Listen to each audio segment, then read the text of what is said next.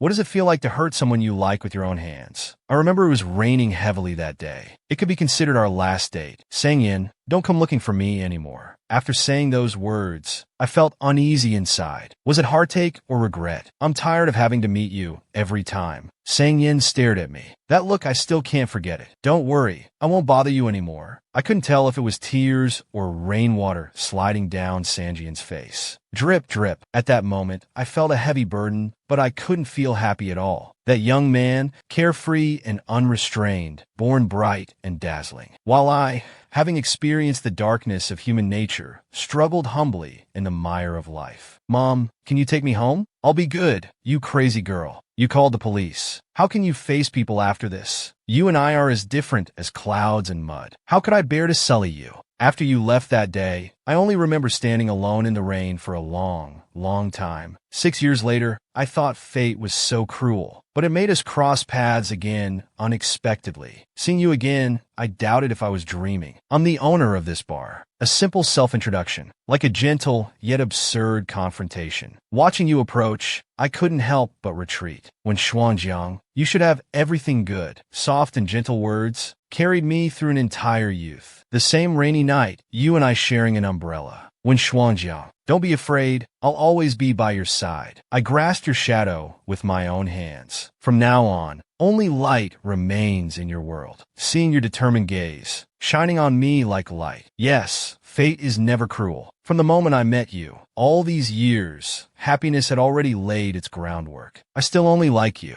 If youth is vigor, hope, and love, then what are we to each other? We began with one language and ended with the same language. The year I was 17, I gathered my courage to tell you we should break up. Sang Yin, I really don't like you always coming to find me. I'm also tired of having to meet you every time. I hope you won't come looking for me anymore. The rain was particularly heavy. I couldn't tell if it was tears or rainwater flowing down your face. At that moment, the young man's pride and true heart shattered, scattered to become memories, trapped in between. One day, 6 years later, when Yifan was awakened by a phone call, due to staying up late and lack of sleep, her head felt like it was being pricked by needles. She sluggishly picked up the phone. The voice of her childhood friend, Zhong Siqiao, came from the other end. Not up yet, when Yifan? Looks like our big shot reporter worked overtime again. Originally, when Yifan was going to watch a horror movie and go to sleep, but the drunk neighbor next door came knocking in the middle of the night, causing her to have a restless night. Having such a neighbor was frustrating. She'd move out when the lease was up. However, Zhong Siqiao's next words left when Yifan at a loss. Tonight, I'll take you to pick up some men, handsome and lively, hot and steamy. It's better than watching horror movies at home. When Yifan put down her phone, she softly muttered the word men. On second thought, if it cost money, she'd rather not. At least overtime, work doesn't cost money. But Zhong Siqiao mischievously said, who said we have to pay? We can also freeload. When Yifan was stunned, we can freeload this too? With our eyes? It's at a bar near your company. See you tonight without fail. Zhong Siqiao quickly hung up the phone. Before they knew it, the sun had set. Lights in homes gradually lit up, illuminating the entire city in a different way. The night market also began to bustle. The two arrived at this bar street known as Fallen Street. After some searching, they finally found the bar in a small corner. A few people were standing in front of the door. The name is quite interesting. Overtime. Is this the place you mentioned? The sign was as low-key as a small hair salon. That's not important. What's important is the owner of this bar. He's said to be the most handsome guy on Fallen Street. On stage, someone was holding a guitar, singing with half-closed eyes, a mellow and slow tune. The two found an empty spot to sit. Looking around, they felt a bit disappointed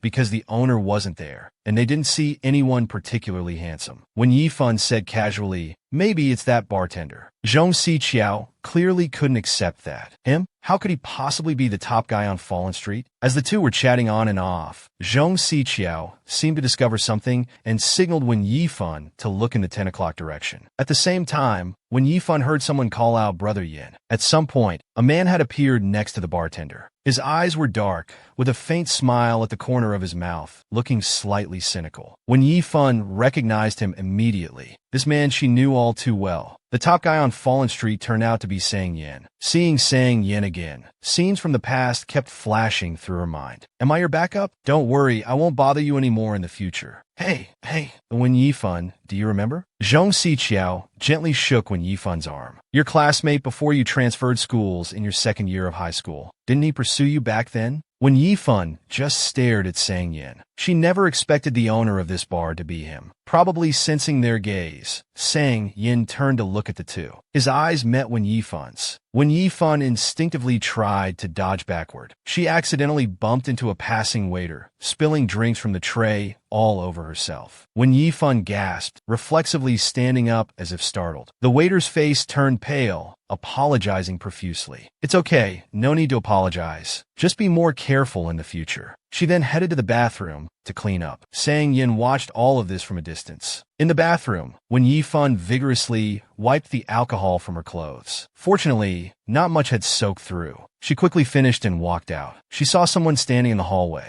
Wen Yifan instinctively looked over and paused her steps. The man leaned against the wall, a cigarette dangling from his mouth. His eyelids drooped lazily, his expression casual and indifferent. He held his jacket in his hand. Why was Sang Yin here? It had been 6 years since their last goodbye. Unsure if he had recognized her, Wen Yifan decided to pretend she didn't recognize him and continued walking out, steeling herself. He surely won't recognize me, right? She got closer and closer. She was about to walk past him. At that moment, Sang Yin muttered something almost inaudibly. When Yifan stopped, about to look over, caught off guard, Sang Yin casually tossed his jacket to her. When Yifan was stunned for a moment, she quickly reached out to catch it. Could it be that he recognized me? Sang Yin extinguished his cigarette on the nearby trash can. It seemed like a long time, but in reality, it was only a few seconds. He said softly and elegantly, "Let's talk." Talk about what? Has he really recognized me? Or is he showing off that he's doing well now? I'm the owner of this bar. My surname is Sang. Should I introduce myself? So he hasn't recognized me after all. When Yifan pretended to be calm, but her heart was in chaos. Is there something wrong? I'm very sorry. Our mistake has caused you trouble and inconvenience. Your bill for tonight at our establishment will be on the house. He kept using formal language, but when Yifan couldn't hear much respect in it, his tone was still the same as before. His words seemed perfunctory, lazy, sounding cold and irritating. When Yifan shook her head and politely said, "That's not necessary. It's fine." Hearing when Yifan say this, Sang Yan's expression relaxed, as if he had let out a sigh of relief. Perhaps thinking when Yifan was easy to deal with, Sang Yan's tone softened a bit. Well then, excuse me. When Yifan looked at his jacket still in her hands, she instinctively wanted to call out Sang Yin, but stopped herself. On second thought, how would a stranger know his name? Her mind went blank, not knowing how to address him. In her flustered state, she blurted out, "Top Sang." Sang Yin turned back. Their eyes met, and the world fell silent again. In this frozen moment, when Yifan seemed to see his brow twitch imperceptibly a few times. What did I just say? I actually called him Top Sang. When Yifan held her breath, barely maintaining her composure. She didn't dare look at Sang Yan's expression, only pursing her lips. Sang Yin looked at Wen Yifan with some surprise, as if he had just realized something. He said flatly, "I see. I'm sorry, but we are a legitimate bar." Now it was Wen Yifan who was at a loss, seemingly not understanding what Sang Yin meant. Sang Yin continued to clarify his position. When Yifan looked at him awkwardly, wanting to explain, but feeling unable to do so clearly. She sighed inwardly, not bothering to struggle. They wouldn't meet again anyway. When Yifan decided to go along with it, saying regretfully, "Is that so? That's quite a shame." Sang Yan's expression seemed to freeze for a moment. He was suddenly at a loss for words, not knowing what to do. Seeing that Sang Yan's expression remained unchanged, when Yifan didn't pay much attention. She tried to return the jacket to Sang Yin again. Sang Yin still showed no intention of taking the jacket back. "Aren't you happy wearing my clothes?" Although Sang Yin wasn't quite sure why, it seemed he was more famous than the bar itself. It was as if he was giving Wen Yifan a way out, letting her take it back as a prostitute. Did he really say that? Zhong Xiqiao repeatedly confirmed, bursting into laughter. So,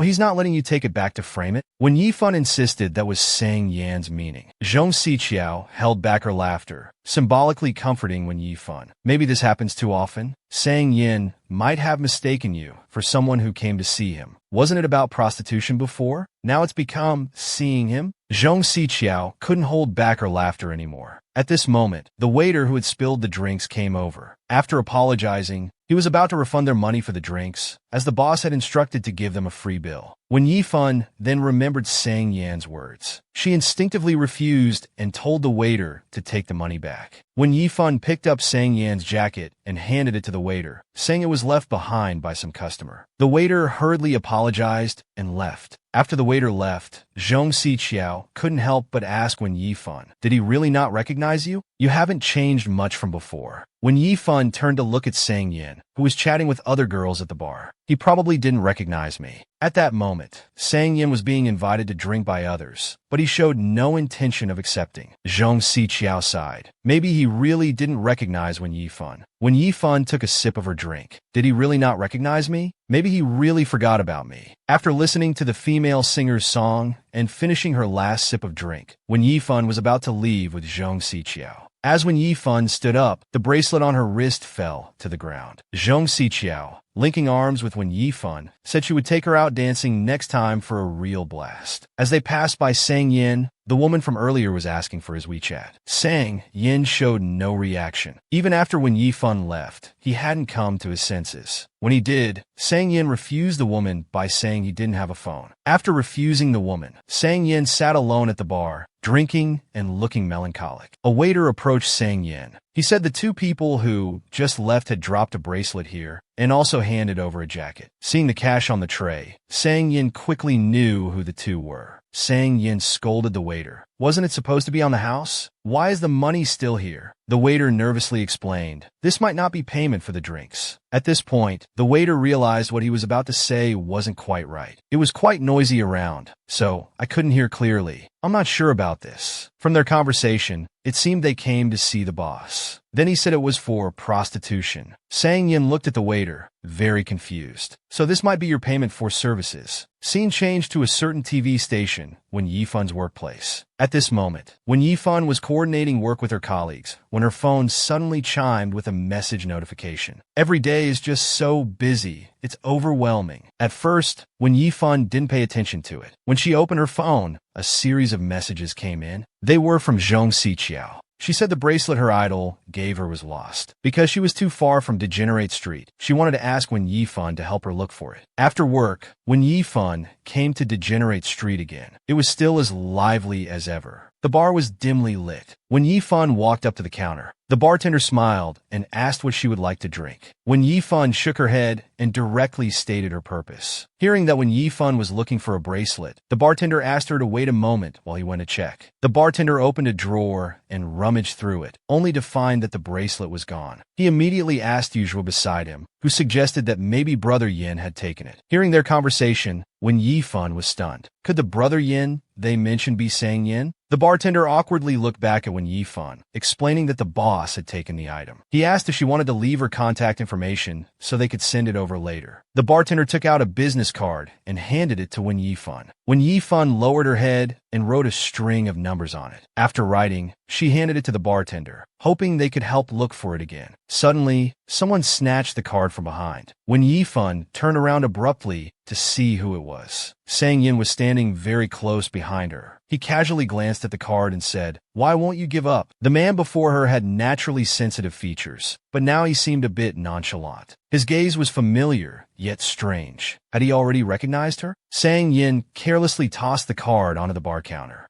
He slowly approached Wen Yifan and asked if she came specifically to leave her contact information. Wen Yifan instinctively backed away, avoiding Sang Yin's approach. Sang Yin pulled out a nearby stool and sat down next to her. He took a bottle of alcohol and 2 glasses, silently filling both glasses. He extended his hand, offering one to Wen Yifan. She looked at the offered drink in surprise. What did he want? Was he offering her a drink? Before Wen Yifan could speak, Sang Yin took the initiative. "How would you like me to entertain you?" Hearing Sang Yin ask how he should entertain her, Wen Yifan couldn't help but recall yesterday's scene. "Sorry, this is a respectable bar. Please behave yourself." And she had even expressed regret. Wen Yifan felt quite embarrassed. Was he mocking her as if she were a client? Helplessly, Wen Yifan pretended not to hear. "I'm here to help a friend find a bracelet. I heard the boss keeps lost items." Sang Yin denied it outright, saying he didn't have time for such trivial matters. Seeing Sang Yin's denial, Wen Yifan fell silent. This guy was still as annoying as before. Wen Yifan stood up to leave, telling Sang Yin to contact her if they found it. Sang Yin just asked casually, showing no concern. Sang Yin continued drinking, showing no intention of engaging with Wen Yifan. Just as Wen Yifan turned to leave, Sang Yin, as if slow to react, called out to stop Wen Yifan. Wen Yifan turned back, startled. Had this guy suddenly developed a conscience? But Sang Yan's next words were a scolding to the bartender. Someone's important item was left here, and you're not rushing to find it? The bartender was completely stunned. After scolding the bartender, Sang Yin continued drinking as if nothing had happened. He didn't even acknowledge Wen Yifan beside him. Wen Yifan silently watched all of this. Her thoughts drifted back to her student days. The class bell rang. At that time, Wen Yifan hadn't found her classroom yet. She saw a classmate getting water nearby. She approached to ask, but the person ignored her. Wen Yifan hesitated for a few seconds, then changed her approach and called him senior. Sang Yin looked up at this point, but didn't turn around. He walked forward and turned right, without any extra words. Wen Yifan nodded, waiting for him to continue. But Sang Yin didn't speak again, so she had to force herself to ask again. Then what? Sang Yin turned and asked Wen Yifan in return. Wen Yifan anxiously waited for the rest, as she was about to be late for class. Sang Yin, unhurried, told Wen Yifan to look at the door signs herself. Did she expect the senior to read them out one by one? Sang Yin drawled, enunciating each word, junior. From this moment, their fates became intertwined. It was the first day of the new semester, and class had already started. Following Sang Yan's directions, Wen Yifan arrived at the door of Class 17, Grade 1. A report broke the silence. The homeroom teacher at the podium looked at her, glanced down at the list, thinking Sang Yin had arrived. Wen Yifan shook her head and said her name was Wen Yifan. The teacher looked at the list again, somewhat surprised. Only Wen Yifan and Sang Yin were left on the list. He thought Sang Yin sounded more like a girl's name. Before the teacher could invite her in, a boy behind Wen Yifan called out, "Report." She instinctively turned her head at the sound. Wasn't this the senior she had just asked for directions? Sang Yin noticed Wen Yifan's gaze. Then, with a flat emotion, he insincerely said, "Sorry, teacher, I'm late." "So you're Sang Yin." Sang Yin replied flatly, "Teacher, I am Sang Yin." Wen Yifan only now noticed how tall he was. The teacher looked at the two latecomers on the first day. "Did you two come together?" Sang Yin awkwardly ran his hand through his hair. "My dad didn't know I was in high school now. He dropped me off at the middle school." The entire classroom fell silent for a moment. Then in an instant, everyone burst into laughter simultaneously. The teacher didn't pursue the matter further and let them come in, telling them to sit in the empty seats at the back. After another self-introduction, he left the classroom, telling everyone to study on their own. After the homeroom teacher left, the classroom regained its free atmosphere. A boy in front leaned back, resting his elbow on Sang Yan's desk. He seemed to know Sang Yin. With a grin, he said to Sang Yin, "Miss Sang, your name really is quite girly." He added that if Sang Yin were a girl, he'd definitely try to date her. Sang Yin looked him up and down, then said slowly, "Su Howen, don't you know your place? Even if I were a girl, I wouldn't be interested in a toad like you." Sang Yin then explained the origin of his name. Wen Yifan, listening to their conversation nearby, felt very awkward. "This was my old man, flipping through the Great Chinese Dictionary for 7 days and nights, holding 80-odd family meetings, then hand-picking it at home, to choose the most strict character." Wen Yifan muttered softly, "Indeed, the name isn't." She couldn't hold back and let out a small laugh. The two arguing suddenly turned their heads towards Wen Yifan. "Oh no, did they hear me?" Sang Yin then lightly tapped his desk with his fingertip and asked leisurely, "All right, I haven't had the chance to ask my new desk mate. What's your name?" Wen Yifan vaguely remembered that when she casually revealed her name back then, Sang Yin just said, "Ah," and didn't say anything else afterward. "Found it under the account book." With the bartender's words, Wen Yifan was pulled back to reality. The bartender handed the bracelet to Wen Yifan for confirmation. After confirming, Wen Yifan thanked Sang Yin, who was drinking. Seeing no reaction from him, she turned and left. At this moment, Sang Yin suddenly turned his head, looking in the direction Wen Yifan had gone. The bartender, watching Sang Yan's behavior, couldn't help but sigh. Do you have an opinion? Sang Yan's sharp gaze fixed on the bartender, He Mingbo. He Mingbo instinctively backed away. No, no, how dare I have any opinion?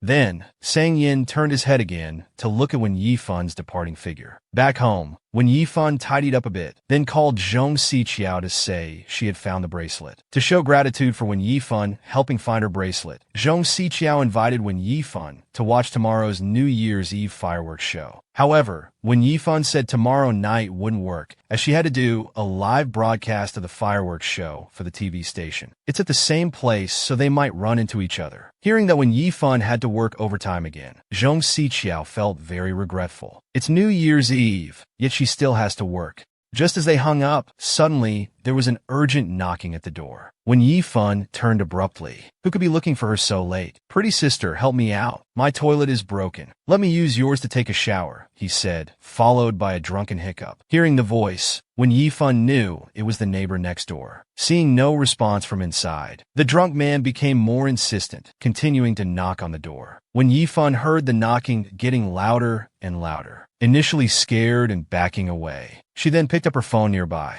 Hello, 110? I want to report a crime. With the sound of police sirens, the drunk man was put into the police car, still shouting that he was wronged. The police also advised Wen Yifun to move out quickly. The next day, Wen Yifun went to work as usual. Her colleague noticed she looked a bit haggard. Wen Yifun then recounted what had happened yesterday. You should move out quickly, but that means having to find a new place again. Hearing that Wen Yifun needed to rent a place, her colleague's sister Lin invited Wen Yifun to share rent with her. Her previous roommate had just quit and gone home, and she was worried about finding a suitable person to share rent with. The two agreed immediately and planned to go check it out in a few days. Then Sister Lin started bragging about her boyfriend, saying he was taking her to a hot spring hotel for New Year's Eve. Another colleague sighed that being single was better. Everyone had gotten used to her showing off like this. By nightfall, East 9th Square was already bustling with people coming to see the New Year's Eve fireworks show. After everything was ready, Wen Yifun asked Fu Zhuang to keep an eye on things while she went to the bathroom. The bathroom was also very crowded, with a long queue.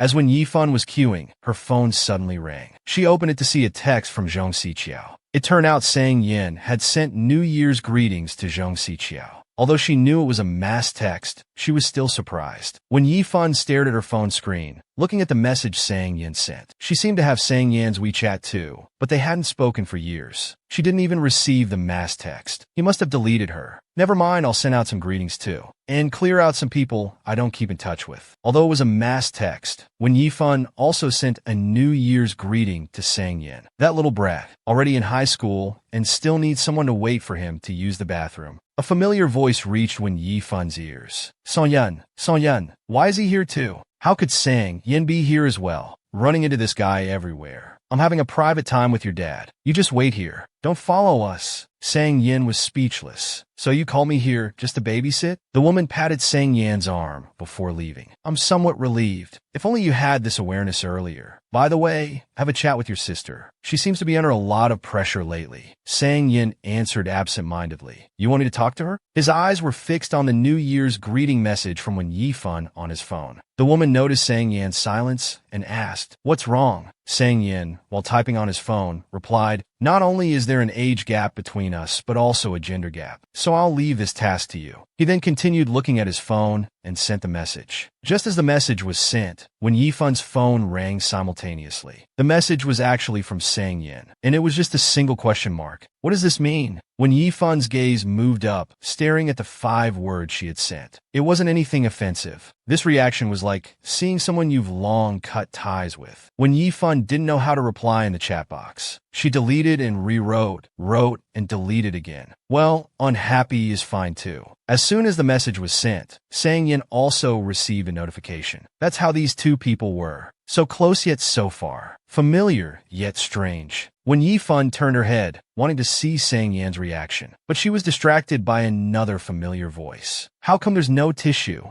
Wen Yifun handed over her tissue. You can use this. The The girl instinctively reached for the tissue and said thanks. However, she froze as she looked up. "You're welcome," Wen Yifan said as she walked into the bathroom. It turned out the girl was Sang Yan's sister. "Brother, I think I just saw someone familiar," she said, pointing towards the bathroom. Sang Yan looked in the direction she was pointing, but didn't see any familiar figure. Fu Zhuang, seeing Wen Yifan return, quickly called out, "Sister, over here," fearing Wen Yifan wouldn't find him. Approaching Fu Zhuang, Wen Yifan thought something was wrong. Fu Zhuang was hugging himself, shivering all over. "Sister, if you had come any later, you'd only have found my frozen corpse." Wen Yifan then took a hand warmer from her pocket and handed it to Fu Zhuang. "There's still some time before the fireworks show. Sister, do you think making a wish on fireworks works?" Wen Yifan, busy organizing her documents, simply replied, "No, I just wanted to wish for a girlfriend next year. Then it's even less likely to work." The two chatted casually. Fu Zhuang didn't expect Wen Yifan to be so direct. "Then I'll change my wish. How about growing a bit taller? That should work, right? Just about as tall as that guy would be fine." Wen Yifan followed Fu Zhuang's gaze. She realized that person was Sang Yin, still standing opposite to her. At that moment, Sang Yin was on the phone, seemingly unaware of the situation here. Seeing Sang Yin again, Wen Yifan was very surprised. "Why is he everywhere?" Fu Zhuang was still muttering to himself, completely unaware of the change in Wen Yifan's expression. This was exactly the ideal body type in Fu Zhuang's mind. He even wanted to put his head on Sang Yan's body. However, Wen Yifan joked that he should drag his face over too, to add weight. Fu Zhuang clearly had this idea too, but wondered if those two things weren't quite right. Wen Yifan was speechless. Qian Weihua called out to the two of them, giving some instructions. With the new year approaching, the atmosphere was getting more lively. In the distance, the LED screen on a tall building had started the countdown. The surrounding area was bustling with noise. Some of the spectators present began to shout along with the numbers. Wen Yifan was now surrounded by the crowd. Unable to move, suddenly, someone bumped into Wen Yifan. She stumbled and lost her balance. Her body fell forward. Just as she was about to hit the ground, a hand reached out and caught her. As luck would have it, Wen Yifan's body fell right into that person's arms. Just as she was about to look up and thank them, Wen Yifan froze. At that moment, the countdown had just finished. A burst of fireworks shot into the sky.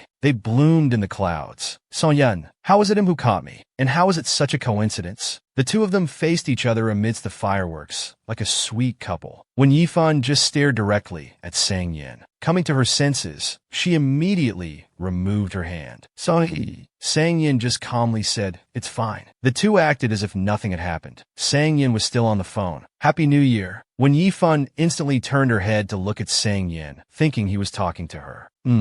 Preparing to go back. But from the other end of the phone came words that didn't match. "When are you coming home?" "I don't care." "All right." Wen Yifan watched Sang Yan's retreating figure. She was wearing a mask, so he probably didn't recognize her. Then the two moved in opposite directions. The fireworks show in the sky continued. After walking a few steps, Sang Yin stopped. The person on the other end of the phone was clearly confused. But still, "Thank you, brother. Happy New Year." At this time, Wen Yifan, who had already left, was unaware of everything that had happened. Sang Yin turned his head towards the direction Wen Yifan had gone, as if he hadn't heard clearly what was being said on the phone. "Aren't you wishing your dad a Happy New Year? Don't flatter yourself. I wasn't talking to you. Hang up then." After hanging up the phone, Sang Yan's lips curved slightly upward, unable to hide the anticipation in his heart. In Xanadu Flower City, Wen Yifan and Sister Lin had arranged to view an apartment today. Kitchen, dining room, balcony, all complete. Sister Lin briefly introduced the layout of the house. Wen Yifan entered a bedroom. 2 large windows, the lighting was quite good. The environment is quite nice, just the price is a bit high. Sister Lin walked over and put her hand on Wen Yifan's shoulder. "It's okay, think about it some more. After all, moving isn't a small matter." Before they knew it, it was already dinner time. Sister Lin invited Wen Yifan to have dinner together. While walking on the street, Sister Lin thought Wen Yifan's lipstick color looked nice and wanted to ask about the shade number. Wen Yifan wasn't wearing lipstick today. She was about to tell Sister Lin the shade number of her previous lipstick when Sister Lin's phone suddenly rang. She walked to the side to answer the call. Her voice changed. "Hello, dear, what's wrong?" It turned out to be Sister Lin's boyfriend calling to pick her up for dinner. "Then I'll head back first, Sister Lin. Why are you suddenly going back? Didn't we agree to have dinner together?" Sister Lin noticed Wen Yifan's inner awkwardness and told her that her boyfriend had also brought someone along. As they were talking, A car pulled up beside them. Darling, get in the car quickly. The next moment, he glanced at Wen Yifan standing next to Wang Lingling and was stunned for a moment. Oh, Wen Yifan. Wen Yifan looked over and was also stunned. Su Haoan was Sister Lin's boyfriend. Just as Wen Yifan was about to refuse, a honking sound came from behind. Get in the car quickly. We can't park here. Reluctantly, Wen Yifan had to get in the back. As soon as she opened the car door, Wen Yifan was stunned again. Sang Yin was sprawled on the seat like he had no bones, eyes closed, looking lazy and sleepy. He seemed completely unaware of what was happening. Wen Yifan awkwardly closed the car door, turned her head away, and said nothing more. Su Haoan looked back through the rearview mirror while driving. Stirring up trouble, he said, "Hey, Sang Yin, wake up quickly. Come and see your moonlight now."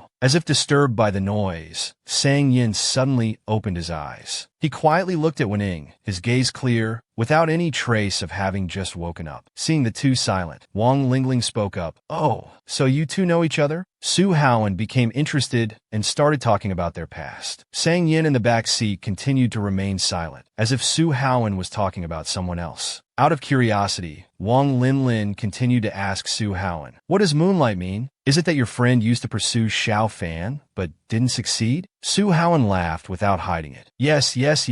When Yifan couldn't help but secretly glance at Sang Yin. She found Sang Yin still silent, not expecting him to say anything to ease the situation. She could only pretend to be calm and say, "Is that so? How come I, the person involved, don't know about this? Did you remember wrong? How could I remember wrong? Right, Sang Yin?" Sang Yin still didn't say a word. Su Haoan seemed to realize something was off belatedly. He observed the two through the rearview mirror. "You two aren't still feeling awkward, are you? It's been so many years. Are you still hung up on it? I was just chatting about it as an interesting story." When Yifan lowered her head and said nothing. Sang Yin, "You're not still holding a grudge, are you?" Seeing the two in the back seat like strangers, Su Haoan also felt a bit awkward. When Yifan, "You don't need to pay attention to him. You know what kind of person he is," with his eyes on top of his head. At this moment, Wang Lingling also noticed the awkwardness between them. "Oh, you just focus on driving. You need to concentrate while driving, otherwise it's not safe." They arrived at a private dining room like this all the way. Inside the room, everyone had already arrived except for Su Haoan's group. When Yifan looked around, the only empty seat was next to Sang Yin. When Yifan had no choice but to sit next to Sang Yin. A man teased, "Sang Yin, you're not being fair. How did you suddenly get a girlfriend?" Hearing Qian Fei's words, Su Haoan couldn't help but scold him. "What nonsense are you talking about? How could an idiot like Sang Yin be worthy? She was the famous school beauty in high school." Only then did Qian Fei recognize Wen Yifan. They started chatting with Sang Yin between them. It turned out Qian Fei and Zhong Xiqia were classmates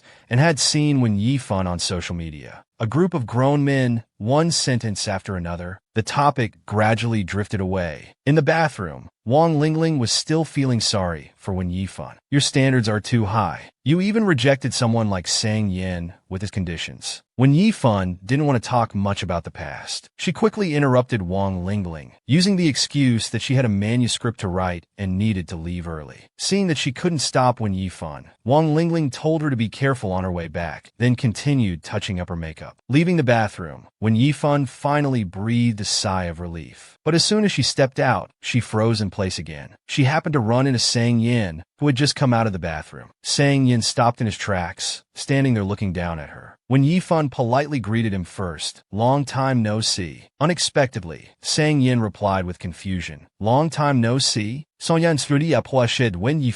only been a few days since New Year's. Not seeing me shouldn't feel like an eternity, right?" When Yifan thought to herself, "He recognized me on New Year's Eve. He recognized me, but pretended not to know me. Now he's taking the initiative to act like he doesn't know me. What's the point? It seems he's still the same as before, both annoying and irritating. Since he's being annoying, I'll be even more annoying. I didn't know your eyesight was so good. After all, that day I was wearing a mask. My face was completely covered." When Yifan's words left Sang Yin a bit confused. "Is it just good eyesight?" "Ah, sorry for the misunderstanding. I didn't see you. It was my sister who recognized you. She said you kept staring at me." Sang Yan's eyes revealed a mischievous expression. Speechless again, this guy really hasn't changed a bit. When Yifan's expression remained unchanged as she smiled and said, "That's right." Sang Yin looked at her. He didn't expect Wen Yifan to be so direct, because at that time, everyone around was discussing how you looked like a clown. This sentence dealt a direct blow to Sang Yin. Their sweet bickering came to an end at this point. After their verbal sparring, Wen Yifan smiled and pretended to comfort him. "Let's not chat anymore. I have some work to do, so I'll head back first." Just as Wen Yifan took 2 steps, Sang Yin suddenly called out to her. When Yifan turned back, she looked at Sang Yin in confusion. Was this guy still not giving up? "Do you remember where Su Haoan parked his car?" When Yifan nodded instinctively. "All right, lead the way then." Sang Yin tilted his chin. She thought that after leading him to the car, he would at least reciprocate by asking if she needed a ride. But after finding the car, apart from saying goodbye, Sang Yin didn't say anything else. With no other choice, Wen Yifan had to take a taxi home by herself. However, the restaurant was located on a remote street, and she couldn't get a taxi. After hesitating for a moment, Wen Yifan had to reluctantly ask Sang Yin if he could give her a ride. Sang Yin calmly asked where she lived. "City Garden. It's not on the way." Wen Yifan never thought Sang Yin could be so petty. Helpless, Wen Yifan put on an apologetic smile. "I'm not asking you to take me home. Just drop me off somewhere nearby where I can get a ride." Sang Yin stared directly at Wen Yifan, as if sizing her up. Wen Yifan smiled again. "I'm really sorry to trouble you. Get in." 3 simple words with no further conversation. On the road, the traffic was bustling and lively. But inside the car, it was excessively quiet. The space was enclosed and small. Throughout the journey, neither of them spoke. When Yifan glanced at Sang Yin, who was driving, then she lowered her head and gradually zoned out. Her thoughts were pulled back to their student days. "Well, you two were late together on the first day of school, and now you're at the bottom of the monthly exam together. When Yifan is a dance major, but Sang Yin, your grades look like they've been chewed by a dog." Su Haoan was mocking Sang Yin. "Haven't you seen that I got full marks in math, physics, and chemistry?" Sang Yin calmement retorted. Su Haoan then turned his gaze to his desk mate, Wen Yifan. Wen Yifan was so scared she leaned to the left. "Looking at my test paper is useless. You need to find problems in your own mistakes." "Find problems? I don't have that many red crosses on my paper." When Yifan hurriedly organized her test papers to check, feeling annoyed. "Our total scores aren't that different. Why don't we go to the same university?" When Yifan turned to look at Sang Yin, who was speaking, Sang Yin also turned to look at Wen Yifan, his eyes revealing a hint of expectation. "Okay." When Yifan looked straight at Sang Yin, remaining silent. Coming back to her senses, when Yifan realized Sang Yin had driven too far, she was about to ask him to stop and let her off. "I'm the driver," Sang Yin retorted. He didn't stop and continued driving forward. When Yifan couldn't help but ask, "So, where do you want to go?" "You're home." Sang Yin's tone carried a hint of mockery, as if saying, "Wasn't it you who asked me to take you home?" Before they knew it, the car had arrived at City Garden. "Thank you so much. When you're free, I'll treat you to a meal," When Yifan politely said to Sang Yin. Sang Yin leaned back in the driver's seat, tilting his head with a casual expression. "You're already thinking about the next meeting?" When Yifan was very curious. In these few years, since he became this so-called degenerate street type, just how popular had he become? Or did her previous words give him the wrong idea? When Yifan awkwardly explained, "Earlier at the bar, I accidentally misspoke." Before she could finish, Sang Yin interrupted her. Which part was regrettable? This sentence. When Yifan gave up. This person was impossible to communicate with. She directly skipped over this topic. "Drive safely. Goodbye." Then, when Yifan turned and walked towards the residential area without looking back. As for Sang Yin, he just silently watched Wen Yifan's retreating figure. Just as Wen Yifan was going upstairs, she was suddenly blocked by several people. "Beautiful sister, you're back." As they were speaking, the group suddenly moved closer to Wen Yifan. "Want to see what real harassment is like?" Seeing the situation wasn't right, Wen Yifan turned and ran downstairs. "Don't run, beautiful. Stop wasting time. Chase her quickly." Finally reaching the first floor, Wen Yifan hurriedly ran towards the exit. "Beautiful, can't we just talk?" The man's disgusting voice came from behind. The footsteps behind her were getting closer. Wen Yifan wanted to call the police or find someone for help. At this moment, Wen Yifan saw Sang Yan's car. It was still parked in the same place. He He was leaning casually against the car, his posture relaxed, looking like he was on the phone with someone. Noticing the commotion, Sang Yin looked up, making eye contact with her. When Yifan originally wanted to ask Sang Yin for help, but after a quick mental calculation, she chose to run in another direction. Just as when Yifan was about to pass by him, Sang Yin had already hung up the phone. He waved, gesturing for her to come to him. When Yifan, come here, from their reunion until now, this seemed to be the first time Sang Yin had called her name. In her panic, when Yifan thought she had misheard. When Yifan was extremely tense at this moment. Unconsciously, she ran a few more steps forward, directly ignoring Sang Yin, who wanted to help her. Sang Yin quickly took a big step forward. He grabbed Wen Yifan's arm in one swift motion. When Yifan looked up at Sang Yin, who had grabbed her arm. What are you standing there for? Get in the car. When Yifan, breathing heavily, followed Sang Yan's lead and got into the car. Stay inside. Don't come out. With a bang, the car door was closed. Then he took out the keys and locked the doors. By now, the three men had caught up. Handsome, is this your girlfriend? She's quite pretty. Sang Yin looked up and said word by word, none of your business. Seeing Sang Yan's unfriendly attitude, the three men slowly approached him. So you don't like hearing nice words, huh? Fine, I'm not unreasonable. Just have that woman come out and apologize to me. She looks like she owes Dash.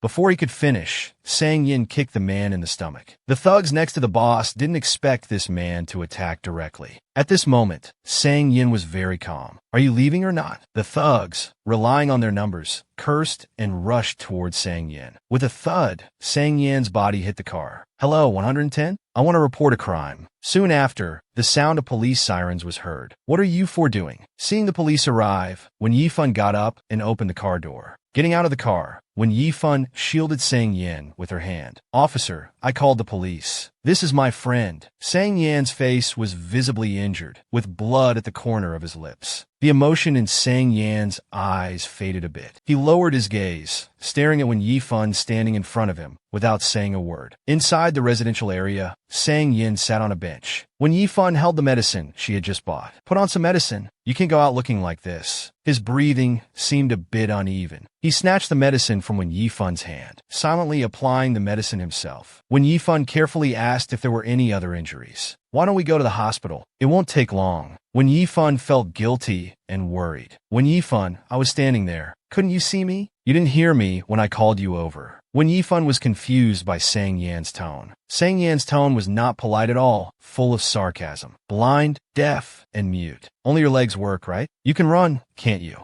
I just didn't want to drag you into it. Wen Yifan felt very guilty. Sang Yan's gaze was deep as he listened to her explanation. Besides, there were three of them. I didn't think you could handle it. Sang Yin laughed bitterly, speechless at her words. Sang Yin roughly tore open the packaging. Wen Yifan, sitting beside him, couldn't bear to watch. Let me help you. Sang Yin paused for a moment, hesitating. Eventually, he handed the medicine to Wen Yifan. At this moment, the surroundings were quiet, with only the faint sound of crickets. As Wen Yifan was about to lean in, she heard Sang Yin say, "Don't try to take advantage of me." When Yifan paused, "All right, I'll be careful." Taking an iodine-soaked cotton swab, she focused on his facial wounds, applying it carefully. Their eyes met, and a faint blush appeared on their faces. When Yifan's heart was pounding nonstop, the air around them seemed to freeze. All sounds faded away, leaving only the sound of heartbeats. When Yifan held the cotton swab, carefully applying medicine to Sang Yin. Suddenly, Sang Yin hissed. As if making trouble out of nothing, he said, "Can you be gentler?" When Yifan was exasperated. She hadn't even touched him yet. "Fine, I'll be even gentler." The distance between them gradually closed. Thump, thump, thump, thump. Their heartbeats kept accelerating. After finishing the treatment, when Yifan looked up, coincidentally meeting his eyes, the air froze. For a moment, Sang Yan's eyes darkened. His voice became a bit hoarse. "It's just applying medicine. Do you need to be this close?" When Yifan turned around and started packing up. "Sorry, the light here isn't good. I couldn't see clearly." Sang Yin leaned back in his chair and casually asked, "What's your situation?" When Yifan explained while packing up, Sang Yan's expression wasn't pleasant. "Then why are you still living in this dump? I've already found a new place. I just haven't had time to move yet. Let's go." When Yifan looked at Sang Yin, who had stood up in confusion. Seeing that when Yifan didn't react, Sang Yin turned to look at her packing up. "Move out, or do you plan to come back here?" Hearing Sang Yan's explanation, she thanked him and followed. After a busy period of packing up, they took Wen Yifan to her new place. "You've really helped me a lot today. When you're free, let me treat you to a meal. Sang Yan's tone was cold, his words crisp and direct. No need for a meal. I would have helped even if you were a stranger. When Yi Fun stared at the bruise on his face. With your heroic acts, will anyone recognize your face after a year? Seeing the atmosphere turn awkward, when Yi Fun decided to salvage the situation. Even if you're disfigured. No, even if it's temporarily damaged. It doesn't affect your handsomeness at all. Sang Yin looked at her expressionlessly. Forget it. If you need any help in the future, you can always find me. Sang Yin, who was already preparing to leave, had his back to her and grunted, casually waving his hand to show he understood. At this moment, the phone in the car rang. It was Su Haoen asking why Sang Yin suddenly left and took the car. After Su Haoen finished speaking, Sang Yin only replied coolly. After saying it's done, he hung up and then lowered his head to look for a lighter. Su Haoen was still rambling on the other end. After finding the lighter, Sang Yin noticed a set of keys on the passenger seat. He reached out to pick up the keys, examining them carefully in his hand, forgetting to light his cigarette. Looking up, he saw that when Yi Fun had already walked to the gate of the community and was about to enter. Sometimes it really feels like he owes her. Xanadu Flower City, when Yi Fun's new residence. Good morning. Oh, Xiao Fan, did you get up in the middle of the night yesterday? No, I didn't. Wang Linlin thought she was dreaming, but around 3 a.m., there was definitely some noise in the living room. Hearing Wang Linlin's confident tone, when Yi Fun also began to wonder, could it be that her sleepwalking had occurred again? Seeing no reaction from Wen Yifun, Wang Linlin came to the bathroom, saying she had something to tell her. Because she was changing jobs, and this place was too far from her workplace. When Yifun suddenly realized, "You're moving out?" Wang Linlin, acting coy, tugged on Wen Yifun's arm. "Don't worry, I'll definitely find you a reliable roommate. It's okay, I understand." Seeing Wen Yifun agree so readily, Wang Linlin jumped up happily. "Xiao Fan, you're such a good person." She then started bad-mouthing her previous roommate, feeling like she was the innocent one. Wen Yifun just smiled awkwardly. Didn't she not know about moving out beforehand? How did she suddenly change her story? After Wang Linlin left, Wen Yifun was busy making her breakfast in the kitchen. Suddenly, her phone received a text message. Picking up the phone, Wen Yifun had a bad feeling when she saw the name. There were 2 messages from Sang Yin. The first one said, "Same method, suggest not using it a second time." The second was a photo of her keys. Where could she have dropped her keys? Why did they end up with him of all people? Sang Yin, who was at home, also received a message. "Sorry for troubling you again. When would it be convenient for me to come get them from you?" He then leaned against the bar counter. He picked up his phone and sent a voice message. "Tonight." When Yifun continued to send text messages, asking Sang Yin if they should meet at the bar or near his place. After all, she didn't want to trouble Sang Yin again. Sang Yin stared at the message when Yifun sent. His eyes only focused on the words, "your place." He chuckled and slowly said 2 words into the phone. "My place." From Sang Yan's tone, it seemed like he was implying Wen Yifun had other intentions. As the voice message ended, it automatically jumped to the next one. 8 o'clock. Just come to the bar entrance to get them. Wen Yifun simply replied with an okay and added a smiley face emoji. The chat ended. He reached out to take the keys. Placing them in his palm, he looked at them thoughtfully. The corners of his mouth unconsciously turned up slightly. At this moment, Wang Lingling came out and happened to hear Sang Yan's voice message. She curiously inquired about it to Wen Yifun. Last time at the dinner, it was also Sang Yin who sent her home, right? When Yifun explained that she had asked him to give her a ride, Wang Lingling was very surprised. "He couldn't pursue you before, and now you're chasing after him?" When Yifun looked at Wang Lingling, feeling speechless, Wang Lingling continued talking to herself incessantly. "He's probably planning to play with you for a while and then dump you. These rich boys are all the same trash." I don't know what Wang Linlin is thinking. It's all just a mess in her head. When Yifun wanted to argue, but she decided against it. Even when she arrived at the bar, she was still thinking about what Wang Lingling had said. When Yifun heard someone calling her name, which brought her back to reality. "Why are you so late?" By this time, Sang Yin had been waiting for a while. He casually tossed the keys. When Yifun caught the keys and said, "Thank you. I've troubled you too many times lately. When you're free, let me treat you to a meal." "All right, then let's do it today." When Yifun never expected Sang Yin to agree so readily. Sang Yin tilted his head, his words carrying a hint of playfulness. "You've mentioned this several times now. Won't give up until you get my agreement, huh? Looking at Sang Yin in front of her, Wen Yifan felt like she had fallen into a trap. Wen Yifan resigned herself. Well, what do you want to eat? Sang Yin looked down at Wen Yifan. Whatever. Is there anything you don't eat? A lot, Sang Yin answered lazily. How about hot pot then? Song Yan Sigid. No. What about Korean barbecue?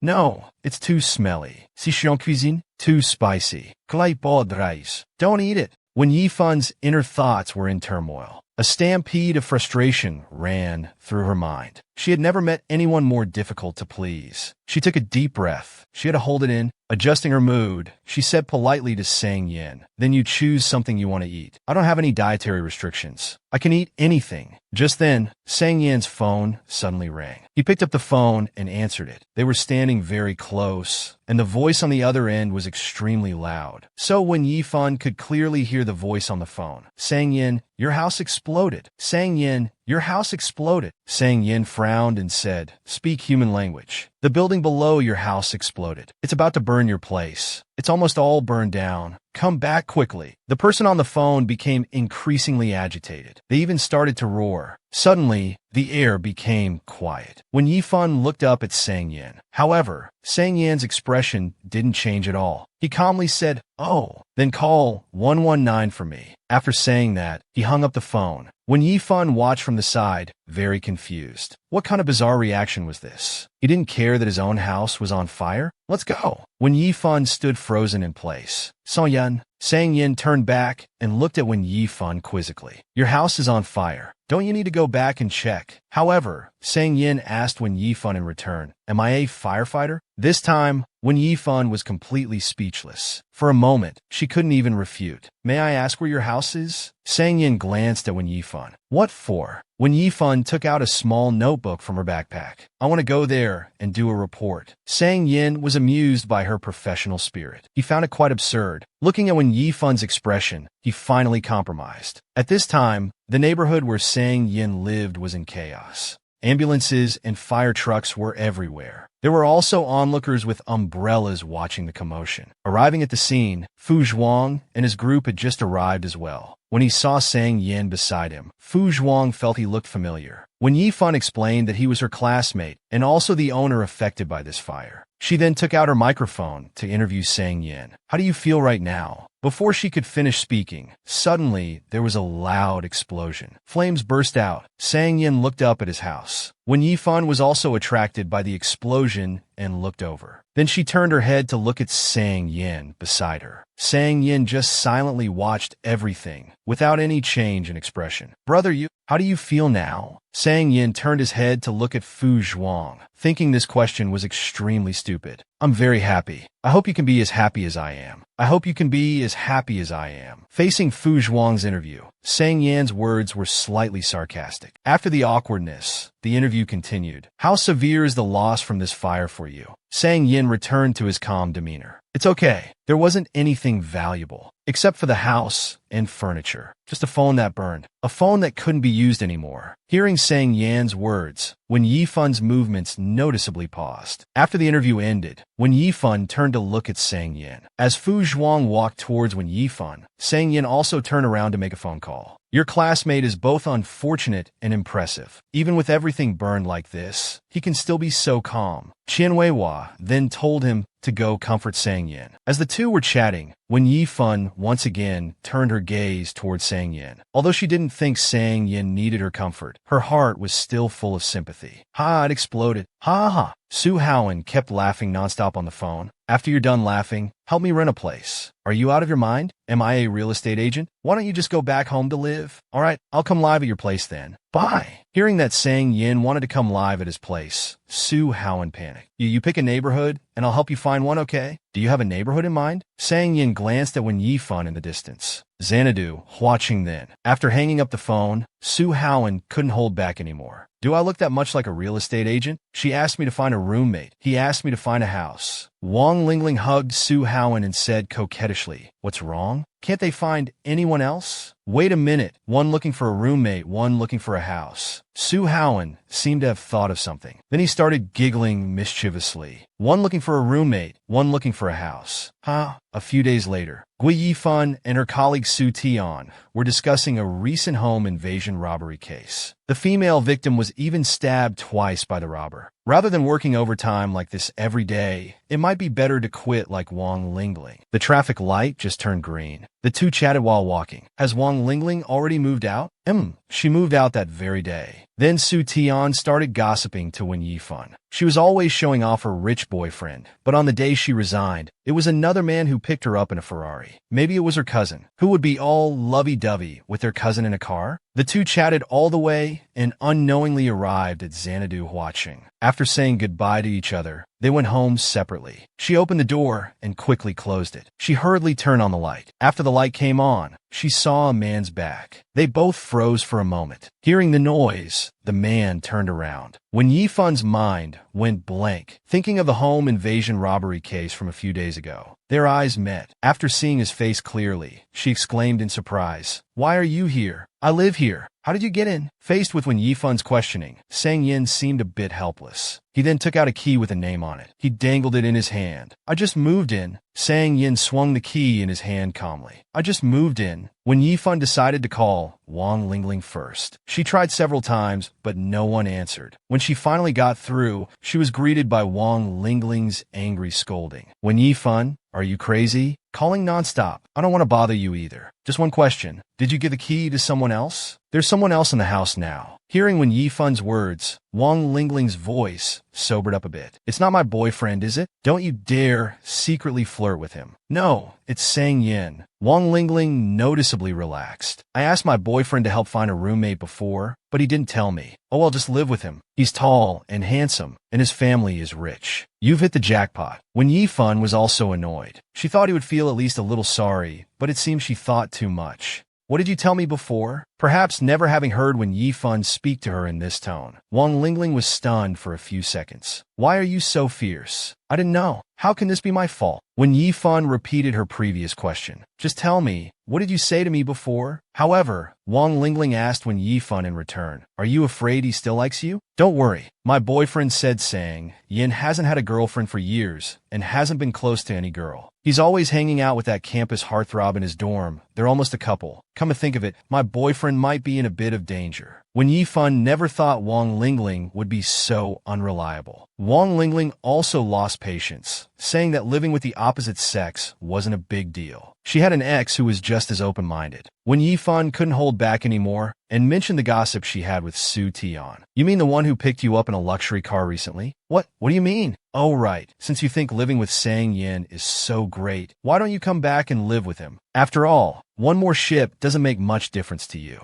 Meanwhile, Sang Yin was gritting his teeth while on the phone with Su Haowen. "Are you out of your mind? Why would I need to share a place with someone?" Su Haowen was momentarily confused by the scolding. Upon hearing it was about the shared living situation, Su Haowen immediately relaxed. He said with a grin, "All right, I get it. After so many years of friendship, no need to thank me. I'm busy tonight. Don't bother me. I'm a grown man. Is it appropriate for me to live with a girl? Why didn't you think about this when you told me about Xanadu Huaqing? Don't think I don't know what happened to your face that got beaten up like a dog." Sang Yin fell silent, his face turning slightly red. Then he continued to persuade Sang Yin, "Being a personal night is great, you know." Before Su Haowen could finish, Sang Yin hung up the phone. The next moment, when Yifan pushed open the balcony door, Sang Yin quickly turned around. When Yifan spoke in a gentle and calm tone, "Let's talk," Sang Yin replied, "Okay, let's talk." The two sat on the sofa. When Yifan suggested booking a hotel nearby for Sang Yin and then finding a suitable house later, Sang Yin smiled wryly. "You've got it all planned out, haven't you?" From Wen Yifan's understanding, Sang Yin probably wasn't used to living with others. This way, they wouldn't have to expand on this mistake. Hearing Wen Yifan use the word mistake, Sang Yin's eyes lit up. He repeated it as if questioning. Then, resting his head on his hand, he asked, "How do you know I'm not used to sharing? With your financial situation, you shouldn't have to compromise and share with someone." So Wen Yifan was a bit resistant. "Didn't I tell you my house burned down? I spent all my money on renovations," he said, sighing. "You open a bar. Doesn't it make much money? My schedule is irregular. It might affect your rest." "Oh, then just be quiet when you come back." Wen Yifan suppressed her inner anger and lowered her head silently. Seeing her not speaking, Sang Yin also fell silent. 3 months at most. I'll move out when the house is renovated. Besides, my luggage is already up here." Mentioning luggage, they both turned their heads. to look at the small suitcase standing in the living room. After all, we're of opposite sexes. Living together has many inconveniences. When Yifan was still making a last struggle, Sang Yin stared at her intently and chuckled. When Yifan, your attitude is quite interesting. Do you think I'm still hung up on you? Afraid I'll cling to you like before?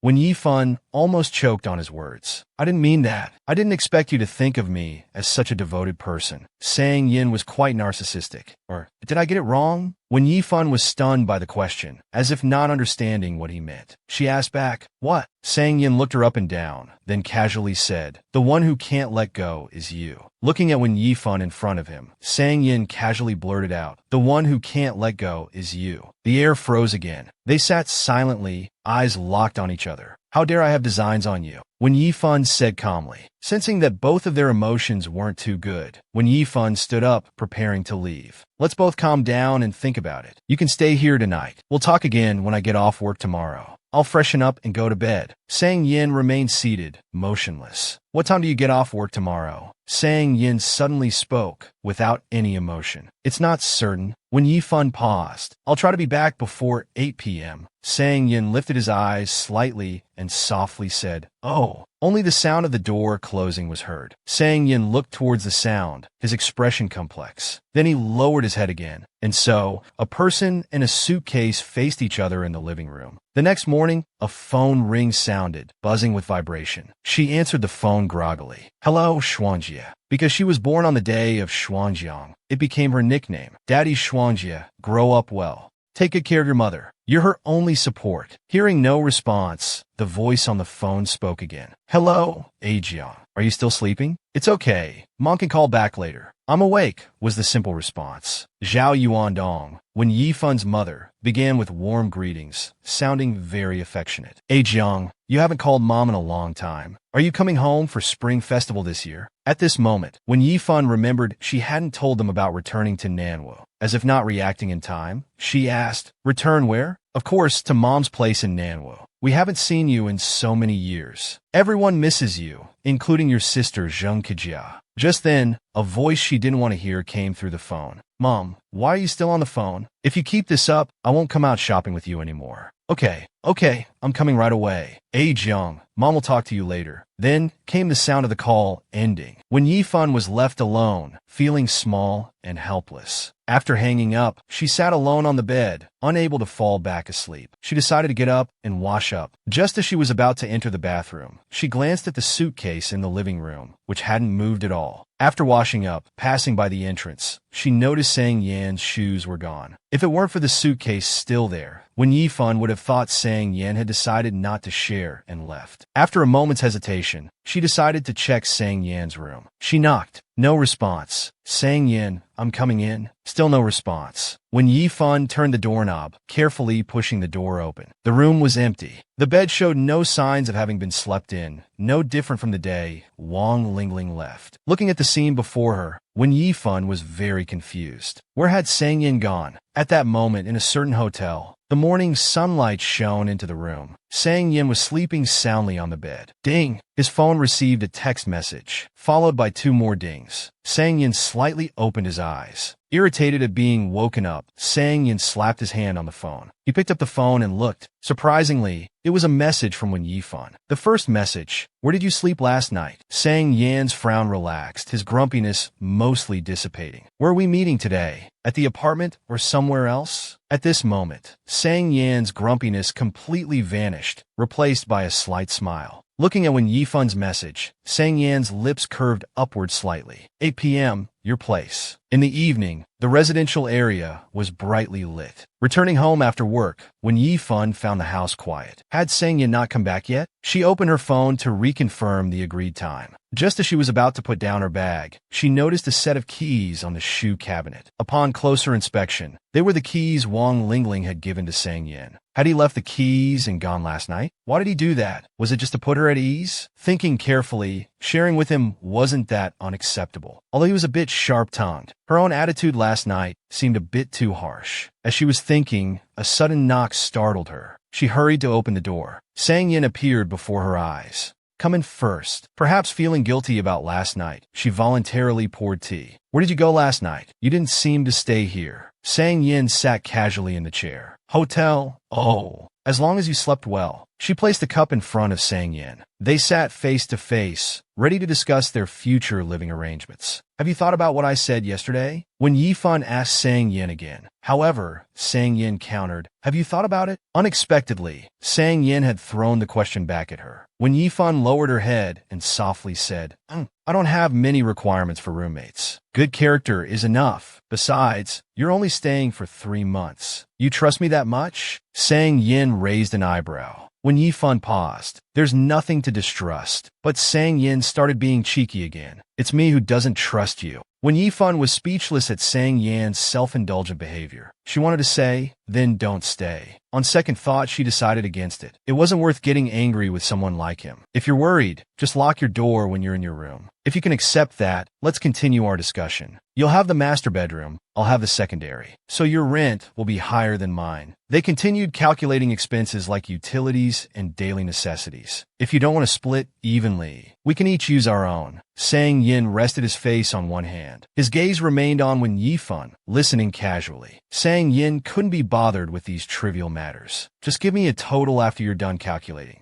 Since there's no problem, let's discuss our individual requirements. When Yifan looked at her notebook and continued, first, I have poor sleep quality. You can't make big movements. Sang Yin only uttered a single okay. Second, no revealing clothes in common areas. Hearing the words revealing clothes, Sang Yin chuckled. When Yifan looked up at Sang Yin in confusion, revealing clothes? You wish. Revealing clothes. You wish. This guy's mouth really needs work. Every third sentence is self-indulgent. Lastly, and most importantly, before bringing someone back, ask for the other person's opinion first, regardless of gender. If you have a girlfriend, it's best to let her know in advance to avoid misunderstandings. As she spoke, when Yifan lowered her head, her eyes complex. Sang Yin still rested his face on one hand. Don't worry. What's there to worry about? I don't have one. Sang Yin stared intently at Wen Yifan. Hearing Sang Yin say he had no girlfriend, when Yifan was first stunned. Then she said, oh, and lowered her head. That's good. All these changes in expression were observed by Sang Yin. Then he suddenly changed his tone. But don't get too excited. For now, I don't want to date. As he spoke, he leaned slightly forward. This guy is really unusually narcissistic. Then let's leave this pending. We'll discuss it when there's someone. I'll let you know when I find someone too. With a snap, she closed her notebook firmly. Anything else to add? If you think of something later, just say it. Then go check if the bedroom meets your requirements. If not, we can still book a hotel now. A few minutes later, there was a knock on the door. When Yifan opened the door to see Sang Yin standing there. What's wrong? Is it not suitable? Sang Yin leaned against the doorframe. You move over there. For a moment, when Yifan didn't react. You want to live in this room? Doesn't the master bedroom meet your requirements? But the conditions of the secondary bedroom are definitely not as good as the master. Move over, Sang Yin said word by word. When Yifan, still in her probation period at work, could only afford 2,000 in rent at most. She had no extra money. However, Sang Yin didn't intend to make her pay more rent. When Yifan believed that whoever paid more should live in better conditions. Which room has better conditions is for me to decide, not the house. Besides, I'm paying more, so I have priority in choosing. Hurry up, I'm exhausted. When Yifan couldn't understand what he was thinking and couldn't help but ask, why don't you want to live in that room? No reason, just want to give you something to do. Sang Yin had a punchable expression. For a moment, when Yifan was at a loss, Sang Yin turned to leave, only saying, that room smells too bad. It's not that I want to give you the room. It's mainly because that room smells too bad. After a busy period, when Yifan was so tired she couldn't straighten her back. I'll deal with the rest tomorrow. She leaned back and lay directly on the bed. Although the room had a smell, it was just the scent of Wang Lingling's previous aromatherapy. Just as she was about to rest, a message notification suddenly sounded. She got up to check and was stunned. It turned out Sang Yin had transferred the rent. Looking at the transferred amount, even 3 months' rent wouldn't be that much. Then she recalled what she had said earlier about living expenses. When Yifan didn't want to take advantage of Sang Yin, she opened the calculator and hurriedly calculated the accounts. At this time, Sang Yin had just finished washing up and returned to his room. 2 dings sounded. He quickly picked up his phone and unlocked it. Carefully reading the message content, he paused for 2 seconds, then covered his mouth and chuckled. Wen Yifan was also very frustrated at this moment. Why did it have to be 520? This number inevitably led to speculation. Then Sang Yan's reply came. What's the matter? As if guessing Sang Yin would say this, she thought it better to explain. This is the difference I'm returning to you. Rent, 9,000. Deposit, 2,500. Utilities, 400. Plus washing machine and other expenses. Knowing Wen Yifan wasn't good at accounting, he simply let her calculate it again herself. What's going on? Did she miscalculate? Then another round of busy calculations. The result of the recalculation was actually 520. This was like a bolt from the blue for Wen Yifan. Staring at the final result, she didn't know what to do for a moment. It's not hard to imagine that Sang Yan's expression must be very rich right now. By coincidence, the result she calculated turned out to be this easily misunderstood 520. Why did the miscalculated account happen to be 520? Sang Yan's expression must be very interesting right now, as if giving Wen Yifan a way out, but with a hint of amusement in his tone. Okay, I understand. Did you miscalculate? Wen Yifan figured it out.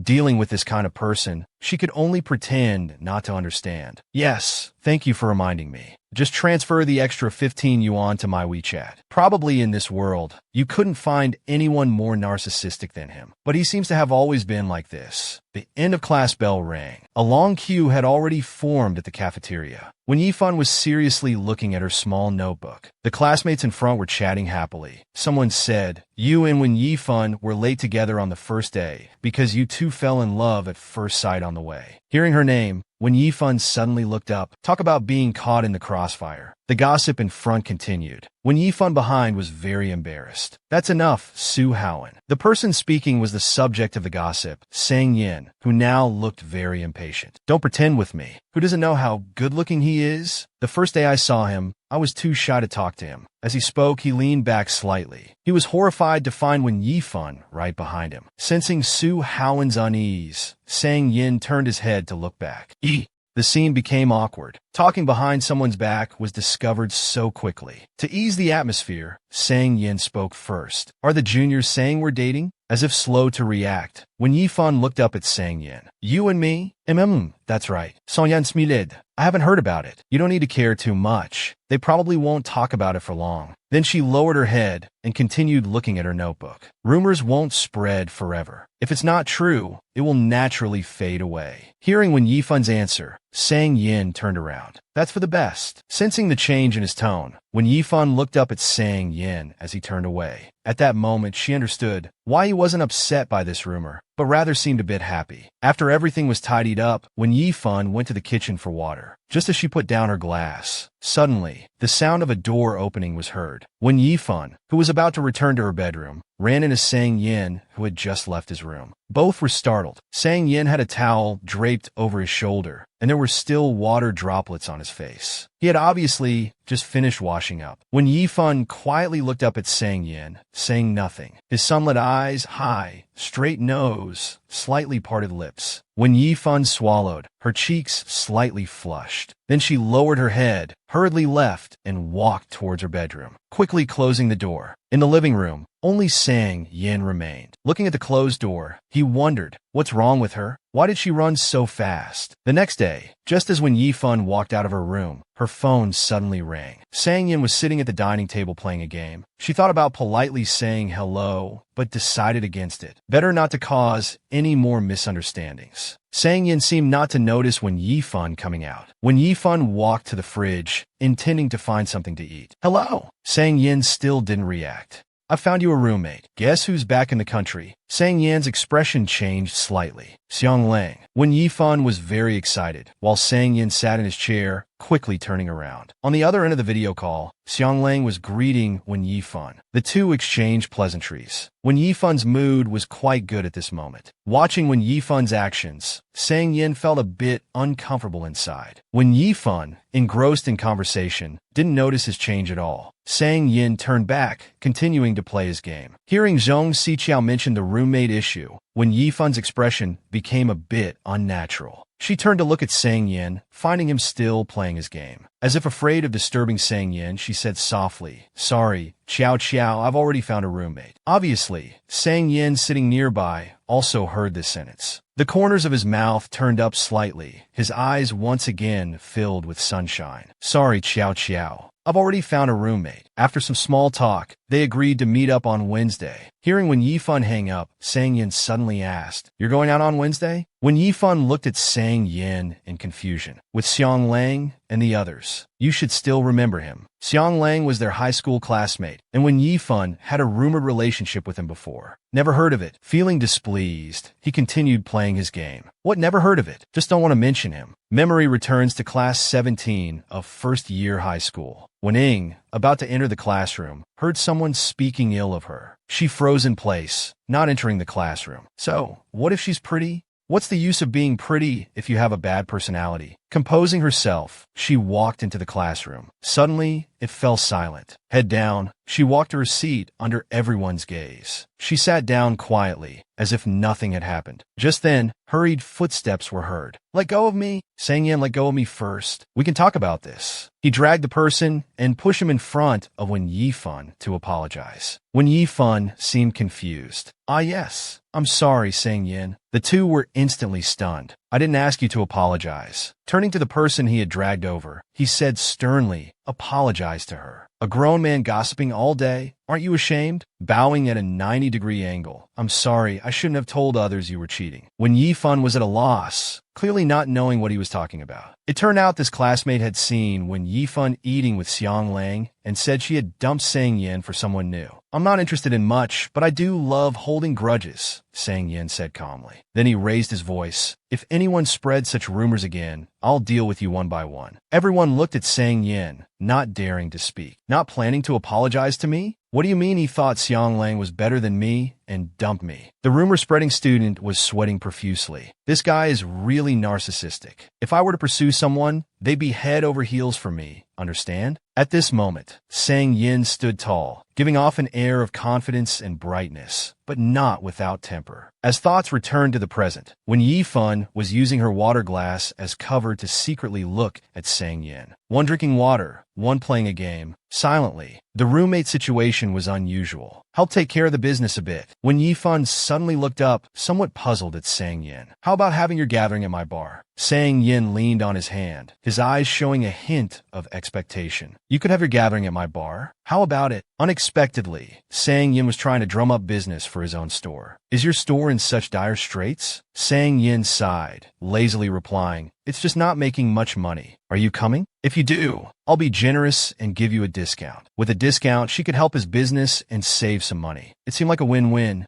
How much of a discount? Sang Yin thought briefly. 1% off. When Yifan could hardly believe her ears. How much? Sang Yin didn't seem to realize anything was wrong. 1% off. When Yifan couldn't argue. No wonder business was bad and not making money. Though when Yifan was straightforward, she didn't say it directly. She only suggested it might be due to the store's decor. Sang Yin didn't seem to care much about what she said. After a moment of silence, he asked with a hint of sarcasm, "Then why did you come to my bar?" When Yifan was stumped, unable to answer. After all, even if she didn't initiate it, her intentions weren't entirely pure either. Sang Yin, unusually considerate, didn't press further. "I'll consider your suggestion." Then, abruptly changing the subject. "However, I don't plan to change anything." If he's not planning to change, why all this pointless talk? It's just a waste of time. At a hospital in the city center, when Yifan was interviewing a man who had acted heroically. After understanding the details and reasons, when Yifan stood up to say goodbye.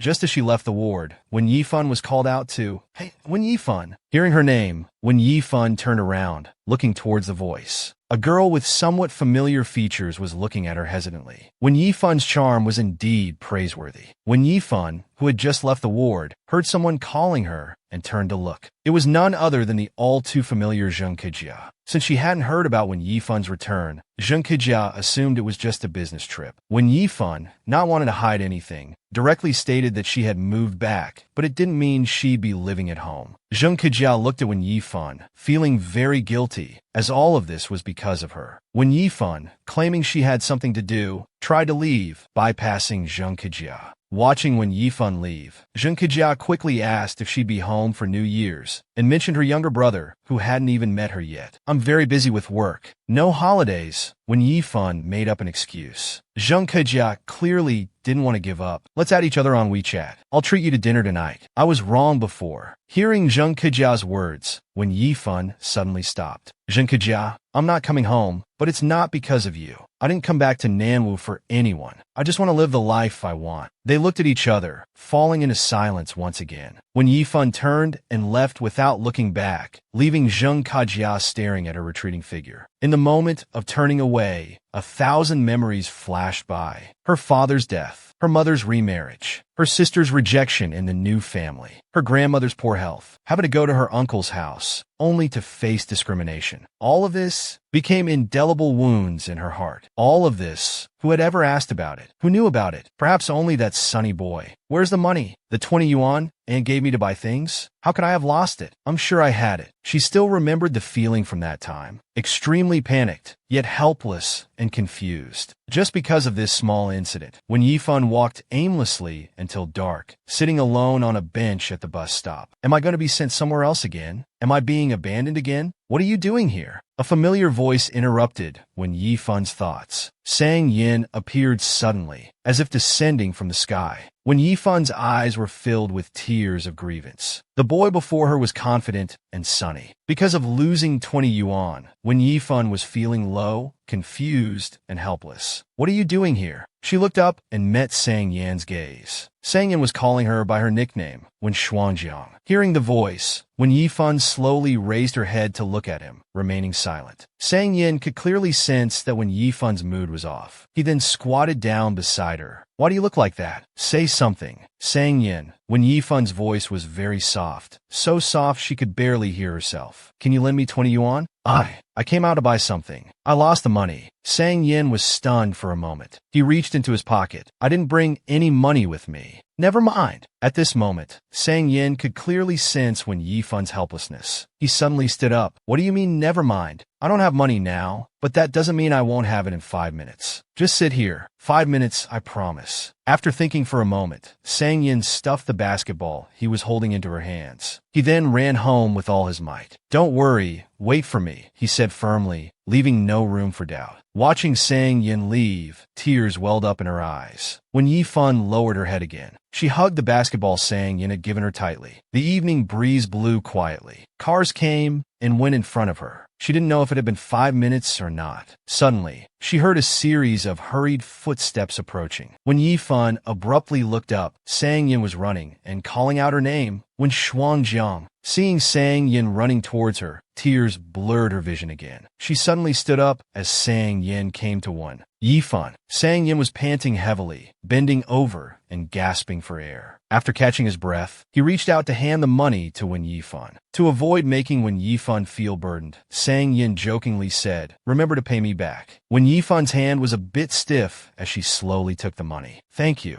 she said, lowering her head again and pressing her lips together. Sang Yin looked down at her. "Why do you look like you're about to cry? There's no need to be so moved." Wen Yifan pressed her lips together. "Sang Yin, thank you." This made Sang Yin feel a bit embarrassed. "Hey, it's not a big deal. It's just 20 yuan. Next time you lose money, just call me. I'll lend you any amount." The young man's eyes were full of vigor. He pressed his lips together. Not knowing how to comfort Wen Yifan, he simply said, "Okay." Now at the same bus stop, the same person but missing that spirited young man. Ring, ring, ring. A phone rang. She opened her phone. The caller ID showed Mom. Wen Yifan reluctantly answered the phone. Clearly, Zheng Kejia had told Zhao Yuandong about running into Wen Yifan at the hospital. After some pleasantries, Wen Yifan became impatient because her father was mentioned. Perhaps out of guilt and self-blame towards Wen Yifan, Zhao Yuandong was crying and whimpering on the phone, constantly blaming herself for not fulfilling her duty as a mother. Wen Yifan smiled faintly. "You fulfilled your motherly duties quite well. Just not towards me, that's all." Although, given Zheng Kejia's inability to keep anything secret, Wen Yifan never expected that as soon as she left the hospital, Zhao Yuandong would call. After some pleasantries, Wen Yifan recalled the past, including that confident and sunny version of him. After a long journey, she finally returned home. Upon entering, she glanced at Sang Yin sitting on the sofa playing games. It's already 11:30 p.m. How is he still not asleep? As she was about to head to her room, Sang Yin suddenly called out to her. Without looking up or pausing his game, he said, I have this one problem. When Yifan wanted to retort, just one, I'm very safety conscious. If the front door isn't locked before bed, I can't sleep. He seemed to be accusing Wen Yifan of affecting his rest. Wen Yifan couldn't be bothered to argue and said she'd lock the door when she got home. I said before bed. Sang Yin looked up at Wen Yifan, appearing extremely arrogant. Before moving in, Wen Yifan had mentioned her irregular work hours due to overtime. But now Sang Yin seemed unreasonable. Then please let me know in advance if you can't be back before 10 p.m. Sang Yin sat on the sofa, looking nonchalant. If you don't come home all night, wouldn't I have to spend the night in fear and anxiety? Seeing Wen Yifan's silence, he continued, Also,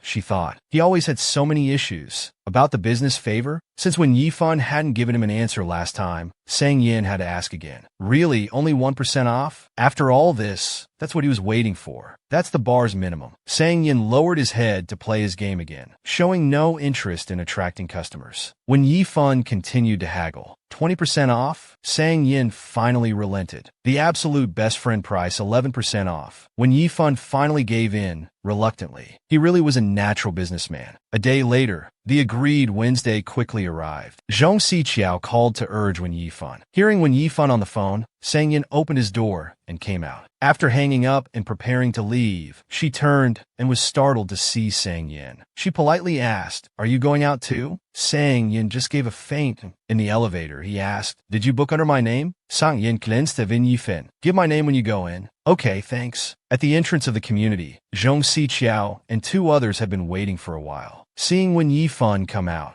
they quickly waved. Yifan, come over here. Xiang Lang called out warmly, showing their close relationship. When Yifan walked up and greeted everyone. However, their gazes shifted to someone behind her. She was puzzled. When Yifan turned around curiously, she discovered it was Sang Yin, hands in his pockets, strolling out leisurely. When Yifan's face was full of embarrassment. I need to tell you something. The three looked at Wen Yifan curiously. The roommate I mentioned before is actually Sang Yin. For a moment, Wen Yifan didn't know how to explain and could only tell the truth. Hearing Wen Yifan's words, the three in front of her showed different expressions. After recovering, Zhong Siqiao reacted most intensely. You two are living together? What's going on? When Yifan made a gesture to keep it down and whispered, I'll explain later. We booked his bar tonight. He's giving us a friend discount. Hearing about the discount, Zhong Siqiao immediately became interested. How much of a discount? 11%. When Yifan lowered her head and sighed. Zhong Siqiao and Xiang Lang were speechless. What's the difference between this discount and no discount at all? As they were talking, Sang Yin had already approached. He paused and spoke slowly. Although I know it's something worth bragging about, you don't need to mention our living together to everyone you meet. When Sang Yin came out of the community after Wen Yifan, the others looked at him as if he were a panda. He, however, acted nonchalant and quite narcissistic. You don't need to mention our living together to everyone you meet. When Yifan was at a loss for words after his comment. Instead, Su Haowen went over. Bro, I know you're shameless, but you can't be this shameless. He then smiled and comforted Wen-ing. When Yifan looked confused, not knowing what to say. Seeing Su Haowen call him shameless, Sang Yin stared at him intently. Su Haowen, you seem to be in a good mood today. Since they were all classmates and had run into each other, there was naturally some catching up to do. After Su Haowen's strong insistence, they finally decided to have dinner together at a hot pot restaurant in Manhwa City. The group sat at the table, lively and bustling. Only Sang Yin remained silent, sitting quietly. At this time, Xiang Lang handed the clean bowls and chopsticks to Wen-ing, his movements extremely natural and practiced. Sang Yin stared for 2 seconds before quickly averting his gaze and continuing to look down. Noticing Xiang Lang's actions, Su Haowen casually remarked, It's like he's taking care of his girlfriend. Hearing this, Sang Yin's movements noticeably slowed. His expression changed slightly. Perhaps sensing Sang Yin's change, Zhong Siqiao mentioned that she had the same habit. Because the three of them grew up together, and when Yifan always burned herself, the other two would always help her. Just then, Zhong Siqiao remembered something. She couldn't help but laugh before she even started speaking. It turned out that in elementary school, everyone gave Wen Yifan a nickname, Wen Dian Dian. Seeing Zhong Siqiao bring this up, Xiang Lang couldn't help but add, because at that time,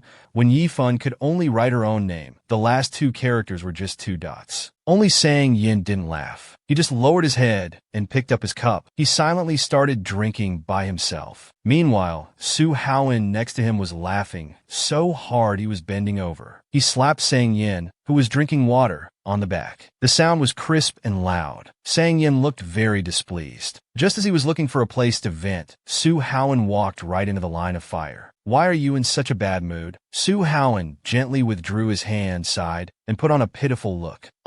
I'm so envious of you. My best friend, that is this dog Sang Yin, forget about cleaning my cup. It's good enough if he doesn't burn me." The rest of the meal was quite harmonious. The chatterbox Su Haoen really talked a lot. He had already started planning what to do after the meal. Learning that they were going to Sang Yan's bar, he enthusiastically asked if they had reserved seats. Before anyone else could speak, Sang Yin, resting his face on one hand, slowly said, "Yifan, reserved." Then he looked up at Wen Yifan. The look in his eyes seemed to be staking his claim. Hearing Sang Yan's words, Wen Yifan was startled. She suddenly looked up, meeting Sang Yan's eyes. Hurriedly lowering her head, she picked up her cup to hide her inner panic. The night on Decadent Street was bustling with noise and excitement. The group easily made their way back to the overtime bar. After Wen Yifan and the others were seated, Sang Yin was giving instructions to Su Haoen and the waiter. After finishing his instructions, he turned to look at Su Haoen. Su Haoen was startled. "What's wrong? You stay and drink with them." He was about to leave. Su Haoen couldn't bear to let Sang Yin go to the bar. With a sour face sitting at the bar, how could there be any business? As if waiting for these words, Sang Yin suddenly stopped. He walked into the private room and sat down directly. Wen Yifan instinctively turned her head to look. It was Sang Yin, but she still kept her head down. Former lovers sitting together again. Who knows what sparks might fly? After arriving at the bar and making arrangements, Sang Yin was about to leave, but Su Haoen's words made him stay. However, when he entered the private room, he sat directly next to Wen Yifan. Just as Sang Yin sat down, Su Haoen also walked in. Outside the room was extremely lively, but inside it was dead silent. At this moment, Zhong Siqiao leaned towards Wen Yifan's ear and whispered. She originally sympathized with Wen Yifan for having to share a rental with Sang Yin. From beginning to end, Sang Yin hadn't smiled once. He looked like someone owed him 8 million, making people think something bad had happened to him recently. Wen Yifan wasn't surprised, as he had always been like this. She then quickly glanced at Sang Yan's expression.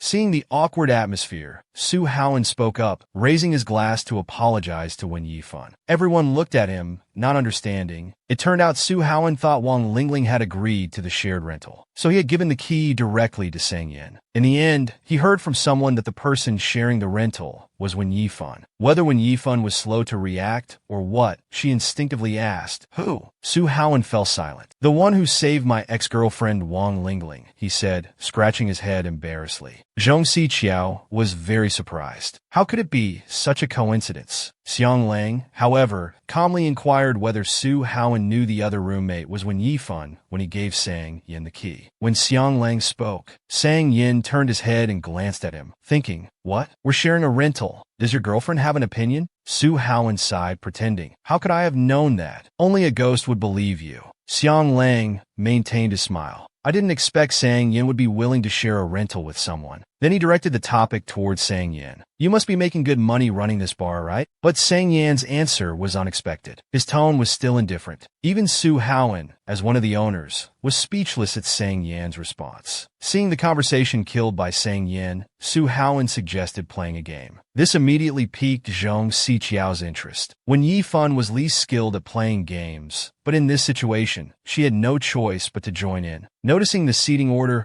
Su Haoan felt some sympathy for Wen Yifan. Seeing Sang Yin glance at him, he swallowed the words he was about to say. To ease his own awkwardness, Su Haoan decided to start first. He raised his hand and began to shake the dice. 14 sixes. Su Haoan was very excited. Sang Yin, however, was merciless.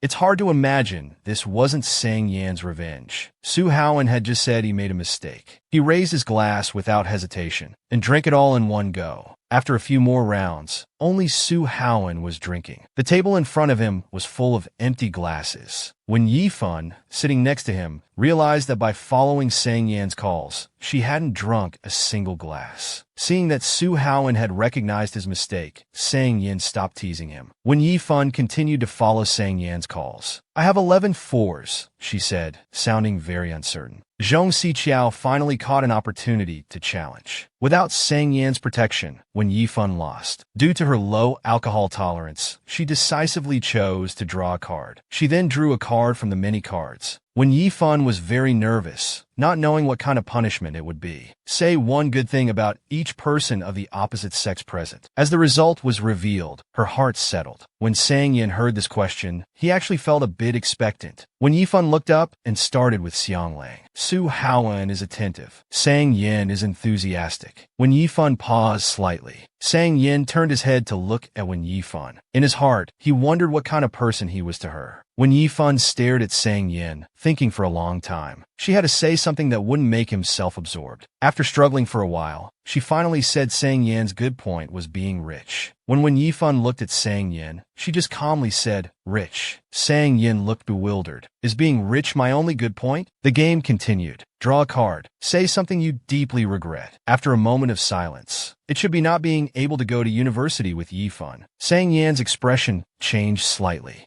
When Yifan also paused. Originally, they had planned to apply to Iha University together, but due to family reasons, before Xianglang could finish, Sang Yin interrupted. He looked at the color. Zhong Xiqiao finally caught a chance. Su Haoan decisively challenged. He looked back at Sang Yin. Even an idiot would challenge you with 18. Sang Yin couldn't be bothered with him and directly chose truth. Which city did you recently fly to? Clearly, Su Haoan wasn't satisfied with this question. He looked resentful. Sang Yin lowered his head and said calmly. When Yifan turned her head to look at him, "What did he go to Iha for?" Sang Yin looked up at Wen Yifan, as if implying something. The tactless Su Haoan beside him, patting his shoulder. "I clearly remember it was a business trip last time. How did it become Iha?" Then he suddenly realized it must be to see Duan Jiaxiu. He completely forgot that Wen Yifan was also in Inha. Then he started talking about the two of them. If I hadn't failed to get into Nan University, how could it have been Duan Jiaxiu's turn? Seeing that Wen Yifan knew nothing, Zhong Xiqiao became a little informant. One year, when the school forum was selecting campus heartthrobs, 80% of the photos were of these two together. As if eating up some big gossip, Wen Yifan listened with great interest. However, the key point was, in 4 years of university, no one ever saw them with any girls. So later, whenever anyone mentioned them, they would say, "That gay couple, the campus heartthrobs." Sang Yin was the only one who looked flustered. When Yifan had a sudden realization, the other three also had different expressions. Su Haoan suddenly turned to Sang Yin and shouted loudly. He looked exactly like a jealous girl. After venting, he buried his head in Sang Yan's embrace. After the commotion ended, his gaze shifted towards Wen Yifan. He noticed the three of them chatting and laughing, but didn't know what they were talking about. In an instant, his eyes showed a hint of jealousy. He stood up abruptly, ready to leave. He said he was tired and wanted to go back to sleep. Watching Sang Yan's retreating figure, Wen Yifan was speechless. What had upset him this time? At this moment, Fallen Street was still bustling. Sang Yin came to the second floor, smoking alone, his gaze unfocused. Hearing someone coming up, he turned his head and exhaled a puff of smoke. "Weren't you going back? Why did you come to the second floor? Did you drink too much?" Sang Yin lowered his head in silence. Then he guessed it must be because of Xianglang. Still silent, he took a deep drag. "Sang Yin, you like Wen Yifan, don't you?" And Su Haoan's words were spreading deep into Sang Yan's heart. Noticing Sang Yan's Yan's unusual mood, Su Haoan came to the second floor and saw him smoking alone. Sang Yin, you like Wen Yifan, don't you? Meanwhile, in the bar, Wen Yifan was confirming with Zhong Siqiao whether Duan Jiaxu was gay. After getting an affirmative answer, she didn't think much of it, saying she was just asking. Zhong Siqiao was unusually serious for once. She asked if she wanted to switch living arrangements with Xiang Lang. After all, they were a single man and woman. After living together for this time, Wen Yifan had come to accept Sang Yin. He was a decent person, although a bit narcissistic. Xiang Lang beside them said he could move anytime if they wanted. On the second floor, the two good friends leaned against the wall smoking. Su Haoan was comforting Sang Yin, saying they had known each other for a while now. If they were meant to be together, they would have been already. Sang Yin remained silent, taking a deep drag. Su Haoan had originally thought he still liked Wen Yu,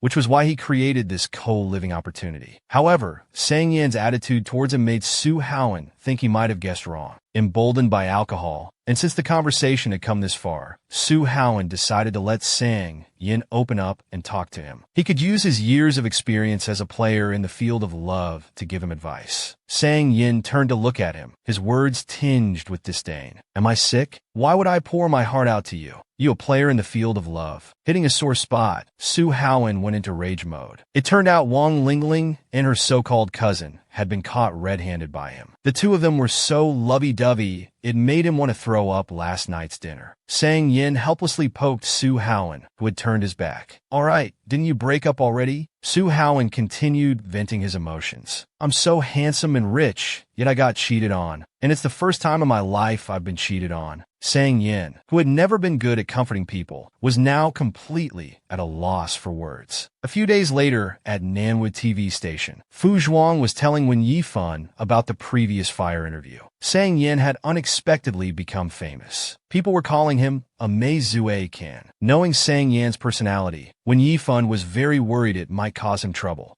Fu Zhuang said they had blurred half of his face when broadcasting the news. Hearing this, Wen Yifan also breathed a sigh of relief. Otherwise, she really didn't know what might happen. After work, she arranged things with Fu Zhuang and headed home. Upon arriving home, she habitually turned on the lights. When she got to the kitchen, she was surprised. The leaky faucet had been fixed. The gas stove had also been replaced with a new one. There were also some other newly purchased appliances. Looking at the changes before her, Wen Yifan was very puzzled. Had Sang Yin come back? He hadn't been back since the last gathering. Perhaps he was avoiding something. However, it wasn't over yet. On the coffee table in the living room was a pile of snacks and drinks. Indeed, this young master's standard of living was quite high. At this point, Wen Yifan was in a dilemma. The food was fine, but how much would those appliances cost when split? She was already short on money, and this would only make things worse. It seemed she would have to find an opportunity to discuss this with him. Just then, a text message notification sounded. She saw it was a message from Fu Zhuang. Wen Yifan thought it might be about work arrangements. Driven by curiosity, she decisively clicked on the video link. Although it was pixelated, it couldn't hide Sang Yan's handsome, sunny face. The bullet comments almost covered the entire video. Surprisingly consistent. Mei Zue Can. The video kept repeating Sang Yan's classic line, I'm very happy. I hope you can be as happy as me. At the same time, the bathroom door suddenly opened. When Yifan was startled, she quickly closed her phone. Sang Yin walked straight to the refrigerator, seemingly not having heard the sound just now. To ease the awkwardness, when Yifan proactively asked for the list of newly purchased appliances so she could transfer the money to him, Sang Yin didn't even turn his head. He just said, "Oh," and didn't speak again. Just then, a phone ring interrupted this awkward atmosphere. Zhong Siqiao asked if she was going home for the new year. When Yifan quickly declined. Hearing that when Yifan wasn't going home for the new year, Sang Yan's expression slightly changed. After some casual chat, she also declined Zhong Siqiao's invitation, saying it was a good opportunity to rest at home for a few days. Sang Yin turned his head to look at her back. His eyes were clear, sweeping away his usual laziness. Who knows what he was planning in his mind? Time always passes quickly. On New Year's Eve, fireworks were blooming all over the city. The residential area was also bustling with excitement. The TV was playing the annual Spring Festival Gala. Children were repeating those familiar New Year's greetings. When Yifan didn't turn on the lights, she was curled up alone on the sofa. Looking at the messages from Sang Yin, he only said he wouldn't come back to stay and asked her to help finish the food in the fridge.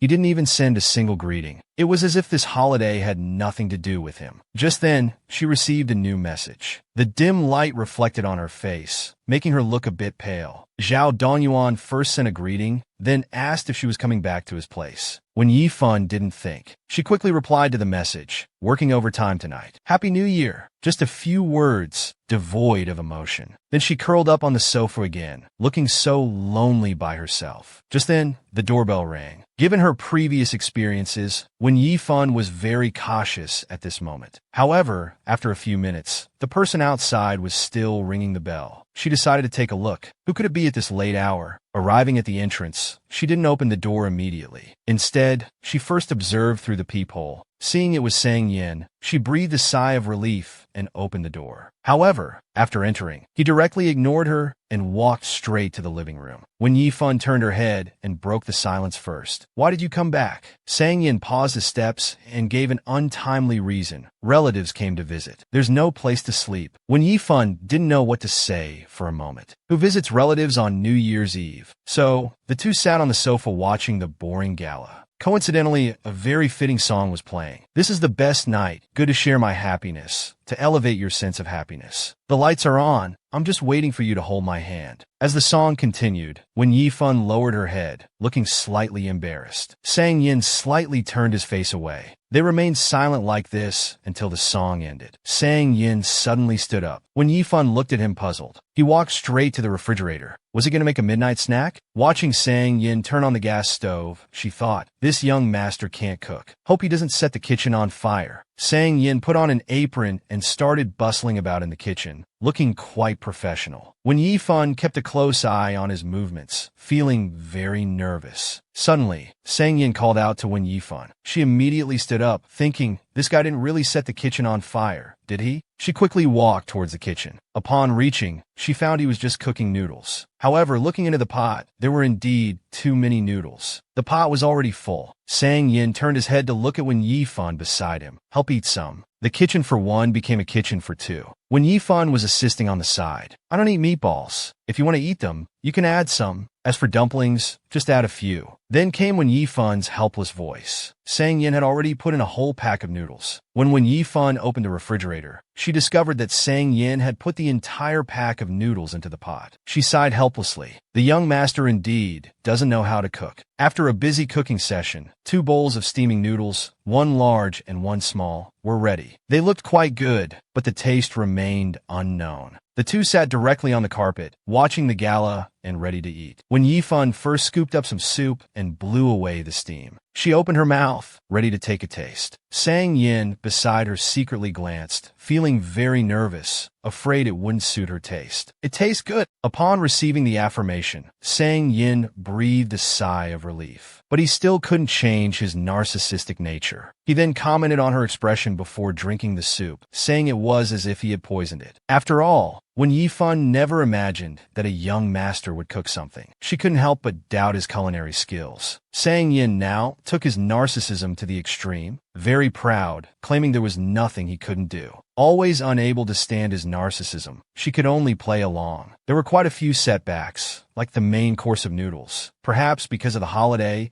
or maybe because they cooked noodles together, the relationship between the two became a bit more harmonious than usual. Sang Yin noticed her getting up and casually asked where she was going. When Yifan continued her motion of serving noodles and asked if he wanted more. Sang Yin guessed that maybe she didn't want to waste food, so he advised her not to eat if she couldn't finish. Otherwise, if she overate, it would be on him. When Yifan paused for a moment, then directly expressed that she just wanted to eat more. This answer caught Sang Yin by surprise, but it also inexplicably made his expression soften. His mood at this moment was incredibly pleasant. As time passed, it was already midnight before they knew it. During this time, the two didn't talk much, just quietly looking at their phones. With the end of the gala, when Yifan realized they had stayed up together to welcome the new year. Sensing her furtive glances, Sang Yin, who was originally playing a game, suddenly turned his head. When Yifan forced a smile, "It's late, I'm going to bed first." Sang Yan's gaze returned to his phone, softly saying, "Oh." When Yifan suddenly stopped at the bedroom door, she turned her head to look at Sang Yin, who was still playing his game. "Happy New Year, Sang Yin."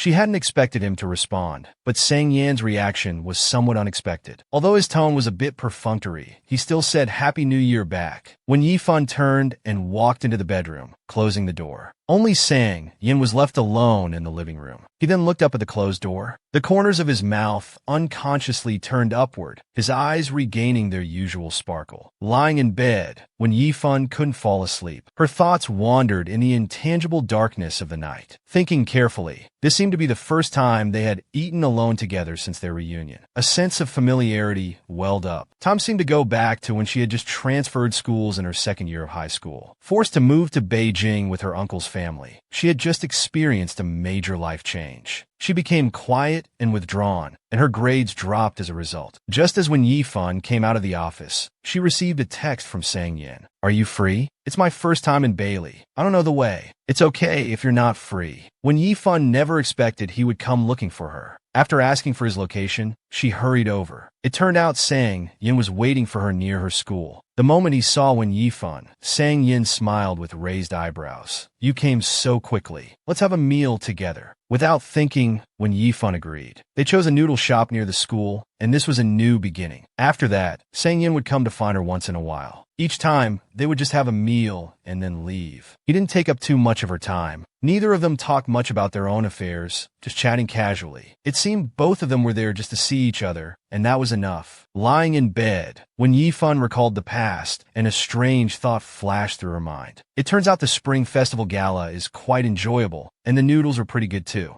Since the experience of staying up together for the new year, their relationship had eased considerably. Near noon, when Yifan, still in bed, received a text from Sang Yin asking if he could bring his sister over in the afternoon. When Yifan readily agreed. Realizing it was getting late, she got up and went to the fridge to find something to eat. Just then, she heard the sound of the door opening. Coming to the living room, she saw Sang Yin with a small camel hair coat, carrying bags of things. His expression was neutral as he told the person behind him there were no shoes. He didn't immediately take off his shoes, nor did he respond to Sang Yan's words. Being his first time here, he instinctively looked around. Noticing Wen Yifan's presence, his gaze fixed, momentarily stunned. Were they already living together? Wen Yifan was also surprised, not expecting the little girl to have grown so much. Sang Ji blurted out, "Brother, is this sister your girlfriend?" This time it was Sang Yan's turn to be stunned. The scene became very quiet. Sang Ji looked at him expectantly. Wen Yifan smiled and voluntarily answered, "No, we're just roommates." Sang Ji sighed, muttering softly, "Ah, so pretty, but only roommates." She couldn't hide her disappointment. Walking straight into the room, when she got close to Wen Yifan, she curiously asked if she was her brother's high school classmate. Wen Yifan smiled. "Oh, you still remember me?" Sang Ji had gotten lost as a child and happened to meet Wen Yifan, asking her to help find her brother and promising to buy her ice cream. Sang Ji lowered her head slightly, looking embarrassed. "I wasn't actually lost then, but my brother said I was, so I had to be lost." 8 years ago, on a sunny weekend, Sang Yin was hiding with little Sang Ji in a corner. "Little one, do you see that sister reading a book at the bookstore entrance? Sans y nodet blanqui. Go over and tell her you can't find your brother." Sang Ji turned to look at Sang Yin, somewhat shy. "That sister is so pretty. I'm too embarrassed." Sang Yin looked down at her in surprise. This little one could actually feel embarrassed? He had no choice but to tempt her with ice cream. For the sake of food, Sang Ji went for it. On the way, she kept reciting the lines Sang Yin had taught her. Suddenly, a small hand tugged at Wen Yifan's clothes. It quickly retracted. Wen Yifan looked at the little girl in confusion. Sang Ji's eyes were covered with a thin layer of moisture, hesitating to speak. Wen Yifan bent down to look at her. "What's wrong?" The little girl had been doing well, but Sang Ji was too nervous and suddenly forgot her lines. Then, under Wen Yifan's gaze, she started rummaging through her pockets, taking out all her pocket money and handing it to Wen Yifan. "Sister, I'll treat you to ice cream." Sang Yin, watching from afar, was extremely anxious. He had no choice but to cough lightly a few times to remind Sang Ji. "Sister, I can't find my brother." Wen Yifan bent down again to ask where she had lost him. Whether Sang Ji had forgotten or did it on purpose, she pointed to the place across the street where Sang Yin was hiding. When Yifan looked in the direction she was pointing, Sang Yin quickly hid behind the wall. Sang Ji grabbed Wen Yifan's hand. "Sister, can you take me over there? I'm a bit scared alone." While crossing the street, Sang Ji kept calling out, "Brother!" Sang Yin didn't respond, hurriedly adjusting his clothes. Seeing the person in front of her, when Yifan was stunned. It was actually Sang Yin. He was wearing a black baseball cap, the corners of his mouth slightly raised, his expression clear. Completely unaware that such a coincidence was too deliberate, he said, "What a coincidence." The afternoon sun in winter gave a warm feeling. When Yifan noticed that Sang Ji was only wearing socks, she then took out her own slippers from the shoe cabinet and let her wear them. Sang Ji wasn't fussy. She directly put them on her feet to try. They fit quite well. When Yifan told her to help herself to any snack she wanted, worried that her presence might make Sang Ji uncomfortable, she added that most of the snacks were bought by her brother. After explaining, she went back to her room. Sang Ji opened a bag of snacks. While eating, she came to the kitchen beside Sang Yin, curiously asking why he was living with a roommate and a girl at that. Sang Yin completely ignored what she said. His eyes were only on the snacks in her hand. He then snatched them away. "Behave yourself. Don't touch things randomly."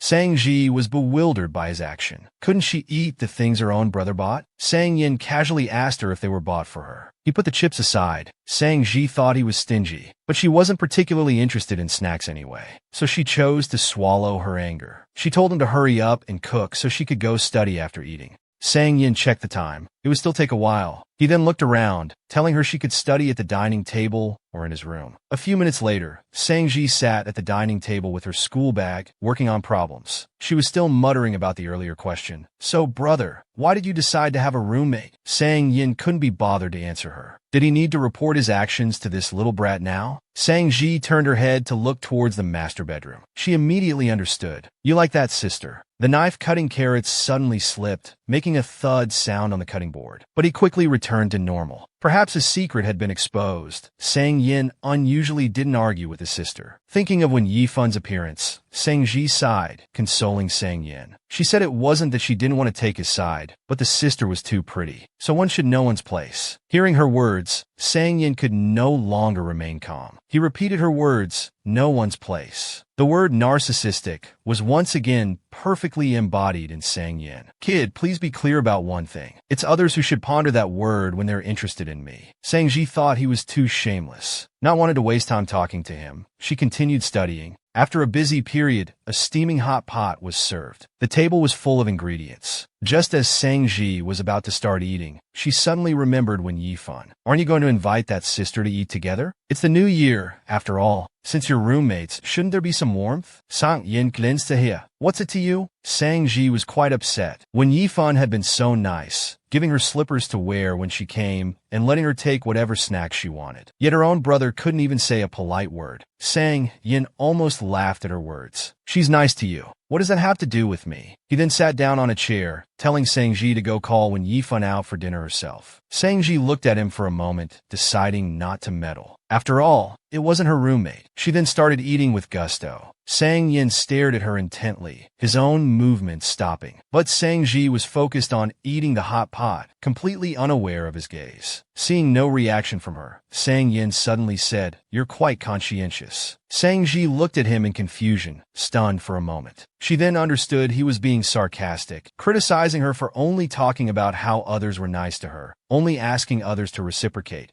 while she herself only spoke without taking action. Sans y sigue del plaisir. It seemed she had to do it herself. She then quickly stood up. She went to Wen Yifan's room and gently knocked on the door. Seeing her come out, Sang Ji invited her to join them for dinner. It would be livelier with more people. When Yifan smiled and politely declined her invitation, she was afraid of disturbing the siblings. Sang Ji understood her awkwardness. She then moved closer and whispered straightforwardly that it would be impossible for her to have a pleasant dinner alone with her brother. When Yifan finally accepted her invitation, Sang Yin sat at the dining table, motionless, not bothering to pay attention to what Sang Ji was saying. His eyebrows relaxed, the corners of his mouth slightly raised. He was in an exceptionally good mood. He rested his face on one hand, holding a beer with the other, as if celebrating. It was unclear whether Sang Ji's invitation had Sang Yan's approval. When Yifan tried to keep a low profile, Sang Ji, however, kept serving her, occasionally putting food in her bowl. To close the distance between them, Sang Ji asked her to call her by her nickname, Gigi. When Yifan looked at her gently, saying,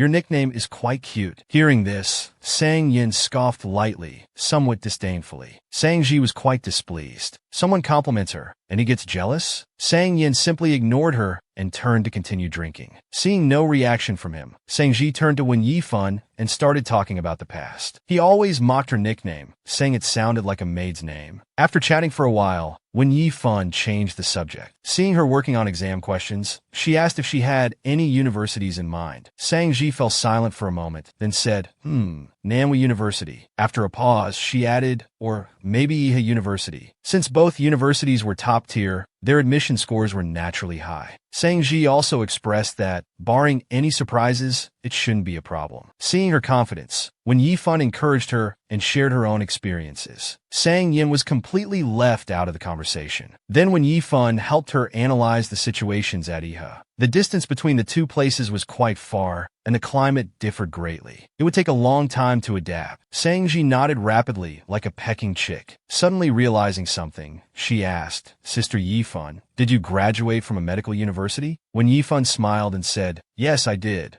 Sang Ji continued to inquire about adapting to medical school, saying a classmate was also interested in this major. No one knew if the classmate she mentioned was herself, or if such a person really existed. Then, Sang Ji threw out another question that led to silence. She asked why Wen Yifan ultimately chose that university. Sang Yin, who had been motionless all this time, also froze. He also paused for a moment. He put the beer in his hand on the table with a clatter. Following this sound, both of them looked over at him. By now, Sang Yin had sat up straight, arms crossed over his chest. What are you looking at? Keep talking. Sang Yan's eyes were dark, his smile noticeably fainter. I'd also like to hear the reason. The scene fell silent for a moment. The two locked eyes. Their expressions varied. When Yifan quickly lowered her head, avoiding his gaze. She made up an excuse, saying she hadn't originally planned to choose media studies, but ended up there after failing to get into her preferred major. Hearing this, Sang Yin also withdrew his gaze and calmly took a sip of beer. Sang Ji looked at Sang Yin, then back at Wen Yifan, feeling the atmosphere was somewhat strange. She decided not to bother about it and just focused on eating. After dinner, Sang Yin, who had cooked, immediately left like a young master and sat on the sofa to play games, leaving the two girls to clean up. Sans y sudoni approcher Wen Yifan quickly. Sister Yifan, can I ask you a question? If you don't want to answer, just pretend I didn't ask. Sang Ji felt a bit embarrassed to ask, but she wanted to know. After all, it wasn't something she could find out from Sang Yin. Have you ever dated my brother? When Yifan never expected this question, she awkwardly lowered her head and smiled, saying no. Considering what her parents said about Sang Yin dating in high school and the incident where he pretended to be lost, Sang Ji had thought he might have been dating Wen Yifan. Sang Ji continued to speculate, so he didn't manage to win you over. Later, he switched to someone else. Before she could finish, Sang Yin abruptly stood up. The young girl first smiled after standing up, considering Wen Yifan was still present. Then she said she would send him home. Sang Ji hadn't finished gossiping yet. How could she possibly leave just like that? After some discussion, she still couldn't escape. Sang Yin reluctantly shouldered his backpack and said goodbye to Wen Yifan. After they left, the lively atmosphere disappeared. Only Wen Yifan remained, cleaning up in the kitchen alone. She suddenly stopped what she was doing and fell into deep thought. Sang Ji said he had dated in high school. High school might actually be true. I only remember being called to school by parents because of this matter. It was all just a misunderstanding by the teacher. After saying goodbye to Wen Yifan, Sang Yin hailed a car. Sitting in the car, Sang Ji couldn't help but criticize. Brother, is this your current method of picking up girls? Sang Yin just glanced at her, too lazy to respond. Seeing he wouldn't speak, she muttered her true thoughts quietly. Just by looking at their appearances, you could tell they weren't from the same world. It's unclear what sin Sang Yin had committed to always be considered ugly by Sang Ji, who constantly criticized him. Then Sang Ji listed several of his flaws. Not working, not striving to improve, and not being gentle or considerate, all of which led to no girls liking him. She then offered solutions as if imparting experience. After enduring for a while, Sang Yin finally spoke up. So, your ideal type is Duan Jiaxu? Sang Ji immediately shut her mouth, turned away with a red face, and didn't say another word for the rest of the journey. At this time, Wen Yifan, having finished cleaning,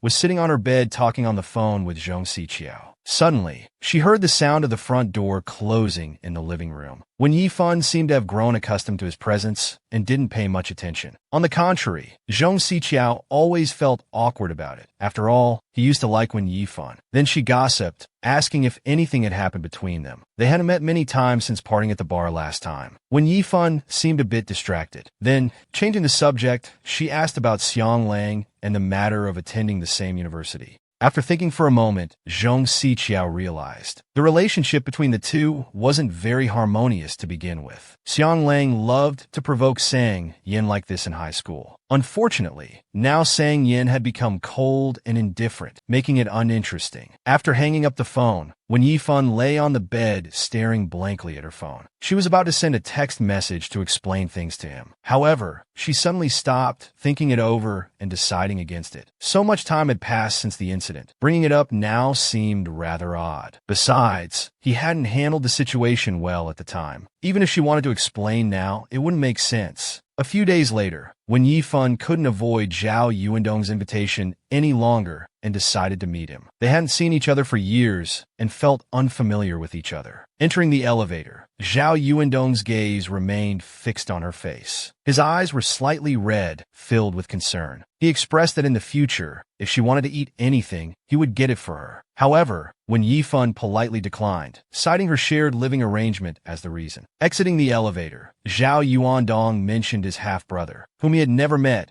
with an indescribable smile on his face. Zhao Yuandong opened the door, telling her to go in and sit for a while. Your Uncle Tseng is still at work. Jia isn't home either. He's in college and only comes back every few weeks. But your aunt specifically came from Beiyou to see you. Before he could finish speaking, a voice like a nightmare descended. Oh, Xuanjiang is here. Wen Yifan instantly froze in place, her expression complex. The aunt quickly approached. It's been so many years since we've seen each other. Come, let your aunt have a look at you. Looking at her aunt before her, it was as if she had returned to that hellish life. Watching Che Yinqin approach quickly, Wen Yifan suddenly felt the whole world collapse again. It was a shadow that could never be erased. After entering, there was a flurry of warm greetings, appearing very enthusiastic. Wen Yifan sat quietly to the side, not engaging in conversation. Zhao Yuandong took the initiative to answer for her. When they learned she was still working as a journalist, their brows furrowed slightly, followed by another round of belittlement. During this time, Zhao Yuandong left to cut some fruit. Che Yinqin suddenly reached out to pat Wen Yifan, but she deliberately avoided it. Seeing her actions, she started nagging again. Xuangjiang, why aren't you greeting people? After all, your aunt raised you for a few years, treating you like her own daughter. The words became increasingly harsh, suggesting she marry any man, even offering to introduce her to wealthy older men. Wen Yifan resisted the urge to leave, still not responding to her. From beginning to end, it was just Che Yinqin talking endlessly. Finally, she got to the main point, wanting her to help buy a wedding house for her cousin. At this point, Wen Yifan was no longer the girl who could be bullied. Understanding her intentions, she finally couldn't help but speak up. I also know a rich boss who is caring and likes men. Why don't I introduce my cousin to him instead?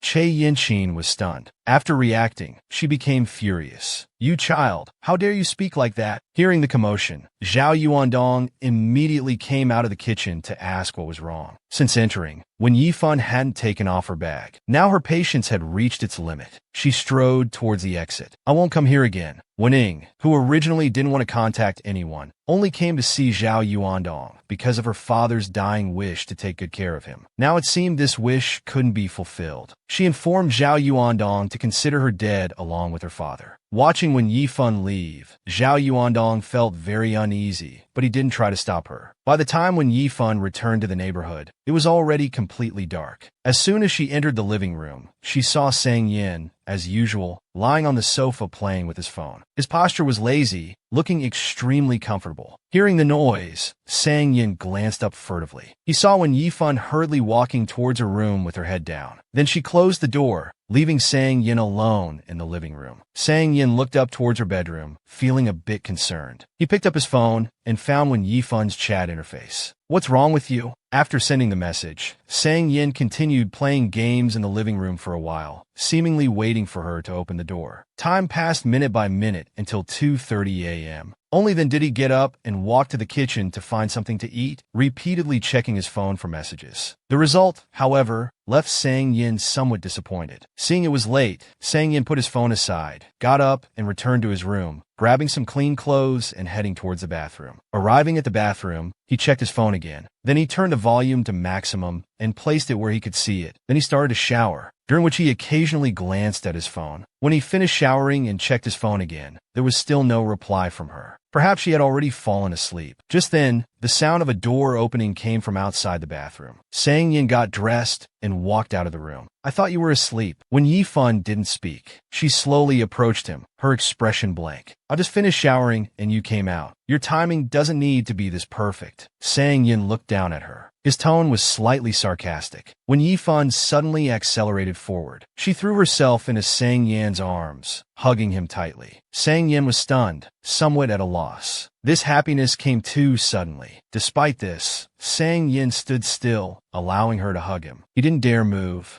The moment when Yifan hugged Sang Yin tightly, his entire body froze in place. He didn't know whether to hug her back or not. Water droplets from his hair tips slid down his cheeks. The whole world was silent, except for the sound of their rapidly accelerating heartbeats. He wanted so badly to reach out and hug her, but he still didn't dare. Looking at Wen Yifan in his arms, Sang Yin unconsciously swallowed. Seeming to feel something was amiss, he gently stepped back. Wen Yifan's brows furrowed slightly. As if sensing something, she hugged him even tighter. Her head nuzzled against his chest, like a gentle kitten. Sang Yin was once again flustered by her intimate actions, his face turning red. His hands remained suspended in midair, neither embracing nor rejecting. From his angle, he could only see Wen Yifan's slightly messy hair and her lowered eyelashes. His Adam's apple bobbed, his voice hoarse. "What are you doing?" Seeing no response, Sang Yin spoke again. "Give me a straight answer. How long do you plan to hug me?" As soon as he finished speaking, Wen Yifan immediately let go. She sluggishly stepped back, not looking up at Sang Yin. She mumbled a few words, the syllables seeming to roll around in her tongue, sounding very indistinct. Sang Yin didn't hear clearly. He leaned down closer to her. "What did you say?" But Wen Yifan didn't speak again. Then, as if nothing had happened, she turned and slowly walked towards her bedroom. As if suddenly running out in the middle of the night to hug him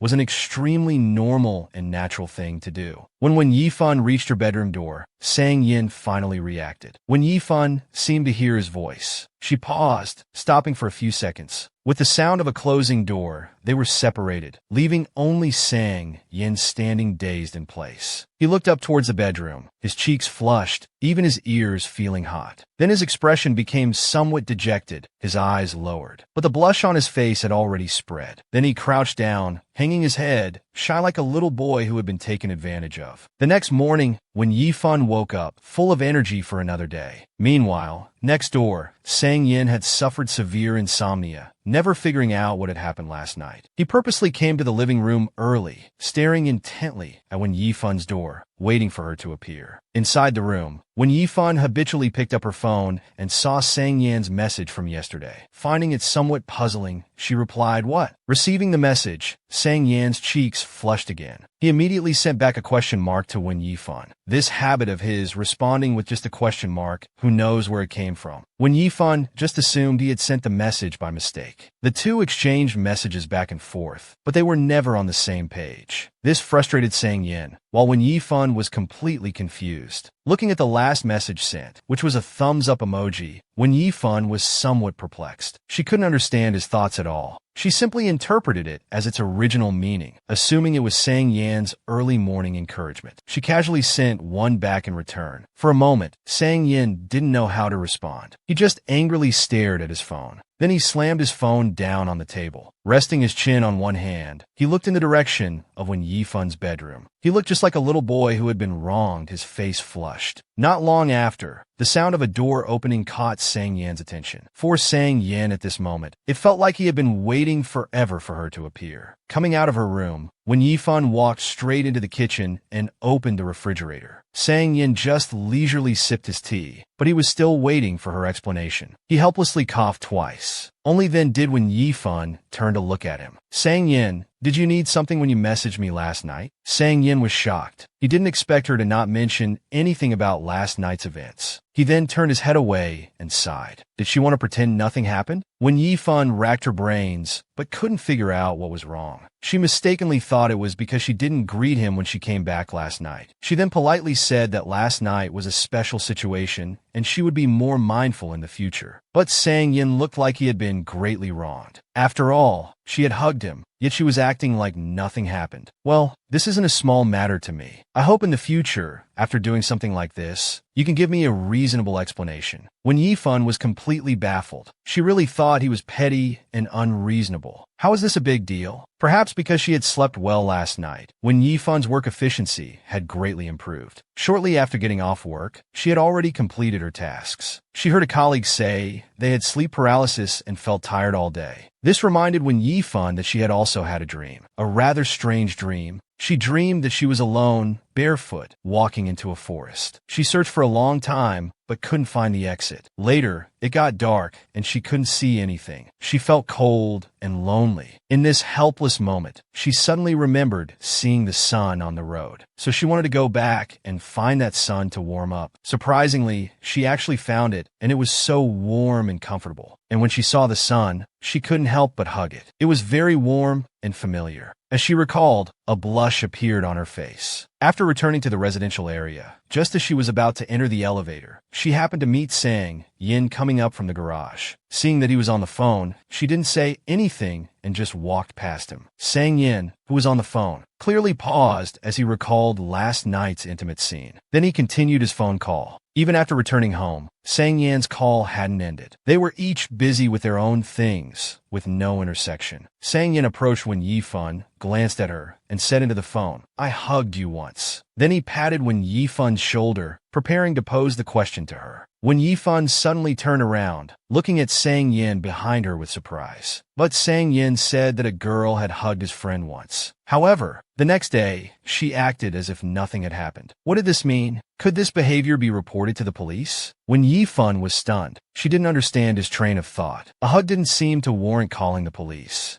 The person on the phone, hearing this conversation, was confused and didn't know what he was talking about. When Yifan continued, saying it might not have any special meaning, just a simple hug between friends, or maybe she needed comfort because she was feeling down. Sang Yin, listening beside her, was at a loss for words. He then picked up the phone, pretending to ask about his relationship with that person. Ignoring the angry shouts from the other end of the line, he just kept saying as if they were really discussing something. He put down the phone again and looked at Wen Yifan. He said this girl was madly in love with him. After Wen Yifan had hugged Sang Yin while sleepwalking, Sang Yin couldn't let it go. He even went so far as to pretend to be a friend to get information from Wen Yifan. Wen Yifan felt the atmosphere was a bit strange, but couldn't pinpoint what was wrong. She secretly marveled that he was indeed Sang Yan's friend, as their way of speaking was so similar. Then, with a polite smile, she said, "Well, your friend must be quite charismatic. So, did that girl confess to your friend?" Sang Yin was taken aback and asked her what she meant. Wen Yifan just felt the logic didn't add up. If that girl liked him, then the reason for the hug would be clear. Why would he need to ask you?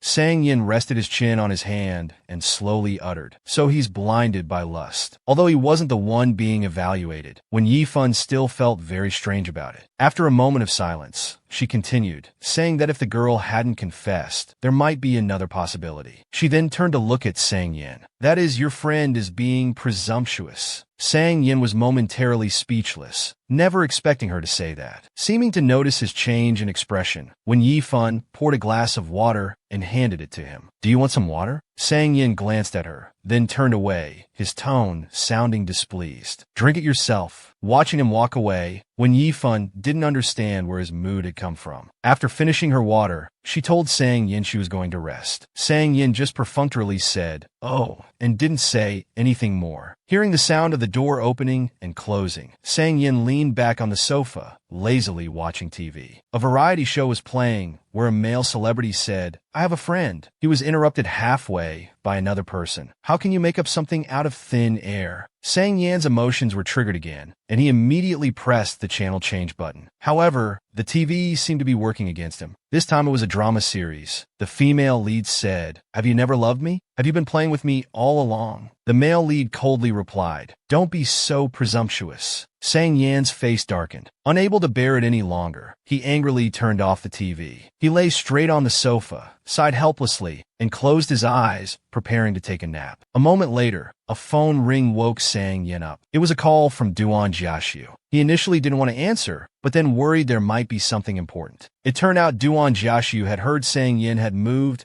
and wanted to send an 18th birthday gift to Sang Ji, but didn't have the address. Sang Yin seemed a bit impatient. He wasn't a delivery person, so why not just mail it to the house? Duan Jiaxiu wanted to surprise Sang Ji, which Sang Yin mockingly criticized again. "You're really outdated." As they were talking, Duan Jiaxiu suddenly remembered something. He asked if Sang Yin had come to a box recently. Su Haoan had even called to scold him. He said that even after graduation, Sang Yin only had eyes for him. However, Duan Jiaxiu didn't know about Sang Yin coming to Iha. Or did Sang Yin have someone else in Iha besides him? Before he could finish speaking, Sang Yin directly hung up the phone and tossed it aside. In any case, Sang Yan's mood was somewhat gloomy for the entire day. A few days later at the Manhwa police station, when Yifan and her colleague came to interview about the morning assault incident in front of Manhwa University. Just as they entered the police station, they saw a young man sitting at the entrance. The police officer said he had helped catch the thug. His name was Mu Qingyu. When Yifan looked at the person in front of her, feeling like she had seen him somewhere before, she couldn't help but look a few more times. Perhaps sensing when Yifan's gaze, Mu Qingyu suddenly looked at her. When Yifan was momentarily stunned, Mu Qingyu scratched his head, his expression showing no displeasure. "Is there something on my face?" When Yifan quickly waved her hands, "I just thought you looked familiar." After the words left her mouth, she realized it sounded like she was trying to pick him up. However, Mu Qingyu didn't find her words strange. He nodded slightly and suddenly asked if she had paper and pen. Although she didn't know what he wanted to do, when Yifan still gave him the small notebook she always carried. Mu Qingyu quickly opened it, wrote something, then closed it and handed it back to Yifan. When Yifan was a bit confused, could it be that he was giving her his contact information? After opening it, she found it was actually an autograph. Could it be that he was a celebrity or socialite? Although she didn't know who he really was, when Yifan still smiled awkwardly, but politely, and thanked him. Mu Qingyu's face turned slightly red for a moment, looking a bit shy. "Thank you for your support too." This young man, just because when Yifan had looked at him a few extra times, wanted to give her his contact information and said such strange things as "thank you for your support." As the sun set, the day's interview work also came to an end. Just as when Yifan came out of the subway station, she received a text message. Sang Yin could no longer hold back and actively invited when Yifan out. When Yifan simply asked her what was the matter. When she saw Sang Yan's next message, when Yifan was completely speechless. He told her to go directly to the supermarket outside the residential area to help him carry things. In front of the supermarket, there were only a few passers-by scattered about. There was no sign of Sang Yin at all. When Yifan had to text him to say she had arrived. However, after waiting for a long time, she still didn't see Sang Yin. He hadn't even replied to her message. Taking advantage of the boredom, when Yifan, out of professional habit, started checking today's hot news. Suddenly, she thought, could the person she met today also be a celebrity? She felt like she had seen him somewhere before. Driven by curiosity, she started searching his name, Mu Qingyu. Immediately, a bunch of gossip news appeared. It was indeed as she had guessed. It seemed he really was a celebrity. His profile stated that he starred in the movie When Dreams Awake. She then remembered she had just watched it recently. So he was the one who played the ghost. At this moment, Sang Yin suddenly arrived, looking down for quite a while. When Yifan was too focused and didn't notice at all. Then Sang Yin just stood up, stroking his chin, and abruptly said, "You like this type?" When Yifan was startled and turned her head to look back. Coincidentally, she met Sang Yin leaning down close. The posture of the two was like that of a couple in love. After a moment of stunned silence, when Yifan quickly stepped back a few steps. "Weren't you buying something?" However, she found that Sang Yin had just left home and hadn't gone to the supermarket yet. Sang Yin didn't respond and just walked towards the supermarket with big strides. In the supermarket, Sang Yin shopped very casually. He grabbed whatever was missing and threw familiar brands into the cart. But when Yifan's shopping style was completely different. She carefully looked at price tags, as if comparing which one was more cost-effective. In the end, she was a bit confused with her own calculations. Just as when Yifan was about to take out her phone calculator, Sang Yin gave the answer. When Yifan hesitantly looked at Sang Yin's choice, Sang Yin lowered his head, barely noticeably bending down, then nodded. Seeming to think it wasn't a good deal, her actions were hesitant. Sang Yin didn't push her. After all, it was a choice between two. Before Sang Yin could finish speaking, when Yifan took out her phone and started calculating again, Sang Yin beside her couldn't help but tease. "Are you here to take the college entrance exam at the supermarket?" Then he directly took the toilet paper from her hand. "It's almost 9 o'clock. I'm afraid you'll turn in a blank paper. This time I'll take the exam for you. This one is more cost-effective." For the rest of the time, when Yifan was comparing product prices, the situation was still similar to before. Later, she simply gave up and let Sang Yin take over completely. Until they finally chose feminine products, Sang Yin obediently kept quiet because he really didn't know how to choose those. Finally, after a mental struggle, they selected all the items they needed to buy. At checkout, when Yifan suddenly asked Sang Yin, "How's the renovation of your house going?" Previously, Sang Yin said he would only stay for 3 months. Now 2 months had passed, but Sang Yin showed no signs of moving out. Sang Yin looked up at her. There was a hint of displeasure in his eyes. "What? Are you rushing me?" He had finally gotten close to the girl he liked, and life was going pretty well. But suddenly one day, the girl seemed to remember something. "We agreed on 3 months before. Now 2 months have passed. When are you moving out?" Sang Yan's expression was complex, with some inexplicable disappointment. "What? You're rushing me?" Fearing he might misunderstand, when Yifan quickly explained, "I just want to confirm if you're renewing the lease, so I can find a new roommate in advance." Sang Yin just quietly looked at her, without saying anything. At this moment, the cashier finished bagging their purchases, breaking the awkward silence. It had started raining at some point. Sang Yin refused when Yifan's offer to help carry things, holding the bags in both hands himself. "It's raining. You hold the umbrella for me. Don't let me get wet."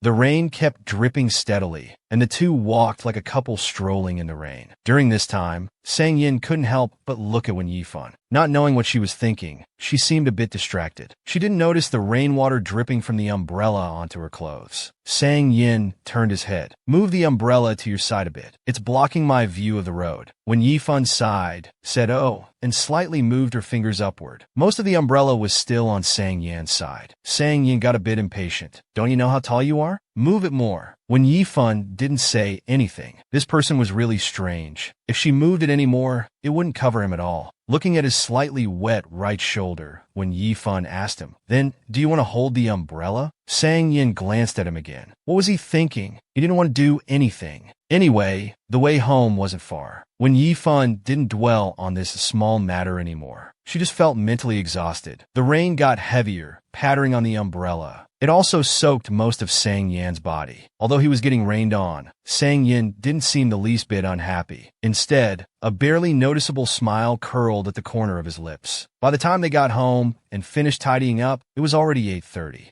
After washing up, Sang Yin saw Wen Yifan sitting on the sofa, calculating expenses. He quietly sat down beside her. Before he could speak, Wen Yifan spoke first. "After I finish calculating, I'll transfer you the money for today's shopping." Before she could finish calculating, Sang Yin casually turned off the light and turned on the TV. "Any ghost movie recommendations?" When Yifan was stunned, Sang Yin kept changing channels, seemingly unable to find a ghost movie he wanted to watch. After a moment, he stopped changing channels. "Let's watch this one." On the TV screen, a woman seemed to have just woken up from a nightmare, her face filled with terror, breathing heavily. Suddenly, as if controlled or sensing something, her whole body froze. The music intensified at this moment, accompanied by the woman's unbelievable scream. Sang Yin also reacted, dropping the remote control onto his leg. At this moment, Wen Yifan suddenly burst out laughing. Sang Yan's brow twitched as he looked at Wen Yifan beside him. "What are you laughing at?" When Yifan, completely unaware of the change in Sang Yan's expression, said, "It's just really funny." Sang Yan stared at her for a while. "We're watching a ghost movie after all. Even if it's funny, shouldn't we show some respect to the ghosts in it?" When Yifan pointed out the funny scenes, Sang Yin was left speechless. Perhaps to cover up his inner embarrassment, Sang Yin turned back to continue watching the TV. At this moment, the screen showed the title, "Waking Up to See Ghost 5" in blood-dripping letters. When Yifan then remembered she had seen it before. Maybe she had a vague impression of this movie, or maybe it was just poorly made. As she watched, when Yifan started yawning continuously, completely uninterested. As she stood up, Sang Yin panicked. "Where are you going?" When Yifan was confused, "Back to my room to sleep." Sang Yin pretended to be calm. "It's just a ghost movie. Are you that scared?" When Yifan didn't bother arguing with him and still walked towards the bedroom. "Well, you enjoy watching then," Sang Yin shamelessly called out to her. When Yifan turned back to look at him, feeling a bit strange, Sang Yin patted the spot next to him. He lazily tilted his head. "Sit down. I know you're scared too.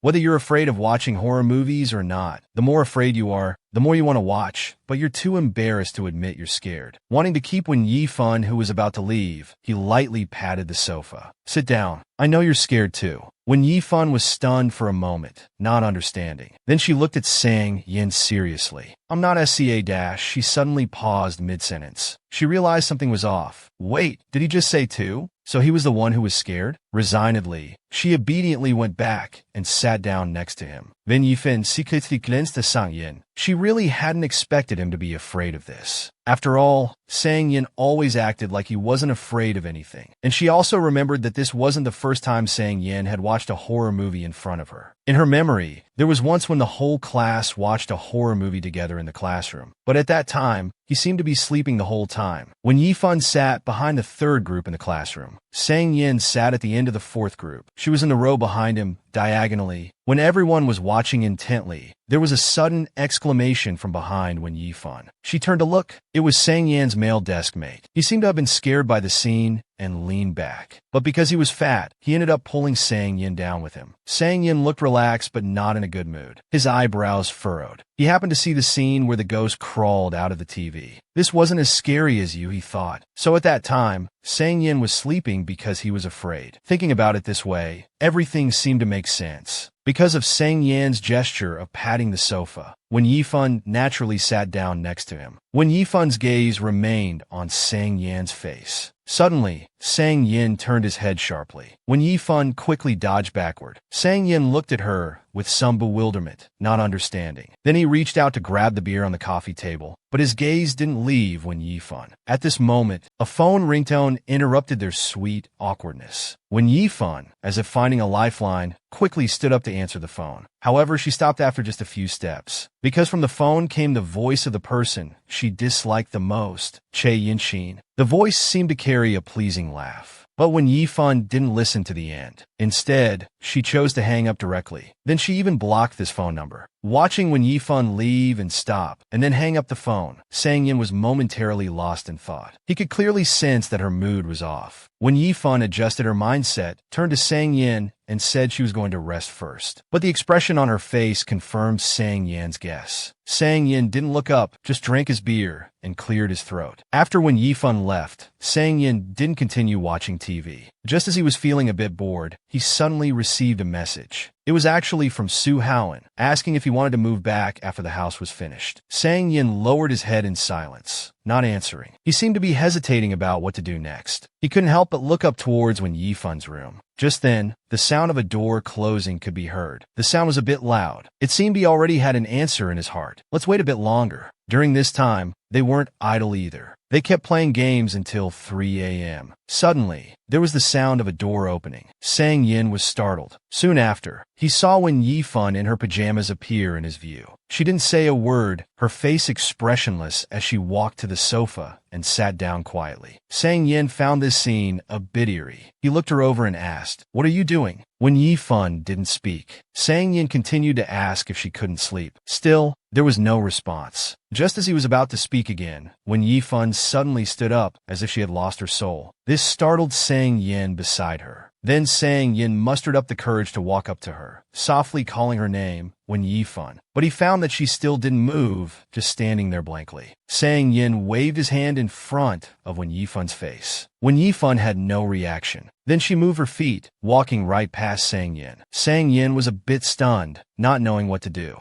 He just watched wide-eyed as Wen Yifan returned to her bedroom. As the sound of the door closing rang out, Sang Yin's expression finally showed some subtle changes. Early the next morning, when Yifan came to the kitchen dressed, just as she was about to make breakfast, she heard the door open. When Yifan stopped what she was doing and politely asked if he wanted breakfast, Sang Yin was a bit surprised but didn't refuse. He rudely pulled out a chair and sat down, saying he wanted a glass of milk too. Thanks, it's not a big deal anyway. When Yifan held back and gently handed him the cup. Afterwards, she began to ask about how his house renovation was going. But Sang Yin didn't care about the house at all. So how would he know about the progress of the renovation? When Yifan was just making casual conversation and wasn't in a hurry. Then there was another moment of silence. During this time, Sang Yin couldn't help but look up and observe Wen Yifan. Finally, he couldn't hold back and spoke up. Wen Yifan, last night you didn't let me finish. Wen Yifan was startled. Last night, Sang Yin had quietly watched her, seemingly waiting for her to say something on her own. After a long while without hearing a second sentence, Sang Yin lowered his head to think for a moment and didn't continue speaking. Finally, on a day off, when Yifan and Zhong Xiqiao had agreed to go shopping together, the first thing when Yifan did was show him Mu Qingyun's autograph. Look, do you know this actor? Zhong Xiqiao looked confused, unable to recognize the writing at all. When Yifan had only thought of giving it to him because he usually followed celebrities. Zhong Xiqiao said he didn't recognize it at all. Maybe it was just some D-list actor. Then, as if remembering something, he said, "All right, guess who I met on the subway this morning? It was Cui Jingyu, that girl who chased after Sang Yin in high school, very publicly." When Yifan had some impression of this person,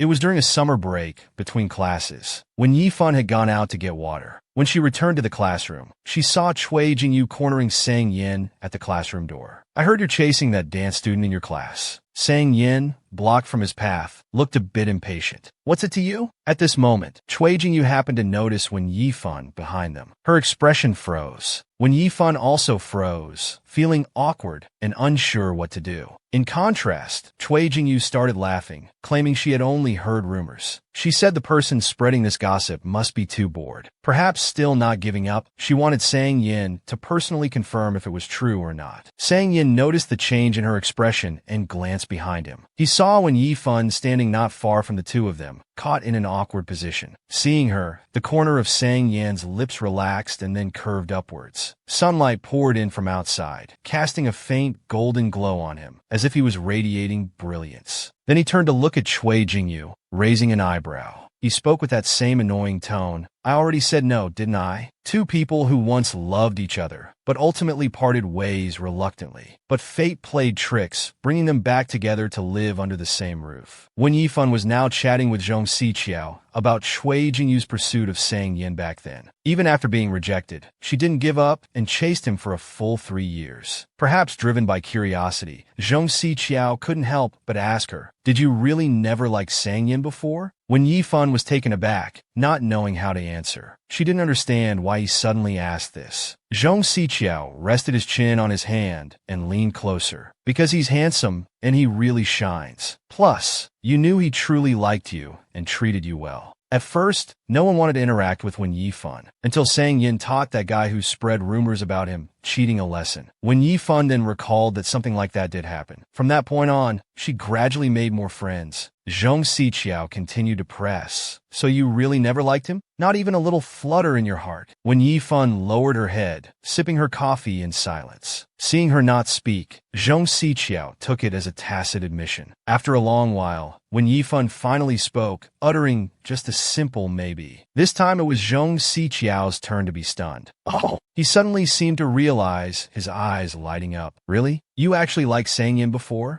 A blush spread across Wen Yifan's face, but she didn't avoid the question and directly admitted it. Since it was the first time hearing Wen Yifan personally admit it, Zhong Xiqiao was very excited. "Wow, do you still like him now?" Wen Yifan replied gently with a hint of resignation. That was so long ago. Zhong Xiqiao's excitement grew. But you two are living together now, right? Seeing each other every day. What if old feelings resurface? At this mention, when Yifan paused briefly, as if remembering something. It won't happen. He's moving out soon. Seeing her seeming intent, Zhong Xiqiao casually joked. So you're saying if he stays at a hotel, you won't be able to control yourself? Even as an outsider, he felt somewhat regretful. He continued to guess. Why didn't you two get together back then? Was it because of the school transfer? When Yifan seemed to suddenly open up. It's like with my old college roommates. We used to be close, but because we rarely kept in touch actively, everyone thought I was being cold-hearted. Even when Xiang Lang went abroad, I rarely contacted him. It's not that I don't care. I'm just lazy about maintaining these relationships. So when they say I lack human warmth, I admit to that. Noticing when Yifan's mood dropping, Zhong Xiqiao quickly tried to comfort her. But when Yifan wouldn't listen, only blaming herself. So that's how I felt about Sang Yin back then. Someone like him, he deserves to be loved passionately. At least like how Cui Jingyu loved him in her youth. Someone whose heart is full of joy just for him, whose eyes light up when talking to him. Not someone like me, who's in the darkness. Zhong Xiqiao couldn't bear to hear more. Why are you putting yourself down like this? You're so good-looking and have such a nice personality. When Yifan continued reminiscing about the past, in my senior year, I moved to my aunt's house. My aunt often made soup to nourish my cousin. Once my cousin said, "Mom, I don't want to drink it. Give it to aging." But my aunt still insisted he drink it, saying Shuangjiang didn't need such good things. Zhong Xiqiao never imagined when Yifan had such a hard life back then. He couldn't help but feel indignant on her behalf. At that time, when Yifan didn't take it to heart, because back then, she was a burden everyone was trying to push away. So there really was no need to give me anything too good. After hearing all this, Zhong Xiqiao sighed, suddenly feeling very sad. He cursed a bit under his breath. Then he quickly changed the subject, asking again if she was sure Sang Yin didn't like her. When Yifan spoke with a gentle tone, sounding quite certain, Zhong Xiqiao was puzzled, wondering why she was so sure. When Yifan lowered her head again, silent for a moment. Because I hurt him. Just because of my sharp personality, I pushed away the person I loved deeply. Now that the darkness has passed, and by chance they're living together, she doesn't dare to have any improper thoughts. In her heart, she will never forget. He was the only person who was truly good to her, but also the one she hurt the deepest. It's as if those past events happened just yesterday, leaving an indelible mark in her mind. Perhaps it was because Sang Yin was too good to her, attracting the teacher's attention, which ultimately led to parents being called in. However, this time it was her uncle's family who came. In their eyes, she was just a burden. That period was the darkest time in her life. But there was always a ray of light shining into her life. When Sang Yin saw Yifan standing outside the office, he was first stunned. He wanted to go forward and comfort her, but didn't know how to start. His eyes were full of self-blame as he lowered his head and quietly walked away. By the time when Yifan returned home, it was already night. As soon as she entered, she was met with her aunt's scolding. "Your cousin is preparing for the college entrance exam. I'm counting on you not to cause trouble for the family." When Yifan stood in the entryway, her fingers stiff, she couldn't even manage to put on her slippers, scared and breaking out in a cold sweat. Even her speech was stuttering.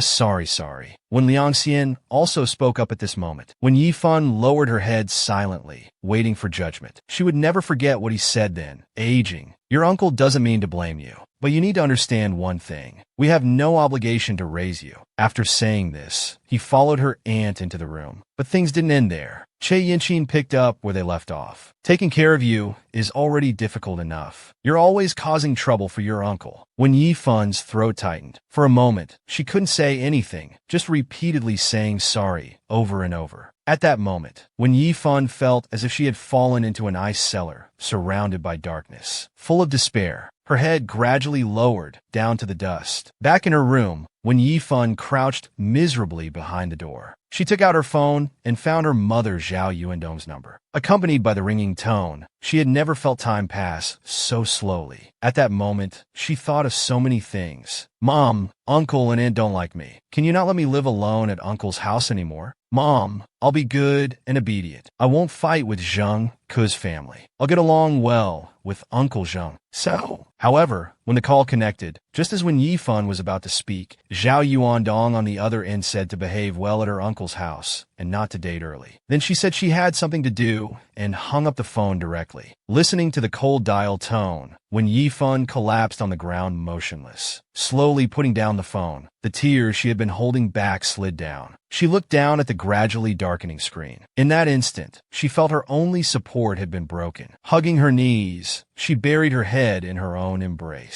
A sob followed. How helpless she was. After an unknown amount of time, the phone on the ground vibrated again. She slowly lowered her eyes to see the caller ID. Song-Yan. When Yifan stared at it for a long time before answering. When Xuanjiang, are you home? When Yifan softly hummed in response, Sang Yin felt very guilty. It's my fault for affecting you. However, when Yifan suddenly interrupted him, all emotions seemed to have been foreshadowed. Sang Yin, can you stop bothering me? Time returned to the present. Zhong Xiqiao was still comforting when Yifan, perhaps saying Yin didn't think it was a big deal at all. But after that incident, the two never spoke again. They thought they would lose contact. But after when Yifan went to Beiyou, Sang Yin would occasionally send her text messages about his grades. He would also visit her in Beiyou from time to time. Each time, they would just eat noodles together. As if by tacit agreement, neither mentioned that phone call. But it was obvious that Sang Yin spoke less and became more cautious in his attitude. Zhong Xiqiao, however, didn't think it was that serious. She felt that even if he really cared about it, an apology and explanation would suffice. When Yifan was internally doubtful, so much time had passed, would it still be useful? Zhong Xiqiao rested her face on one hand, her eyes full of expectation. What's wrong with apologizing? It's never too late. When Yifan looked up at her, a glimmer of light in her eyes. Perhaps she had been overthinking. Zhong Xiqiao's words completely untied the knot in Wen Yifan's heart. But after so many years, would he accept an apology? The night in Xanadu Flower City was as quiet as ever. After returning home, when Yifan opened the refrigerator, seeing Sang Yin playing games again, she thought about Zhong Xiqiao's words. It took her a long time to gather the courage to call out to Sang Yin. Sang Yin didn't look up, continuing to play his game as he spoke. When Yifan inexplicably couldn't say it. After so many years, suddenly apologizing felt strange. But calling someone and not saying anything was also odd. She casually brought up a topic, asking if his profile said he was a bar owner. Sang Yin still didn't look up. It's just a side business. What about it? Noticing when Yifan sit down beside him, Sang Yin finally looked up. When Yifan felt a bit awkward and explained she was just curious why he didn't have to go to work every day. This question triggered Sang Yin's narcissistic mode. He yawned and said in an arrogant tone, "Many companies are trying to poach me. They're still fighting over me. We'll see after they're done." When Yifan didn't respond to that and changed the subject. By the way, how's the renovation of your house going? Sang Yin turned back to his game, speaking lazily. The workers are on holiday for the new year. It's not finished yet. Even if it were done, we'd need to let it air out before moving in. This meant that a month later, Sang Yin wouldn't move out and would stay for a while longer. Sang Yin looked up at her, his lips curling slightly. All right, you don't have to be so happy about it. When Yifan pretended not to hear him and quickly sipped her drink twice. Then she looked up and changed the subject to the TV. Look, what's wrong with this person? Multiple personalities? This time, Sang Yin seemed interested. He soon put away his phone and started watching with her. A few minutes later, he was discussing the character's behaviors with her. Suddenly, he turned to Wen Yifan and said slowly, "Why do I feel like I'm sleepwalking? How else could I not remember things I've done?" Wen Yifan didn't seem to notice the change in his expression. She kept her eyes on the TV. "Indeed, you don't remember what you did after sleepwalking." Sang Yin continued to guide her step by step. "How do you know?" When Yifan lowered her head and honestly said she used to pretend to sleepwalk. She then added, reassuring Sang Yin that she hadn't done it in a long time. Sang Yin rested his face on one hand, pointing out the logical problem. "How do you know you haven't done it in a long time?" Hearing his words, when Yifan paused, "Have I sleepwalked in front of you? What did I do?" Sang Yin naturally crossed his legs and told her about last night's events. When Yifan felt a bit embarrassed. "I didn't scare you, did I?" Sang Yin sighed lightly, amused by her reaction. "You scared me so much I started talking nonsense. As for me, there's nothing I'm afraid of. You just sleepwalked. How could that scare me?" Hearing him say this, when Yifan finally relaxed. "That's good." She also told him that if he sees her sleepwalking again, he should just treat her like air. If there's a second time, before she could finish, Sang Yin laughed meaningfully, interrupting her. This is the second time. When Yi Fun was stunned again, she had a bad feeling and hesitantly asked if she did anything. Sang Yin dragged out his words, as if trying to remember. What did you do? Let me think. When Yi Fun couldn't help but swallow, feeling nervous and afraid, worried she might have done something else. After a long while, Sang Yin spoke. I remember now. When Yi Fun quickly asked what it was, Sang Yin looked into the distance, seemingly lost in thought. You suddenly ran out and hugged me. When Yi Fun's expression froze, unable to believe her ears. Thinking this was already shocking enough, she didn't know there was something even harder to accept waiting for her. Sang Yin raised an eyebrow and added, You also kissed me. Their eyes met. At this moment, the background music on the TV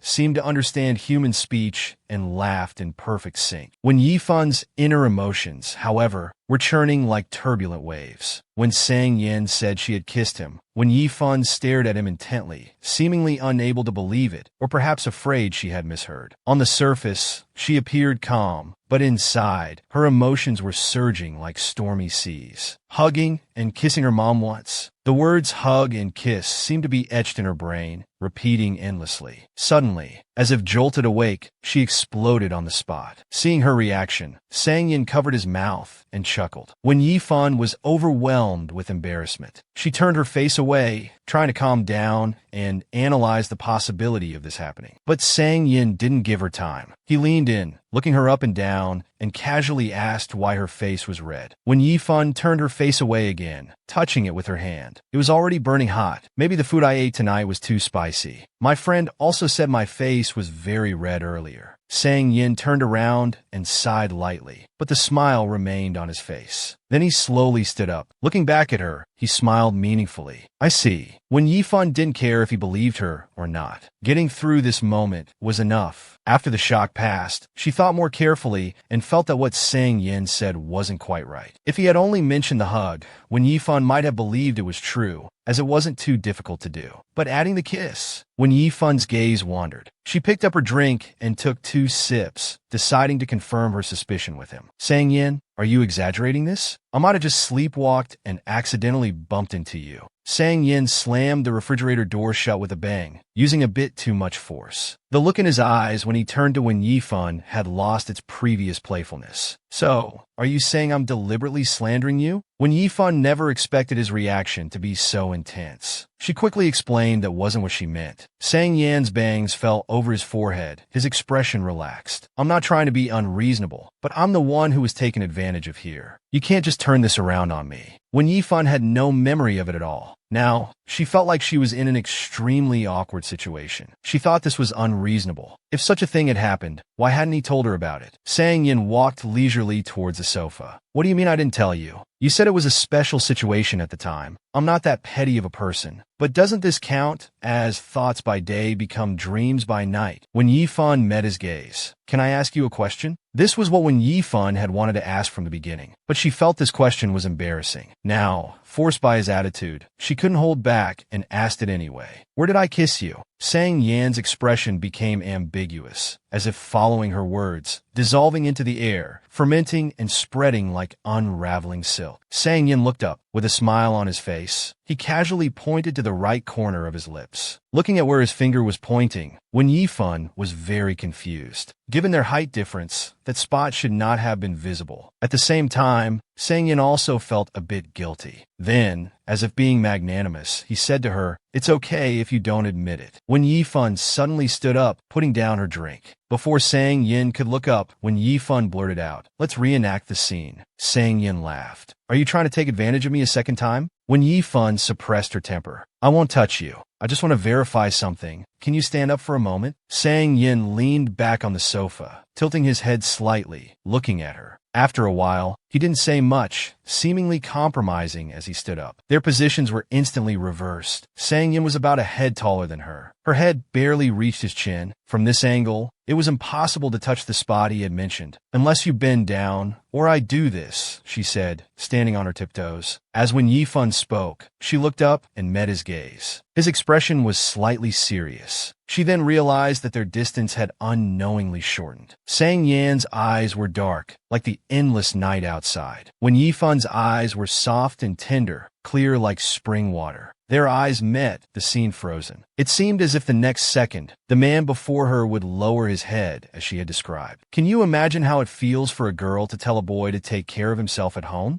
After their close contact, there were no words, only the accelerating heartbeats. Sang Yan's eyes were dark, like the endless night outside. When Yifun's eyes were full of shock, Sang Yan pursed his lips, a faint blush appearing on his cheeks. It seemed as if the next second, the man before her would do as she had said. When Yifan averted her gaze, lowered her head, and took a step back, she didn't dwell on it any further. Then she turned and walked towards her room as if escaping. Although she knew Sang Yin had no reason to lie to her, this behavior was uncontrollable, so she still had to apologize to Sang Yin. If this happens again in the future, just punch me directly. Finally, she didn't forget to remind Sang Yin to take good care of himself at home. This series of actions left Sang Yin stunned, whether it was slow reaction or forced composure. After a long while, Sang Yan's face was red and ears were hot. He awkwardly touched his own shoulder. For a moment, he didn't know what to do and just stood there motionless. The quiet night always seemed so long. When Yifan lay in bed but couldn't sleep at all. Soon, 40 minutes passed, tossing and turning. She closed her eyes but couldn't fall asleep no matter what. Her mind kept replaying what had just happened. She even had an illusion. What nonsense did I just say? But she indeed had always liked that gift from Sang Yin very much. The scene from that sleepwalking night also involuntarily flashed through her mind. Could it be that she really hugged Sang Yin and kissed him? The more she thought about it, the more she couldn't sleep. She was even speechless with herself. She might as well not sleep. She suddenly sat up. No, she had to think of a solution. This kind of thing couldn't happen again. After racking her brains, she ended up just putting a chair against the door. She couldn't help but comfort herself, thinking that even if she sleepwalked, she wouldn't be able to go out like this. Qingming Festival at the cemetery in the southern suburbs. When Yifan took a day off and bought a bouquet of flowers, looking at her father's photo on the tombstone, when Yifan gently touched it with her hand, she stared at the name for a long time before softly calling out Dad. It was as if he had never left. Xuanjiang had returned. Tears slid down her cheeks, seemingly making a silent response. At that time, when Yifan always felt it was unbelievable, always feeling like it was a dream. When Sang Yin returned, he saw when Yifan busy in the kitchen. Somewhat surprised, as he had never seen her come back so early, he casually asked, "Did you skip work today?" "Nothing much to do, so I came back early." When Yifan continued stirring the porridge in the pot, without turning her head, "Have you had dinner?"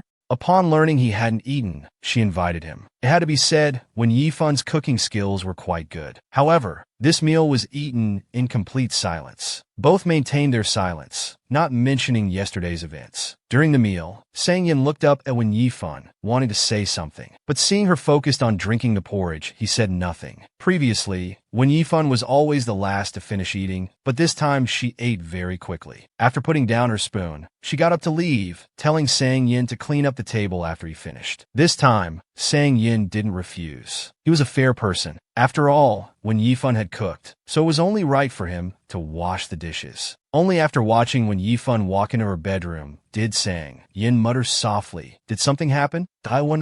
The clock ticked away. Suddenly, the sound of a door opening was heard. Sang Yin, having finished his last game, walked to the kitchen and took out a bottle of cold water. He happened to see when Yifan's figure. She seemed unaware of his presence. Her movements were slow, and her expression was unusually blank. Sang Yan's brow twitched. Could it be that she was sleepwalking again? Friends, can you guess why Sang Yin always plays games until midnight? Seeing when Yifan come out of the bedroom, completely unaware of him, Sang Yin knew she must be sleepwalking again. When Yifan moved her feet slowly, she walked right past Sang Yin, heading towards the window. Sang Yin watched quietly, constantly aware of her movements. However, in the next second, he suddenly used his hand to block her forehead. Looking at the window frame, just inches away, Sang Yin sighed in relief. Luckily, she didn't hit it. At the same time, when Yifan's forehead bumped into his palm, her movement stopping. After a few seconds, when Yifan changed direction, walking towards the sofa, Sang Yin withdrew his hand, continuing to watch her actions. Just like last time, when Yifan walked to the sofa and sat down, staring blankly into space. Sang Yin walked over. He didn't turn on the lights. He sat quietly, silently watching over her by his side. After an unknown amount of time, when Yifan's eyes trembled slightly, she suddenly turned her head, as if just noticing Sang Yin beside her, and stared at him intently. Sang Yin found it amusing. Finally, she noticed me. When Yifan didn't make a sound, her eyes moved slightly, her gaze stopping at the corner of his mouth. Sang Yin smiled knowingly, asking her what she was looking at. Suddenly, when Yifan, who had been sitting obediently, raised her hand towards Sang Yin, her movements were slow, seemingly with a strong purpose. Sang Yin stayed still, not dodging at all. The next second, when Yifan leaned forward, pressing down on Sang Yin, she gently caressed his chest with her hand. Sang Yin couldn't help but use his hand to support himself on the sofa. At that moment, time seemed to slow down. A second felt longer than a year. He saw her eyes and brows that had haunted his dreams. Her eyelashes were thick like brushes, as if tickling his heart. Her face was bare, her skin so white it was almost transparent. When Yifan raised her hand again, gently caressing the dimple on Sang Yan's cheek. Just like that, when Yifan made no further moves. After an unknown amount of time, she suddenly moved her face closer. Her lips moved, opening slightly. Sang Yin clearly felt those lips at the corner of his right lip, warm and dry, like a brand burning on his skin. Her breath was shallow and even, smooth and rhythmic, like feathers brushing over his body, carrying a faint scent of roses. As if bewitched, it spread around, invading every pore and disturbing one's mind. The distance was so close that when she blinked, her eyelashes would brush against the side of his face. The sensation was barely there, intensifying the unclear feeling, bit by bit tearing apart his reason. Sang Yan's hand involuntarily raised, but quickly stopped in midair. He closed his eyes, using all his strength to restrain his desires. His palm gradually clenched. He wanted to remain human. This unnecessary behavior was already taking advantage of the situation. During this time, when Yifan slowly sat up straight, distancing herself from him, there was no expression on her face. Her demeanor was calm, to the point of being undisturbed, as if the person who had just lowered her head to kiss the corner of his lips wasn't her. The scene before him returned to how it was a minute ago. Sang Yan's face was flushed. He raised his hand to lightly touch the spot she had just kissed. His voice was hoarse. When Shuangjiang, you just kissed me. As if time was up, when Yifan stood up and started walking towards her room. Afraid she might almost bump into the cabinet like before, Sang Yin also stood up. His voice was very soft, as if afraid of waking her. You're just going to kiss and run? When Yifan slowly walked forward, Sang Yin opened the door for her, seeing a chair blocking the way. He quickly moved it aside, preventing When Yifan from bumping into it. As if unaware of all this, When Yifan sat back on the bed, preparing to continue sleeping, Sang Yin stood quietly beside, watching her actions. I'm not one to be taken advantage of, so you owe me one. After confirming she wouldn't sleepwalk again, Sang Yin stopped. His gaze was meaningful as he slowly finished his sentence. You can repay me when you're awake. With this, the first season of the Nonghong comic ends. Thank you all for your support. We'll continue in the next episode. Fong Yuan. He accompanied you through the naive, palpitating times. Let's go to the same university? Okay. Becoming the most beautiful protagonist of your youth. In countless destined moments, or in long-planned coincidences. I just moved in, silently conquering and plundering. I'll get something to drink, gently yet dominantly occupying your entire heart. Kiss someone and ran. I can't stand being taken advantage of. You owe me. Pay me back when you're sober. When Yifan's experiences in her youth left a shadow in her heart, she also developed sleepwalking. For years, it hadn't stopped, until she started living with Sang Yan. When her warm and dry lips fell on Sang Yan's cheek, as if it hit his heart, spreading around, invading and disturbing his mind. That night, when Yifan slept particularly soundly, until the sun was high in the sky,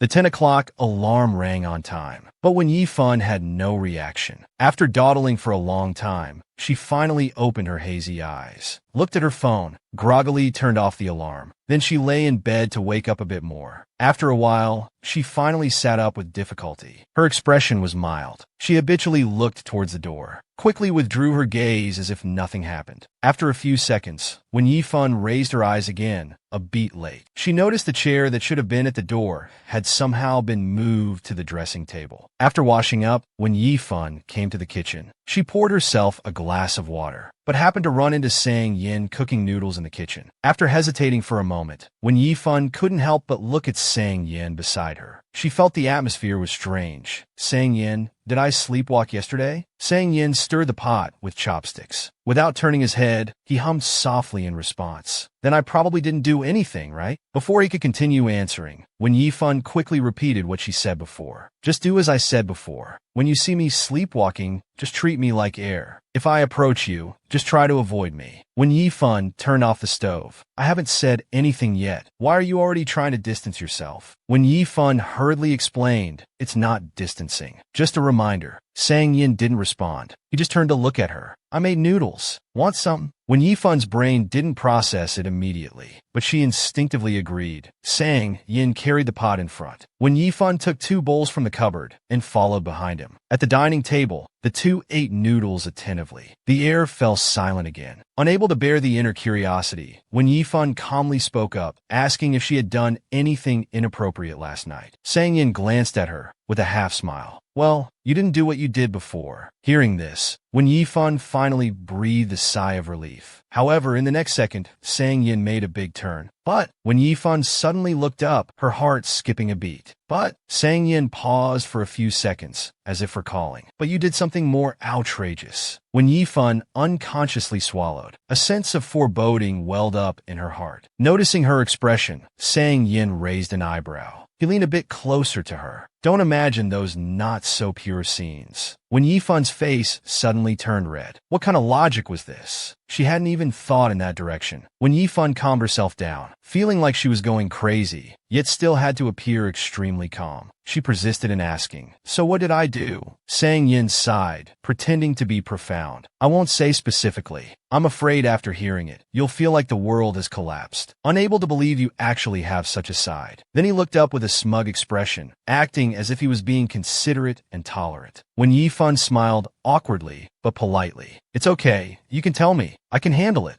Sang Yin remained silent, just staring at her. When Yifan felt helpless, not understanding what he wanted to say, Sang Yan's gaze slid down from her eyes to her lips. His eyes darkened a bit, and his face flushed slightly. He couldn't help but recall last night, her warm yet burning lips. And that deep kiss, although it was just a kiss on the dimple, it kissed its way into his heart. Sang Yin slightly twisted the corner of his mouth, withdrew his gaze, and turned his head aside. His tone was casual, yet seemed deeply offended. Forget it, I can't say it. Hot yet soft red lips. Deep yet bright eyes. So even our Sang Yin can be shy sometimes. Forget it, I can't say it. When Yifan was surprised, with his personality, she couldn't believe there was something he couldn't say. Sang Yin slightly raised his chin, but the faint blush on his face was real. Let me put it this way. I've been in a good mood lately, so I won't hold these things against you for now. When Yifan was completely done with this guy, but she couldn't say anything more. Before she could think further, Sang Yin continued, but in the future, I'll make you pay it all back, bit by bit. When Yifan really disliked feeling indebted, she sincerely asked if she could repay him now. Sang Yin leaned back in his chair, like a debt collector. Now, it's not the right time yet. When Yifan was confused, not understanding how to repay, Sang Yin remained silent, the blush on his face deepening. And when Yifan's mind, what could be worse than kissing? Even if she had done something worse, how could she repay it? Did she need to pay for emotional damages? She decided to ask her doubts directly. Do you want money? Should I write you an IOU first? Sang Yin froze in his seat, staring at Wen Yifan with wide eyes, as if he had heard shocking news. Then he stuttered, money? The moment she mentioned money, Wen Yifan also paused, feeling somewhat embarrassed. In Sang Yan's memory, when Wen Yifan first went to the bar for overtime, she called him Sang Tupai.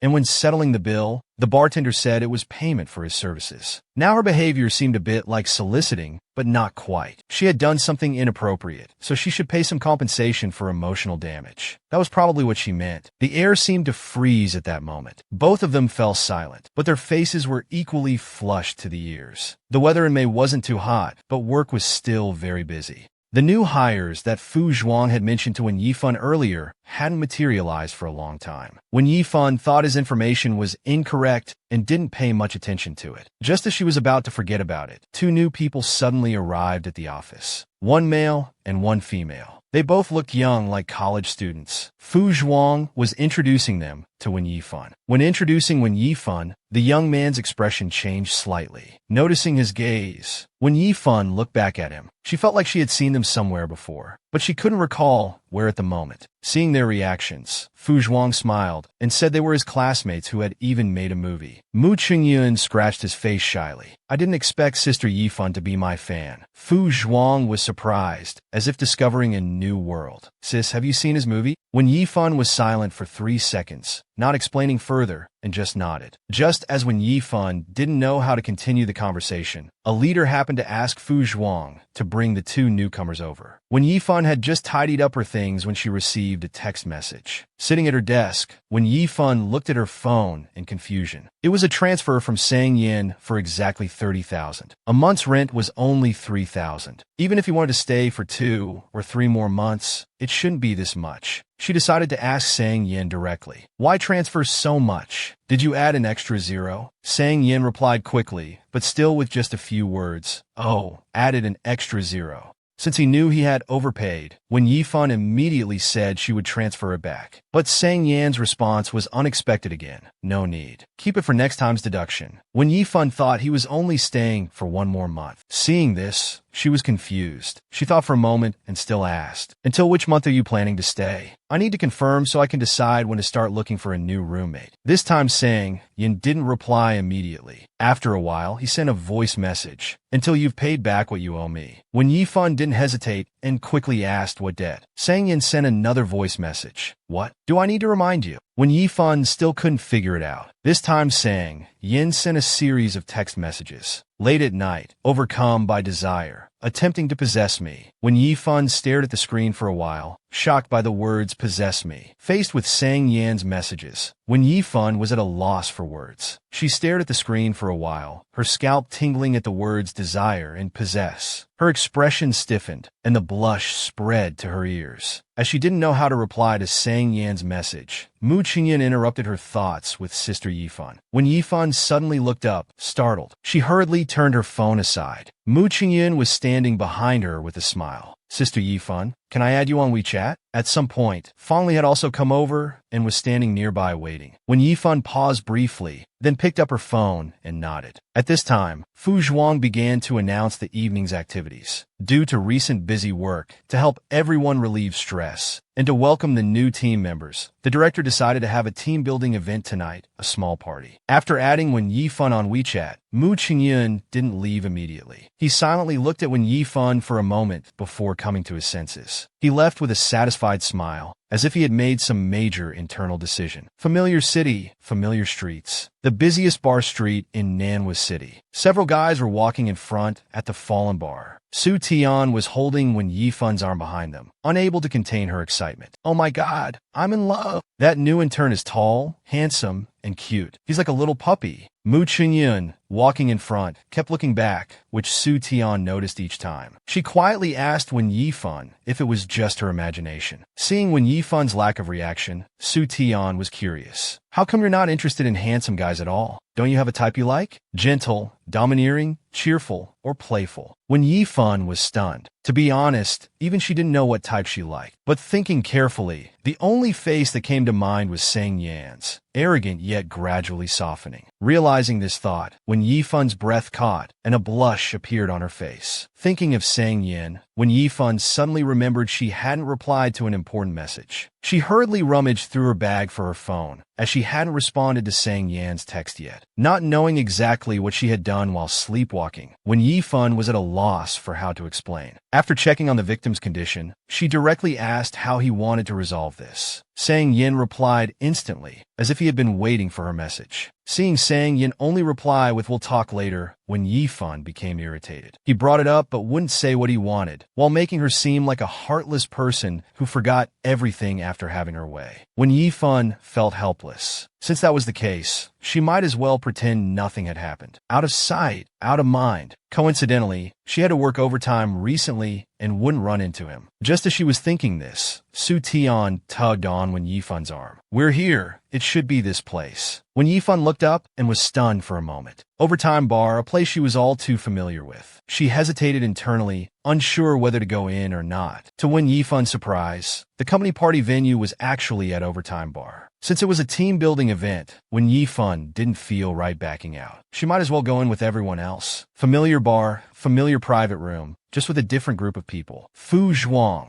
who had just returned from a phone call, seemed excited and ready to gossip. "Sister Yifun, I just saw that classmate of yours, you know the one?" Seeing Mu Qingyun's confusion, Fu Zhuang took out his phone and began to educate him about his idol's glorious achievements. The bar was too dark, and Wen Yifun's position didn't offer a good view, so she didn't see Sang Yin. She casually looked away without saying much. She just smiled. Mu Qingyun took the phone and looked at it for a while, then exclaimed, "Isn't this Senior Sang? I saw him once in Manhwa City." Fu Zhuang was surprised. "You know him too?" Seemingly finding a common topic, Mu Qingyun started talking about their graduation dinner. It was said that in their computer science department, there were two legendary figures, Senior Duan and Senior Sang. One never touched alcohol, while the other could drink over a dozen bottles without changing expression. Fu Zhuang was very curious about who could drink so much without any effect. When Sang Yan's name was mentioned, Wen Yifun's reaction was noticeable, her eyes showing both shock and guilt. Mu Qingyun continued reminiscing. He seemed to be in a bad mood that day. He didn't talk much, just kept drinking. People tried to stop him, but he ignored them. He only said one thing the entire evening. Due to the time that had passed, Mu Qingyun couldn't remember what Sang Yan had said. Hearing about Sang Yan's past from others, Wen Yifun felt no connection, but her mood was somewhat strange. With work the next day, and having been busy all day, Wen Yifun felt tired. She didn't stay long, finished her drink, and found an excuse to leave. Mu Qingyun also stood up. "I should head back too." However, his steps were a bit unsteady. His whole body was swaying as he tried to keep up with Wen Yifun's pace. Then, as expected, the unexpected happened. He lost his balance and fell forward. Wen Yifun instinctively grabbed his arm and steadied him, careful not to let him fall again. Wen Yifun didn't let go and kept supporting him. "Are you okay?" Whether it was due to the alcohol or not, Mu Qingyun's face, which was only slightly red before, now turned completely red. He mumbled softly, "I'm a bit unsteady." Just then, a hand reached out from behind, grabbing towards his back. The man's hand grabbed the hood of Mu Qingyun's sweatshirt, pulling him up. Mu Qingyun was startled by this sudden action. Wen Yifun also froze in place, turning her head to look behind her. She saw Sang Yin, who had appeared out of nowhere, unusually dressed in a deep black suit. His tie was loosely knotted, and his jacket was open, revealing the white shirt underneath. This formal attire didn't make him look more proper or arrogant, nor did it subdue him at all. Instead, it made him appear even more striking. "Can't stand steady, huh? I'll help you," he said. Sang Yin lifted his eyelids, his gaze fixed intently on Mu Qingyun. Due to Sang Yan's tall stature, he was holding him like a small chicken. Seeing his wife supporting someone else, Sang Yin felt instantly displeased. He grabbed Mu Qingyun, saying, "Can't stand steady? I'll help you." Sang Yin was unusually dressed in a deep black suit, his tie loosely knotted and his jacket open, revealing the white shirt underneath. This formal attire didn't make him look more proper or arrogant, nor did it subdue him at all. Instead, it made him appear even more striking. After speaking, Sang Yin lifted his eyelids, his gaze fixed on Wen Yifun's hand on Mu Qingyun's arm. Then he looked up and met her eyes. Just as Wen Yifun was about to speak, Sang Yin spoke first. "Let go." She immediately released her hand. At the same time, Sang Yin unceremoniously dragged Mu Qingyun forward, as if he was doing a good deed. Both men were tall and walked quickly,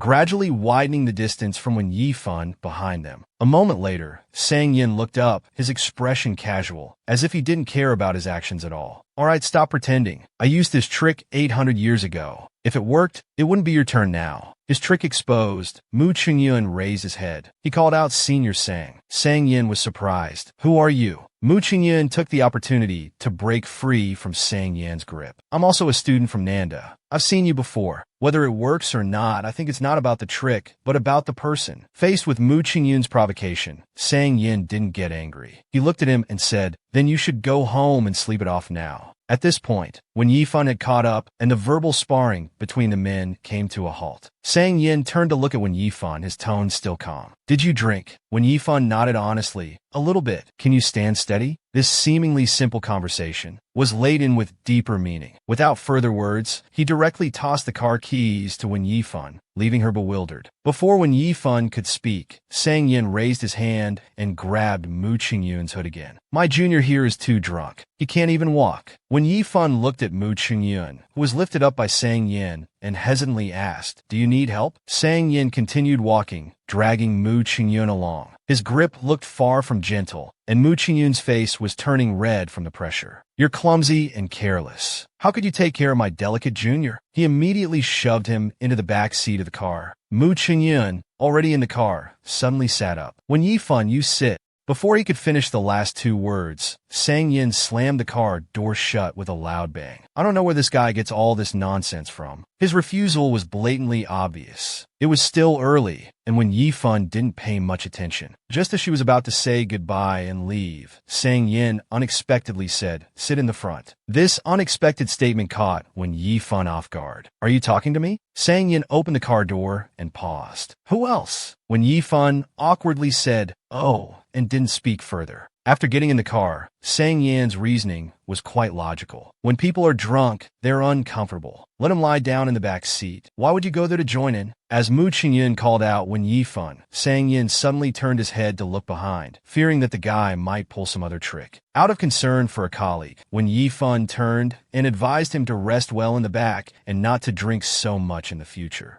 "I understand, Sister Yifan," Mu Qingyun replied, seeing the situation and fearing that if he said one more word, Sang Yin might throw him out of the car. Hearing the response from the back seat, Sang Yin's eyes showed a hint of triumph. A silent battle had been won. As the car started, Sang Yin hummed a cheerful tune, leaving Wen Yifan momentarily confused. She had never seen him so happy before, but she didn't understand what had happened. The night in Manhwa was different from Iha's colorful nightlife. The most bustling area was just where Sang Yin's overtime bar was located. Facing Mu Qingyun's attempt to steal his thunder, Sang Yin didn't hesitate. He directly grabbed him, then shoved him into the back seat of the car, slamming the door shut, giving him no chance at all. When Yifan, sitting in the passenger seat, had arrived late due to overtime and hadn't eaten much. With the enclosed space and the smell of alcohol spreading, she suddenly felt a bit nauseous. Sang Yin noticed this and reached out with his left hand, pressing the window control button on the side. The next moment, when Yifan's side window lowered, letting in a cool breeze from outside, carrying an unknown floral scent. When Yifan instantly felt much better and turned to look at Sang Yin, her voice trailing off. Sang Yin didn't turn to look outside, as if he also needed to open the window for some air. As the wind blew, when Yifan's thoughts drifted, she remembered what Mu Qingyun had said at the gathering earlier, about Sang Yin drinking over a dozen bottles of alcohol without changing his expression during the dinner. She couldn't help but wonder why Sang Yin had drunk so much at that time. Had something happened? This also reminded her of high school, the first time she saw Sang Yin drink in front of her. She remembered it was Su Haowen's birthday that day. Su Haowen had invited many classmates, including Wen Yifan. As soon as she opened the door, she saw Sang Yin sitting at the edge of the private room. He was wearing a black t-shirt, leaning against the chair back, holding a drink in his hand. Seeing that it was Wen Yifan who came in, Sang Yin was visibly startled, his hand movement pausing. Then he slightly raised his eyebrows. The corner of his lips curved into a slight smile. Wen Yifan's participation in such group activities and gatherings was usually quite low, so she felt a bit at a loss for a moment. However, before Sang Yin could react, Wen Yifan was pulled away by a girl on the other side. Sang Yin lowered his head, suppressing the restlessness in his heart, and didn't approach to talk.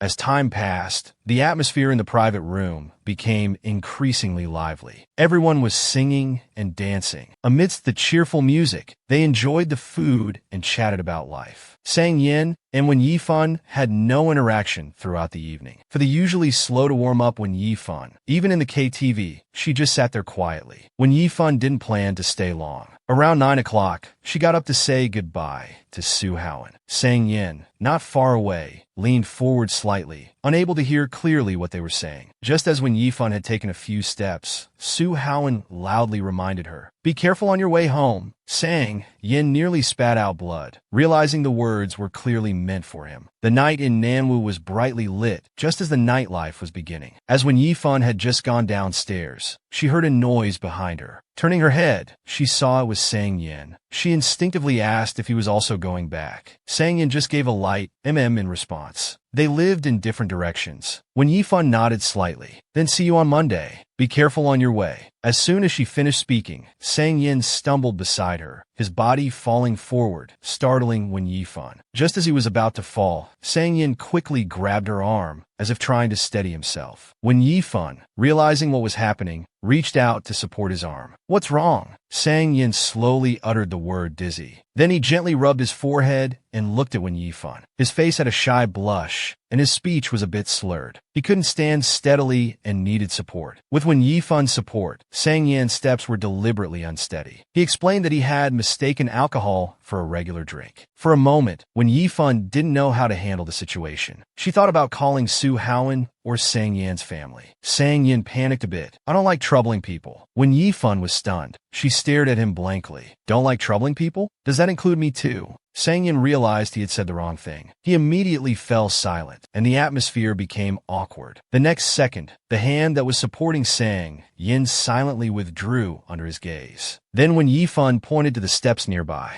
why don't you sit on the steps and sober up a bit? Without waiting for Sang Yin to speak, Wen Yifan continued mildly that she would head back first. Sang Yan's hand, which had been supported, was left hanging in midair, looking a bit strange. Internally, he was in turmoil. Why did he have to say such a thing? Have you ever used the pretense of being drunk to confess to someone you like? Or perhaps in the form of a joke? After Wen Yifan left, Sang Yin sat alone on the steps, looking like a pitiful homeless person. He sat loosely, his black hair falling over his forehead. With his head lowered, his eyes were not visible, but internally, he was full of regret. Because just a few minutes ago, a great opportunity had been ruined by his own words. What was more frustrating was that when Wen Yifan said she was leaving, Sang Yin had only responded politely. However, when he looked back again, Wen Yifan had actually left. On the street, people came and went, with only Sang Yin sitting on the steps, sighing constantly. He sat with his head down for a while, staring at the ground, seemingly truly drunk. The next moment, a pair of white canvas shoes appeared in his peripheral vision. Sang Yin heard this familiar voice. He suddenly looked up, his previously dim eyes once again filled with hope. When Yifan bent down to look at Sang Yin, her eyes clear and bright. Can you walk? Should I take you to the bus stop? Sang Yin was stunned. He looked at her directly, his face suddenly flushing red again. Their eyes met, the scene seemingly frozen. Sang Yin never imagined that the girl who had left would come back. After a few seconds, Sang Yin raised his hand towards Wen Yifan. Seeing no response from her, Sang Yin looked at her with eyes full of expectation. Can't get up. Never having encountered such a situation, Wen Yifan was also at a loss for what to do. Then Wen Yifan licked her lips and grasped his wrist, trying to pull him up with force. But he didn't budge at all. You're too heavy. I can't move you. Should we call Su Haowen to come down? Sang Yin complained. Can't you use a bit more strength? The next second, Wen Yifan increased her effort. Before she could finish speaking, Sang Yin was pulled to his feet. No, it should be said that he stood up by himself. Sang Yin, who had already lost hope, saw Wen Yifan turn back. Hope once again burst in his eyes. However, he misjudged the force. The moment he stood up, he lunged towards Wen Yifan's face. They were just a hair's breadth away from kissing. Although it was just for a moment, the two who had never been in such close contact before inevitably felt awkward. They quickly turned away. But the blush on their cheeks was honest. This was the feeling of being smitten. After a while, Sang Yin coughed lightly twice. Then, pretending as if nothing had happened, he asked Wen Yifan to give him a shoulder to lean on. Wen Yifan was a bit confused. Wouldn't it be fine to just support him by the arm? Sang Yin insisted, claiming he couldn't stand steady with support on just one side. When Yifan turned her head, she hesitated, supporting him on both sides. How was that different from a hug? She then turned her back to Sang Yin. All right, lean on me then. This time, it was Sang Yan's turn to be stunned. He hadn't expected her to agree. When he said it,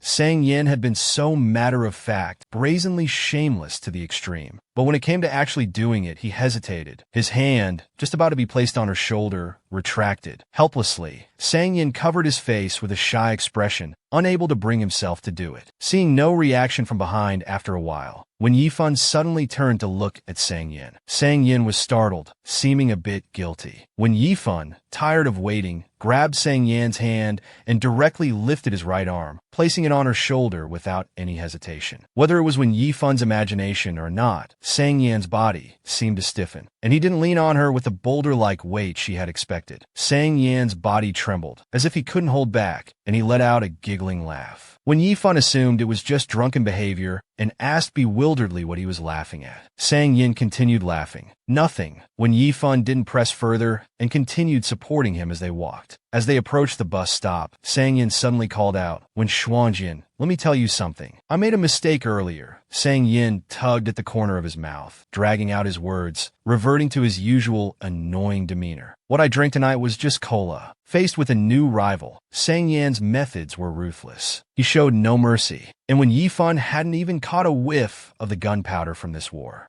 Although he had achieved victory, when Yifan said goodbye to Mu Qingyun, Sang Yin still showed a trace of displeasure. If it weren't for when Yifan's presence, Sang Yin would have likely pulled Mu Qingyun off the bus and left him by the roadside. The night in Nanwu was still bustling. While waiting at a traffic light, Sang Yin casually asked Wen Yifan if that person was her colleague. Wen Yifan honestly answered truthfully. Upon learning that Mu Qingyun knew him, Sang Yan's expression turned serious. But he only gave a faint "oh." Faced with Sang Yan's haughty attitude, although Wen Yifan was used to it, she still found it exasperating. Naturally, the car fell into silence again, as if they were just strangers sharing a ride. In the underground parking lot of the residential area, Sang Yin steadily parked the car in a spot. Only after when Yifan's feet touched the ground did she truly feel that the alcohol she drank had quite an after effect. She felt a sense of surrender, as if the world was spinning. Sang Yin got out of the car a few seconds later, locking it with the key. Then, noticing Wen Yifan's state, he casually asked what was wrong. When Yifan pretended to be fine, saying nothing, Sang Yin found her behavior strange, but didn't notice anything different in her expression. After staring at her for a few seconds, he turned and walked towards the elevator. When Yifan followed behind him, walking slowly, he entered the elevator first. She followed a moment later, walking to the back and leaning against the wall. Soon the elevator reached the 16th floor. Sang Yin turned to look at Wen Yifan, seemingly wanting to say something. Before he could speak, Wen Yifan leaned forward. Feeling out of control, she reflexively grabbed his arm. Her other hand clutched his tie.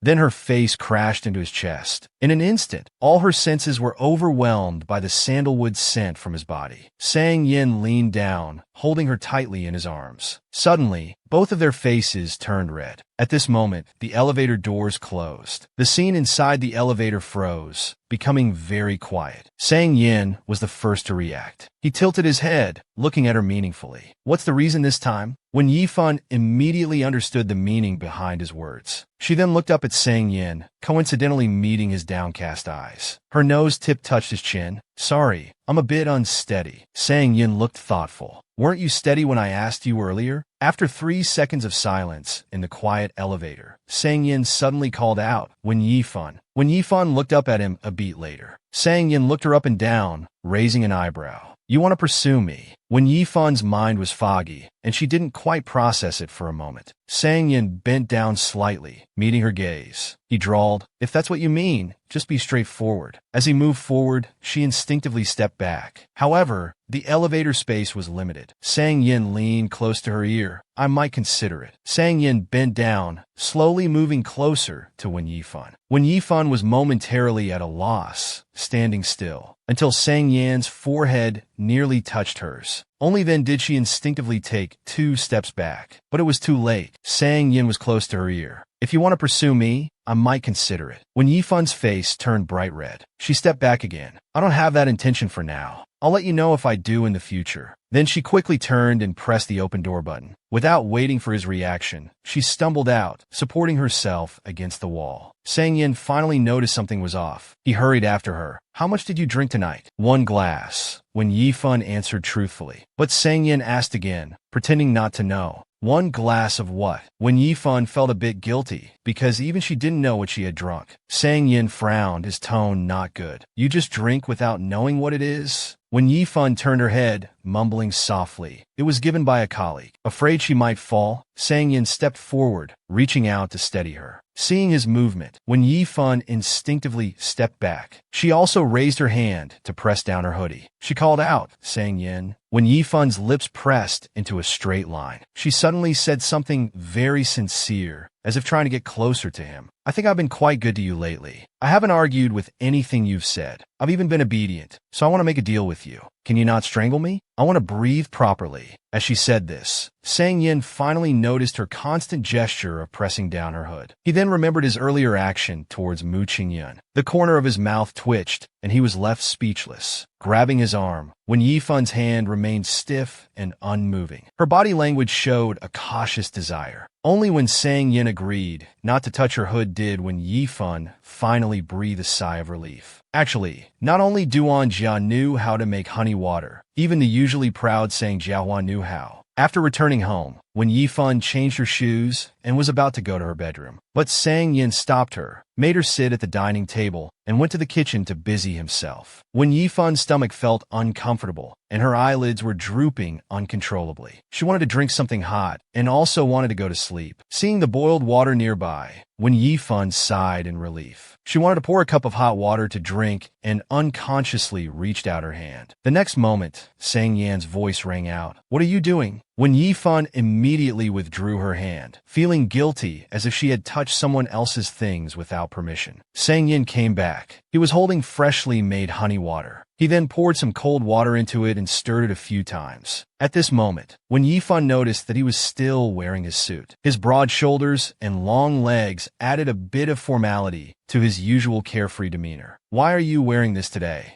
Sang Yin didn't answer. He continued stirring the cup until the water temperature was suitable, then handed the cup over. When Yifan took the cup and drank a few sips, only then did she feel much better. She continued to ask, "Did you find a job?" He remained particularly cold and still didn't answer. But when Yifan, having drunk too much, was more talkative than usual, "Does this job require formal wear?" Sang Yin smiled, supporting his face with one hand. "You have quite a lot of questions, but right now I'm not interested in talking to a drunk like you." Seeing that she had drunk half a cup, Sang Yin got up to leave, feeling falsely accused, when Yifan immediately said she only had one glass. Sang Yin ignored her and continued walking to the kitchen. When Yifan called out from behind, "At your graduation ceremony, you drank over a dozen bottles. That's what you call a drunk." He froze instantly and turned back. "How do you know that?" When Yifan was honest and repeated what Mu Qingyun had said. "So, why did you drink so much?" When Yifan was determined to get to the bottom of it, as if this question was very important to her, Sang Yin lowered his head and remained silent for a while. Then, without turning his head, he continued walking forward. "It's been so long, I've forgotten." When Yifan asked about her doubts, Sang Yin didn't tell her directly, just saying it had been too long ago. He forgot that Manhwa was a place of beginnings and endings, and then beginnings again for both of them. Just as Sang Yin took off his suit, he received a call from Sang Ji, specifically telling him about Duan Jiashu's birthday. When Yifan sat obediently at the dining table, eating the porridge Sang Yin had just cooked, quietly listening to him on the phone. However, when Sang Yin heard the person on the other end of the phone attacking him about his age, he immediately jumped up from the sofa in anger. After Sang Yin hung up the phone, when Yifan slowly spoke up, "Sang Yin, weren't you born in January 1990? Sang Yin was stunned. When Yifan turned to look at him, speaking sincerely, "I think it was the day after New Year's Day. That's only 2 days different from 1989. Sang Yin crossed his arms, as if he hadn't caught her implication. His tone wasn't very serious. "You seem to remember my details quite clearly." When Yifan's movements paused for half a beat, she said softly, "Because this date is quite easy to remember." After returning to her bedroom and freshening up,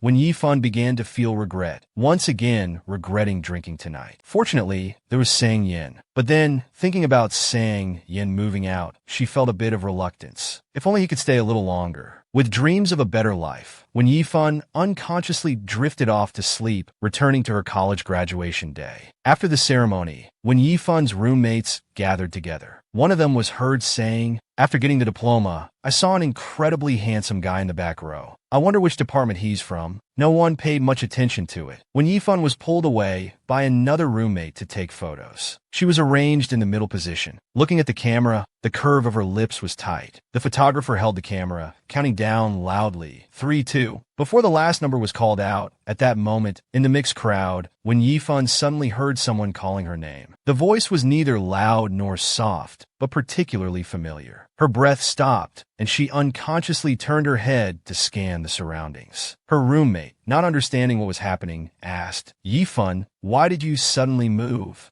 When Yifan was still looking around, feeling a bit strange. "I think I heard someone call me." When Yifan, who was in the middle of taking a photo, suddenly heard someone calling her in a daze. She turned around abruptly, but saw no trace of that person. Only in a certain direction in the crowd, she saw a man. His back was tall and thin, as if he had come specifically to attend someone's graduation ceremony. He was wearing a proper white shirt and suit pants. At that moment, he might have been looking at his phone, his head lowered. He slowly moved away from the bustling crowd. In an instant, when Yifan remembered 4 years ago, that rainy night with fine rain flying everywhere. Despite the rain, the air was still stuffy. The young man silently walked her to the entrance of her building. The pride in his eyes had completely crumbled. That young man, who had been so spirited from their first meeting, seemed to have been forcibly planted with humility that couldn't be concealed. In that alley that seemed endlessly long, he silently turned his back. Step by step, he walked out of her world. In a daze, these two figures seemed to overlap. When Yifan's mind went blank, uncontrollably, she took a step towards that direction, wanting to catch up with the person who had already gone far. The next moment, she was pulled back by her roommate. "Yifan, where are you going?" When Yifan suddenly woke up, she didn't expect to dream about something that happened so long ago. Then she sat up, feeling her mind was still a bit dazed. But the memories in the dream were still particularly clear. However, at this moment, when Yifan couldn't remember clearly, on that graduation day, did she really see that figure, or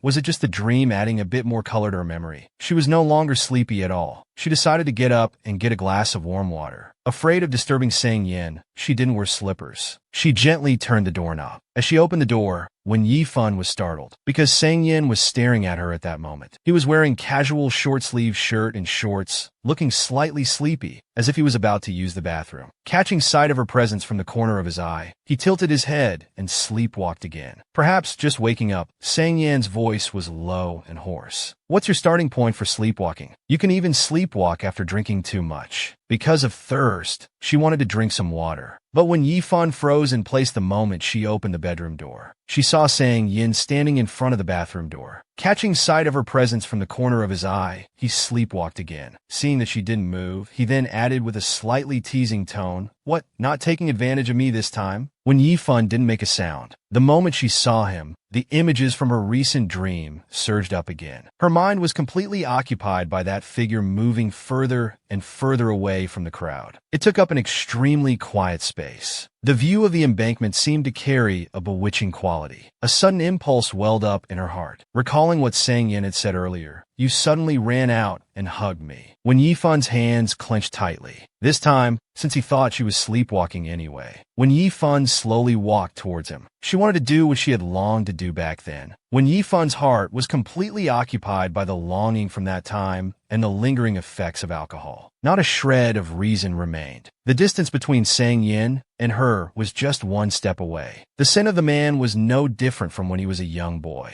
A very faint sandalwood fragrance diffused in the air. As it was her first time doing such a thing, when Yifan held her breath, her movements paused slightly. "It's so late, quickly go back." Before he could finish, when Yifan lowered her eyes and leaned forward, she raised her arms and hugged him. In that instant, Sang Yin seemed as if he had been electrified. His expression turned serious. At this moment, when Yifan felt like the missing piece in her heart was gradually being filled by something, a sense of stability seemed to materialize, enveloping her in its threads. It was like a warmth that only he could transmit. Just a touch was enough. When Yifan forcefully controlled her emotions, making her breathing smooth and regular, At this point, Sang Yan's face was already flushed like a peach blossom, but he still lowered his head, bringing his face close to hers, then slowly raised his arms, preparing for a deep embrace. When Yifun's expression suddenly changed, her emotions were reined in instantly. Her mind flashed back to what he had said to her before. If this happens again in the future, you can just punch me directly. A sense of guilt also rose to its peak. Before his fist could land, when Yifun naturally withdrew her hands, she didn't look at his face. She slowly turned around and walked towards the master bedroom. Sang Yan's voice came from behind, seemingly a bit reluctant. Is that all the time you're reporting today? When Yifun's footsteps didn't pause at all, she walked straight into the bedroom and closed the door, leaving Sang Yan staring at the door for a long while before coming to his senses. Both of them, back in their respective bedrooms, tossed and turned, unable to sleep. After who knows how long, she seemed to finally react. She grabbed the pillow next to her and covered her face. Her face turned red at a visibly rapid speed, even more exaggerated. Then she suddenly flopped down on the bed, covering her face more tightly with the pillow. At the same time, Sang Yin in the next room also suddenly sat up, wide awake. His mind kept replaying everything that had just happened. A smile and shyness gradually spread across his entire face. Even when Yifun herself hadn't expected it, she had actually pretended to sleepwalk and hug Sang Yin just now. She had really taken advantage of Sang Yin. How could she hug him? After the embrace, when Yifun lay in bed tossing and turning, she couldn't believe that she would take the initiative to hug him. Unable to believe she would do such a thing, when Yifun's mood was somewhat devastated, she stared into space, crying and beginning to talk to herself. I was drunk. Yes, I was drunk. Drinking leads to mistakes. I won't drink again in the future. If I have the chance, I hope this alcohol can apologize to Sang Yin. When Yifun muttered, instead of shifting the blame onto me, can't let me take the fall for this. The remaining alcohol made her mind especially excited, coupled with having done something she felt guilty about. When Yifun was even more unable to sleep, she kept finding reasons to try and convince herself. But no matter what, she had no sleepiness at all. She simply sat up, trying to ease her emotions. After a long while, when Yifun's mood calmed down a bit, she picked up her phone from beside her, attempting to distract herself by scrolling through Weibo.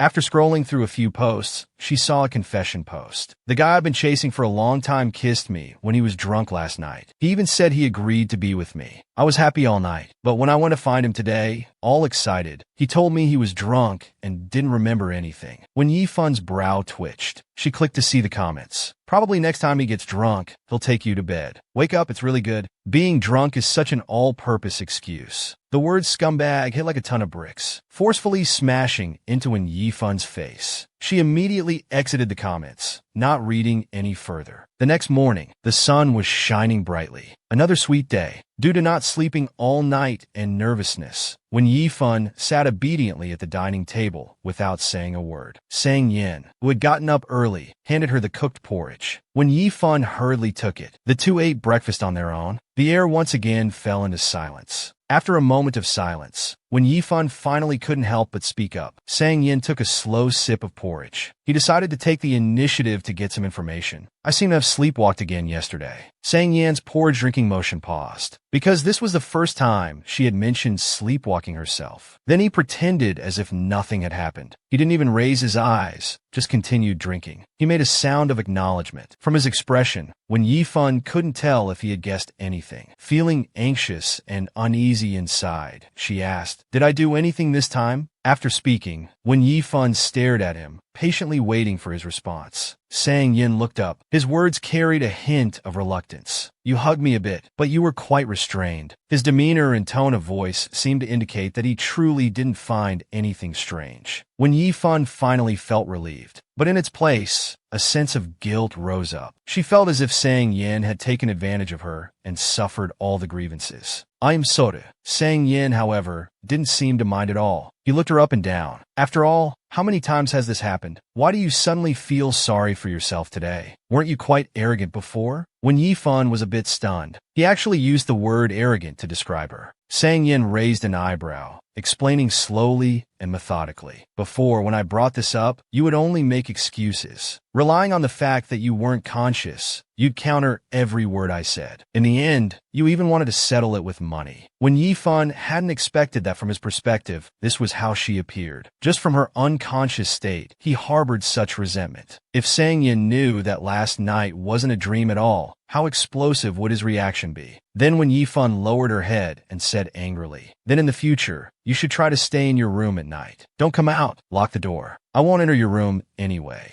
Sang Yin didn't respond to this. Instead, he asked, "Your sleepwalking is quite special. You even have the habit of taking advantage of people?" When Yifan instinctively explained, "I don't think I used to," saying this, she felt these words were quite revealing. She quickly changed her statement, "I'm not sure." Sang Yin indeed caught on to this. His eyebrows slightly raised. "You've only targeted me." Indeed, that was the situation. But when it was said directly, when Yifan felt something wasn't quite right. For a moment, she didn't know how to respond. Sang Yin was completely amused by her. He propped his face with one hand and looked at her. "What kind of new pursuit tactic is this? It makes me a bit suspicious. Are you really sleepwalking?" Faced with Wen Yifan, who was usually quite arrogant after sleepwalking, this time Sang Yin sensed something was off. He couldn't help but start to doubt whether she was really sleepwalking. Usually, Wen Yifan would certainly patiently explain to him, but now she really had no confidence. Sang Yin didn't continue to pursue the matter. Instead, he kindly offered to give her a ride, using the excuse that it was on his way. The streets of Nanwu were bustling, mostly with people rushing to work. Along the way, perhaps feeling that she had been off all day, Sang Yin glanced at her several times. Looking away, Sang Yan's words carried a hint of teasing. "Did you use up all your energy while sleepwalking?"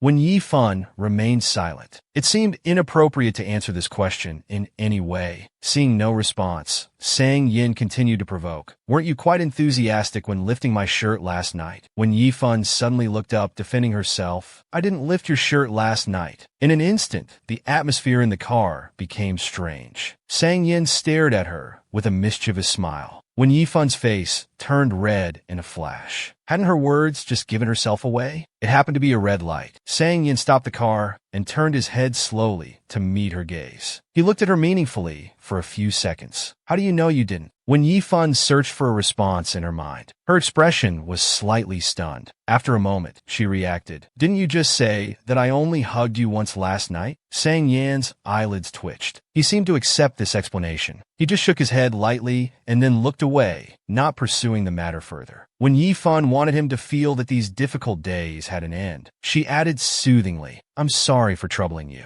When I have time, I'll go to the hospital to check it out." There was no more conversation for the rest of the journey. They soon arrived at the Nanwood TV station building. Sang Yin steadily parked the car. When Yifan lowered her eyes and unbuckled her seatbelt. She wasn't sure if Sang Yin was coming to work overtime at the bar or had something else to do at this hour. But she didn't ask. She just said, "Thank you for driving me. I'll head up first." Sang Yin lazily acknowledged. His gaze happened to catch sight of Mu Qingyun. Just as when Yifan was about to open the car door, Sang Yin suddenly called out to her and leaned closer. Then he put his hand on her head. "Don't move. There's something on your head." Mu Qingyun, who was walking towards them, happened to see this scene. He saw the two in an intimate position, looking like lovers. Mu Qingyun froze on the spot, feeling a mix of emotions. He felt as if his soul had left his body. When Yifan inside the car was completely unaware of all this. Sang Yin slowly leaned towards Wen Yifan, his eyes full of deep emotion. When Yifan stared at him, her heart pounding rapidly. She felt a bit at a loss. After all, this was the first time. She simply closed her eyes, allowing Sang Yan's hand to reach out. After a while, when Yifan was really curious and asked, "Is it done?" Sang Yin didn't speak. His hand movement didn't stop either. The moment when Yifan opened her eyes, she met Sang Yan's gaze. They were so close that she could hear his heartbeat. Before when Yifan could react, Sang Yin ruffled her hair again. Until her hair was completely messed up, Sang Yin finally turned his head away. He said impatiently, "Stop dawdling. Get out of the car. I'm in a hurry." "Oh, Sang Yin, you delicate flower." Your wife had her eyes closed. Why couldn't you just kiss her directly? Sang Yan's simple action was just to make the love rival outside the car give up his thoughts. But in Mu Qingyun's eyes, this was a declaration of ownership towards himself. After achieving his goal, Sang Yan's face turned red. He turned his head away and hurriedly urged Wen Yifan to get out of the car. Wen Yifan was even more confused, with her hair all messed up. Wen Yifan got out of the car, raising her hand to smooth her hair as she walked towards the entrance. She happened to bump into Mu Qingyun, who had arrived at some point. "Good morning, Sister Fan," he nodded to her. After a while of good morning, Mu Qingyun spoke again. "Sister Fan, are you dating Senior Sang?" When Yifan paused, not understanding why he would ask this, she simply answered no. Hearing this, Mu Qingyun imperceptibly let out a sigh of relief. Inwardly, he was overjoyed, but he couldn't appear too excited. "I just saw him drop you off at work. I also saw him ruffling your hair. I thought." He didn't finish, just smiled embarrassedly. "I'm sorry. I'm being too nosy." When Yifan was stunned for a moment, Sang Yan's force should be more accurately described as stirring rather than ruffling. But when Yifan wasn't very familiar with Mu Qingyun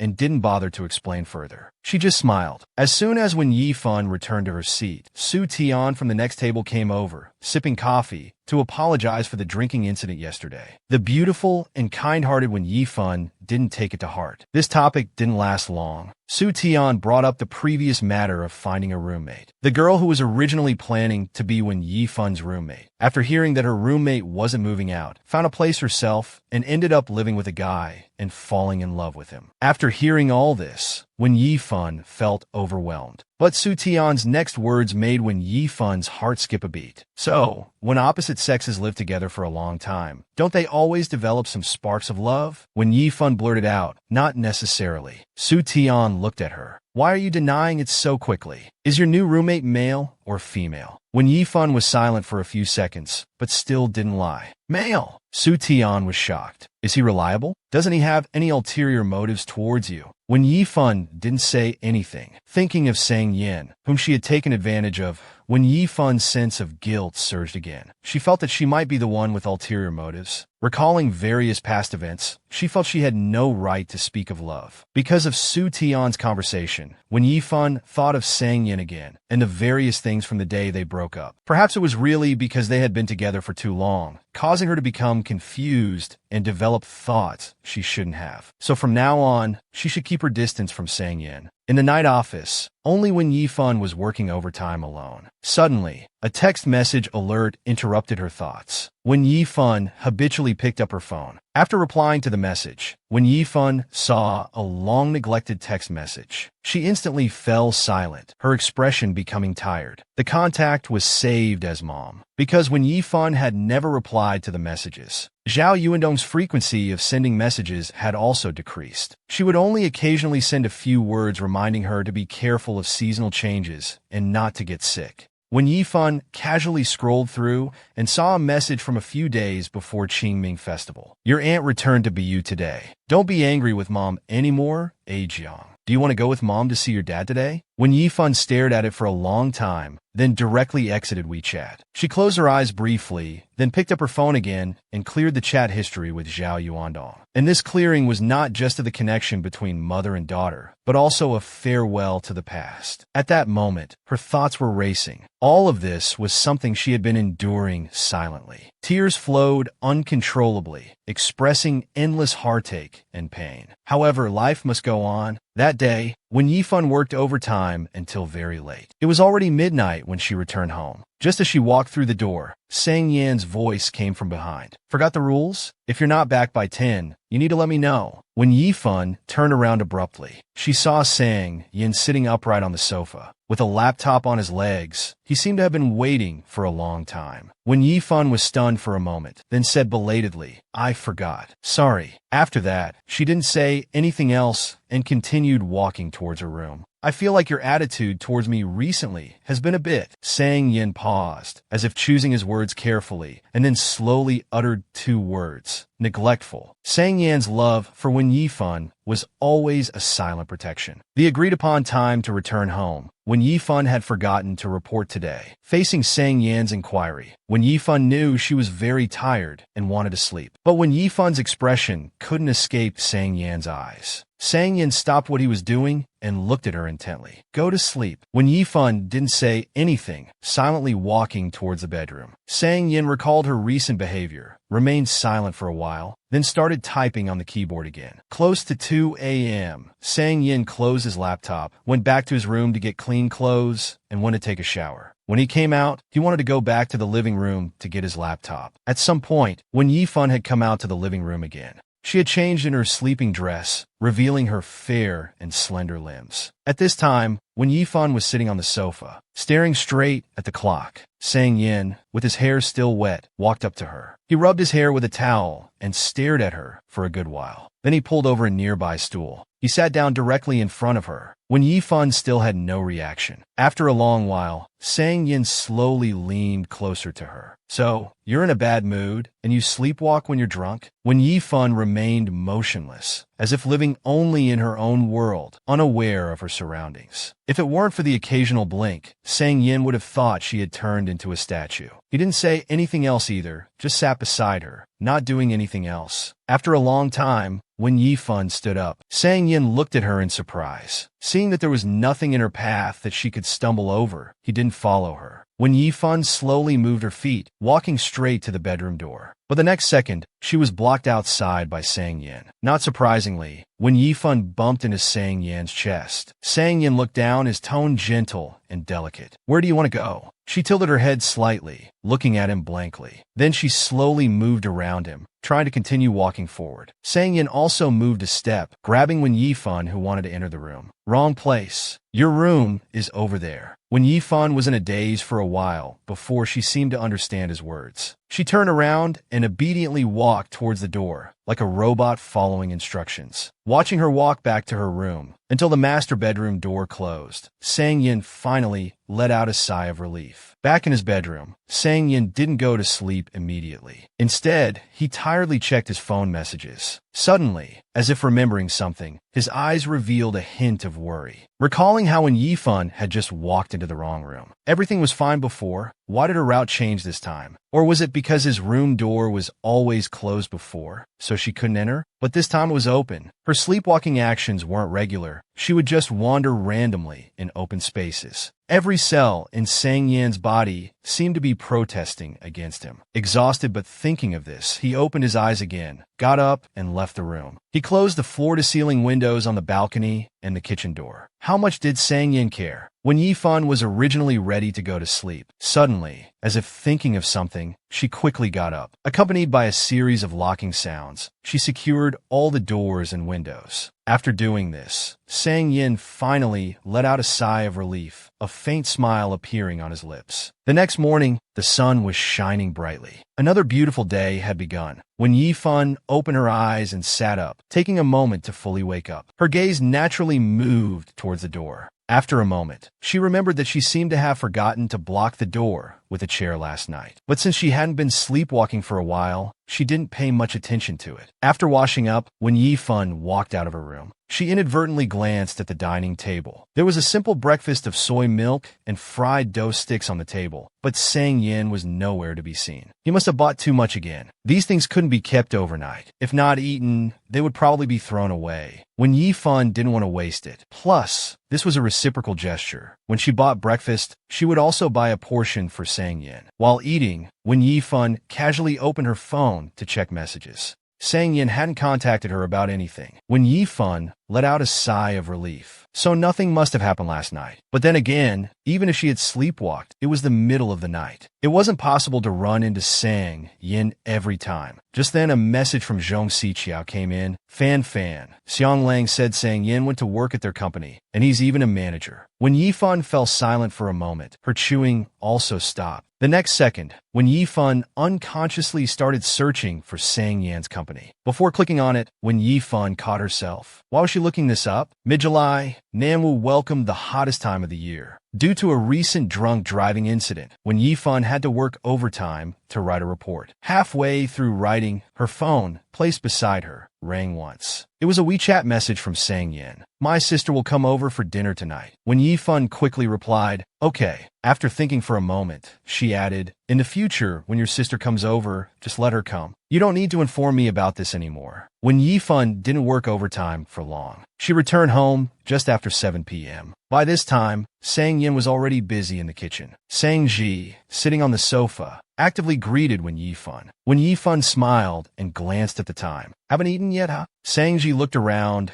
and complained softly, my brother is so slow. He just started cooking. Sang Yin, in the kitchen, heard everything clearly but couldn't hide his smile. Perhaps only he knew for whom he was cooking. When Yifan took out some snacks, telling him to have something first. By the way, Ji, have your admission results come out? Didn't you say it was between Nanda and Yida before? Which one did you choose in the end? Sans y ensuite d'honnêteté. Yida. When Yifan was surprised. Have you thought it through? Yida is quite far. I thought about it for a long time, Sangji said softly. Compared to Nanda, the major I want to study is better at Yida. Also, I don't want to always stay in Manhwa. I want to explore other cities. Sangji felt a bit frustrated, but my brother was quite angry. Because I didn't really discuss the application with him, I mostly talked about it with Mom and Dad. He always thought I applied to Nanda. When Sang Yin found out about the admission result, he scolded me. He said I've grown my wings, and now I'm just acting on impulse without considering anything. His attitude was as if I had initially filled in Nanda,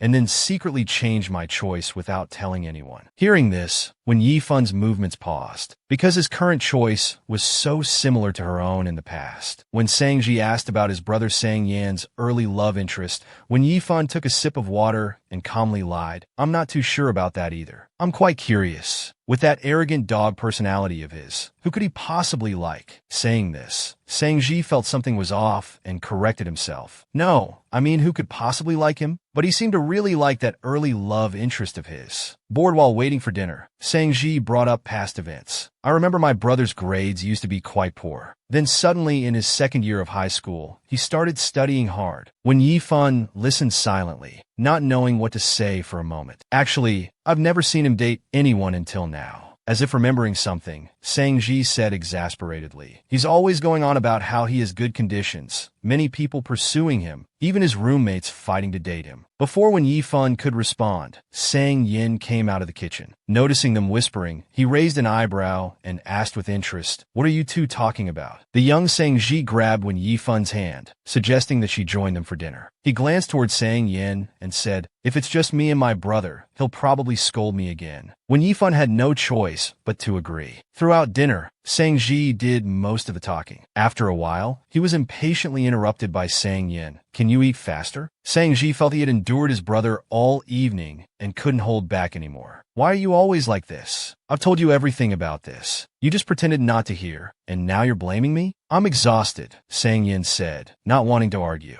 Otherwise, you could take a taxi home later. I'm going to sleep. Sangji had to swallow his anger. All right, I'll finish eating soon. When Yifan looked up at him, his expression was weary, with obvious dark circles under his eyes. He clearly hadn't been sleeping well for quite some time. Noticing her gaze, Sang Yin propped his face with one hand while reaching for his water glass with the other, openly meeting her eyes. That night, when Yifan lay in bed, tossing and turning, unable to sleep, her mind kept replaying Sangji's words. On the day the admission results came out, he was very happy. His mood before and after going out was completely different. A heavy weight seemed to press on when Yifan's chest, making it hard to breathe. She turned over, not wanting to recall past events. After who knows how long, she finally drifted off to sleep. She was still calling out Sang Yan's name in her sleep. In the middle of the night, the door to Yifan's bedroom suddenly burst open. He walked out wearing that white one-piece nightgown, moving straight ahead without any pause. He walked to the living room, sat on the sofa. In this dim light, when Yifan looked up, staring at the rotating second hand, eyes unblinking, perhaps lacking something compared to previous times, this time when Yifan only sat for a few minutes before standing up. He walked towards the hallway. Passing by the second bedroom, he stopped again. Seeing the tightly closed door, he stared at it for a good while. Then, as if driven by something, when Yifan hesitantly raised his hand, gripped the doorknob, and turned it down. The door wasn't locked, and when Yifan easily turned it open. At this moment, Sang Yin was sound asleep, completely unaware of the happiness approaching. When Yifan's gaze was blank, she walked barefoot, silent and soundless, as if treading on cotton. Then she paused for a few seconds, walked towards the bed, and sat down on the edge. That night in the small room, the air conditioner sound was neither loud nor soft. The man's breathing was regular and steady. When the first ray of sunlight shone into the room, a beautiful day was about to begin. Of course, it could also be an awkward yet sweet day. Two people who had already broken up by chance met again, living under the same roof. Fate played tricks, yet they shared the same bed. Although Sang Yan's love for Wen Yifan was silent, it was a quiet protection, even traveling thousands of miles to her city just to see her, only watching from afar, without interfering with her life. Love so intense, passionate yet hidden in the heart. The once sunny boy had become the sun in his heart. When Yifan woke up from her dream, slowly opening her eyes, she stared blankly ahead for a while, quickly realizing something was wrong. She instantly became alert, her expression showing signs of cracking. Seemingly aware of the movement beside him, Sang Yan's eyelids twitched. Perhaps not yet fully awake, Sang Yin didn't notice anything different and closed his eyes again. This subtle change exploded like a bomb in Wen Yifan's mind. Fortunately, he fell back asleep. When Yifan turned away, trying hard to calm her emotions, attempting to regain composure. This was Sang Yan's room. It seemed unnecessary to overthink. At this moment, the only solution Wen Yifan could think of was to leave this place first. When Yifan, guided by his breathing, like a thief, carefully lifted Sang Yan's arm. Her movements were extremely slow as she moved his arm to the side, intending to gently place it back on his own body. In the next instant, the man suddenly reached out. When Yifan inwardly thought, not good. Then Sang Yin pulled her into his embrace, his actions even more intimate. When Yifan's body collided with his chest, completely freezing, not knowing how to react. Her body was enveloped by his overwhelming presence. When Yifan's heart skipped a beat, then quickly accelerated. In this moment, everything around disappeared. All senses were invaded by the man behind her, with an extremely intense presence. Half of Sang Yan's face was still buried in her hair. His right hand gripped her wrist, placing it in front of her body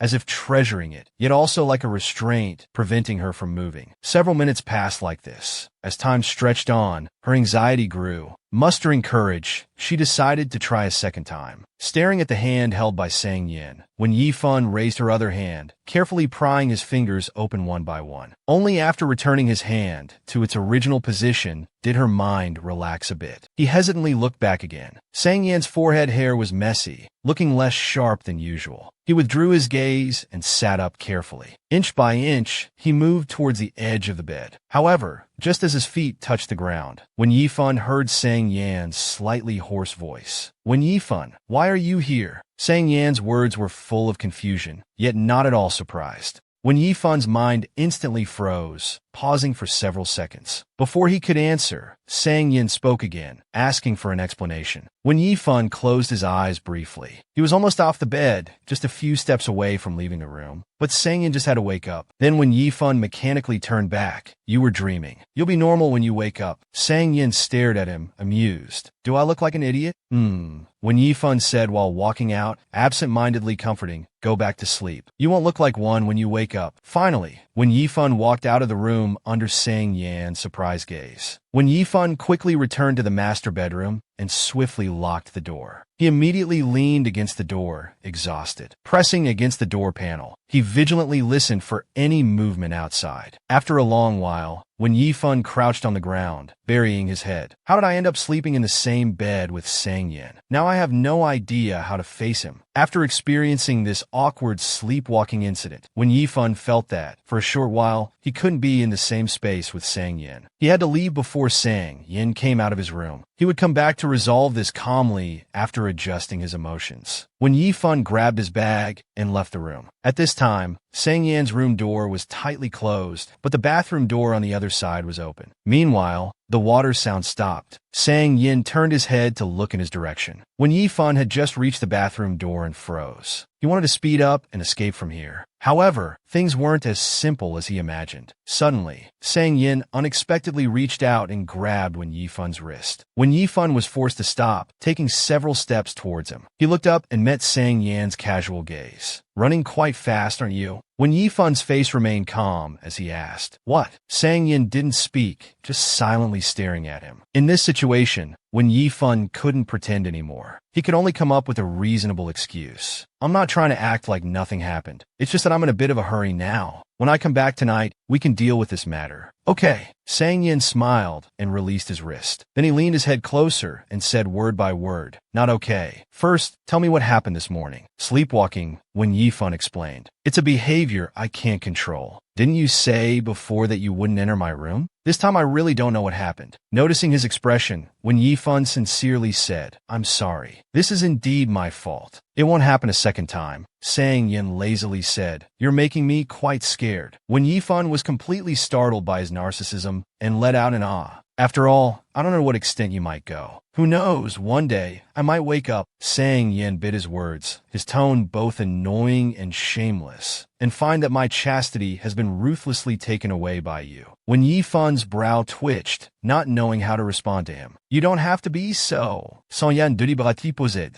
Coveting me. Can't you be a bit more reasonable?" When Yifan was completely dumbfounded by him. When Yifan decided to endure it. Patiently and calmly, he said, "Let's stick to the facts. I just found a spot to sleep on your bed. I didn't actually touch you at all." Sang Yin looked down at him. "How do you know I woke up earlier than you?" This situation was already making him very upset. Plus, Sang Yin was being so unreasonable. When Yifan simply gave up trying to explain. "On the contrary, you're the one with bad sleeping habits. When I was about to get up, you pulled me back." As he said this, when Yifan's reason suddenly returned, and he swallowed the rest of his words. "How did I pull you back?" Sang Yin looked at him mischievously, as if he didn't know what happened next. His tone was teasing. "Go on, finish what you were saying." When Yifan probably hadn't expected that his sleepwalking would lead him to Sang Yan's room, and they'd end up sharing a bed. He had just managed to escape, only to be stopped by Sang Yin at the door. Sang Yin looked at him mischievously, as if he didn't know what happened next. His tone was teasing. "You pulled me back. Then what?" "Go on, finish what you were saying." When Yifan was at a loss for words, his face turned as red as an apple in an instant. "Anyway, while you were unconscious, you also had physical contact with me." When Yifan pursed his lips and said fairly, "So we can consider it even." Sang Yin raised an eyebrow. "Even for what?"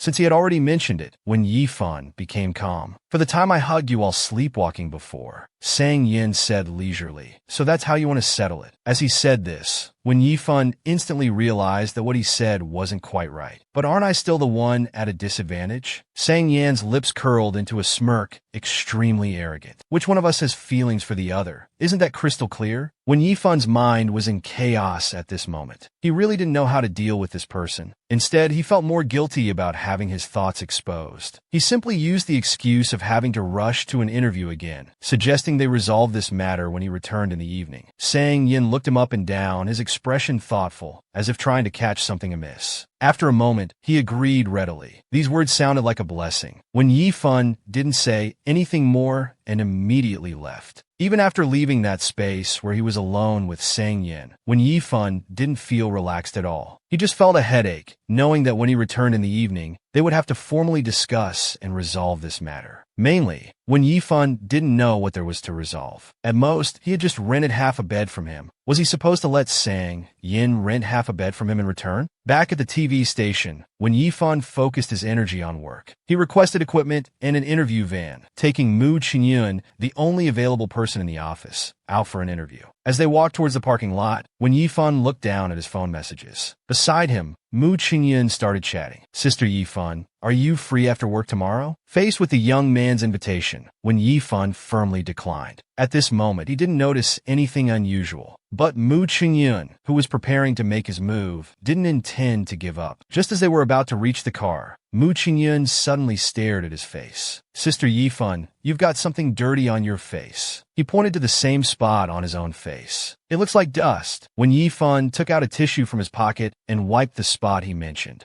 "Here?" A bit lower. No. To the left. Mu Qingyan stared at him for a long time. Suddenly, he took a step towards Wen Yifan. Mu Qingyan wanted to take the tissue from his hand. His expression was very innocent. Sister Yifan, let me help you. This close proximity made Wen Yifan feel a bit uncomfortable and resistant. He instinctively took a step back. Then he politely smiled and said, "No need, I'll take care of it later." Mu Qingyun's expression remained unchanged. He awkwardly rubbed his nose. It was a small interlude, but it still couldn't stop Mu Qingyun's provocative heart. The two got in the car. Soon, Mu Qingyun started gossiping with a smile. "This senior of mine is actually Sang's classmate. He got married right after graduation. Now he even has a child." When Yifan nodded, "That's nice. Sister Yifan, how did you and Senior Sang meet? I remember your alma mater is Iha University." When Yifan replied briefly, "High school classmates." Mu Qingyun was surprised. "You've known each other for so long? I see you two seem to have a good relationship. I thought you were a couple before." When Yifan didn't bother to explain, he just smiled. "Sister Yifan, do you know that Senior Sang had someone he really liked in high school? He seemed to have pursued that person for a long time without success. My senior has mentioned it to me several times, but he's never seen her. He's also very curious about what kind of person could make someone as excellent as Senior Sang like them for so long." When Yifan felt that this young man seemed to be more gossipy than Fu Zhuang, he absent-mindedly said, "I'm not too sure about that either. I remember at the graduation dinner, someone said, 'Is it because what you can't have is always the best?'" Oh, I remember what Senior Sang said at that time. When Yifan glanced at him briefly, he said Mu Qingyun's eyes were clear, his smile clean and bright. "Otherwise, do you think I could be such a devoted person?" When Yifan looked away, not commenting on this statement, he just made a sound of acknowledgement. After all, he had no way to verify the truthfulness of these words. Mu Qingyun, who was trying to undermine Sang Yin, brought him up voluntarily, but his purpose was to tarnish his image in Wen Yifan's heart. When Yifan just looked away, not commenting on this statement, he just made a sound of acknowledgement. In fact, he also understood that someone with Sang Yan's proud personality probably wouldn't bother to confide in others. But it's also possible that he said it casually as a joke. After all, it's been so long. He hadn't thought that he would become the best one in this way. Mu Qingyun kept staring at Wen Yifan,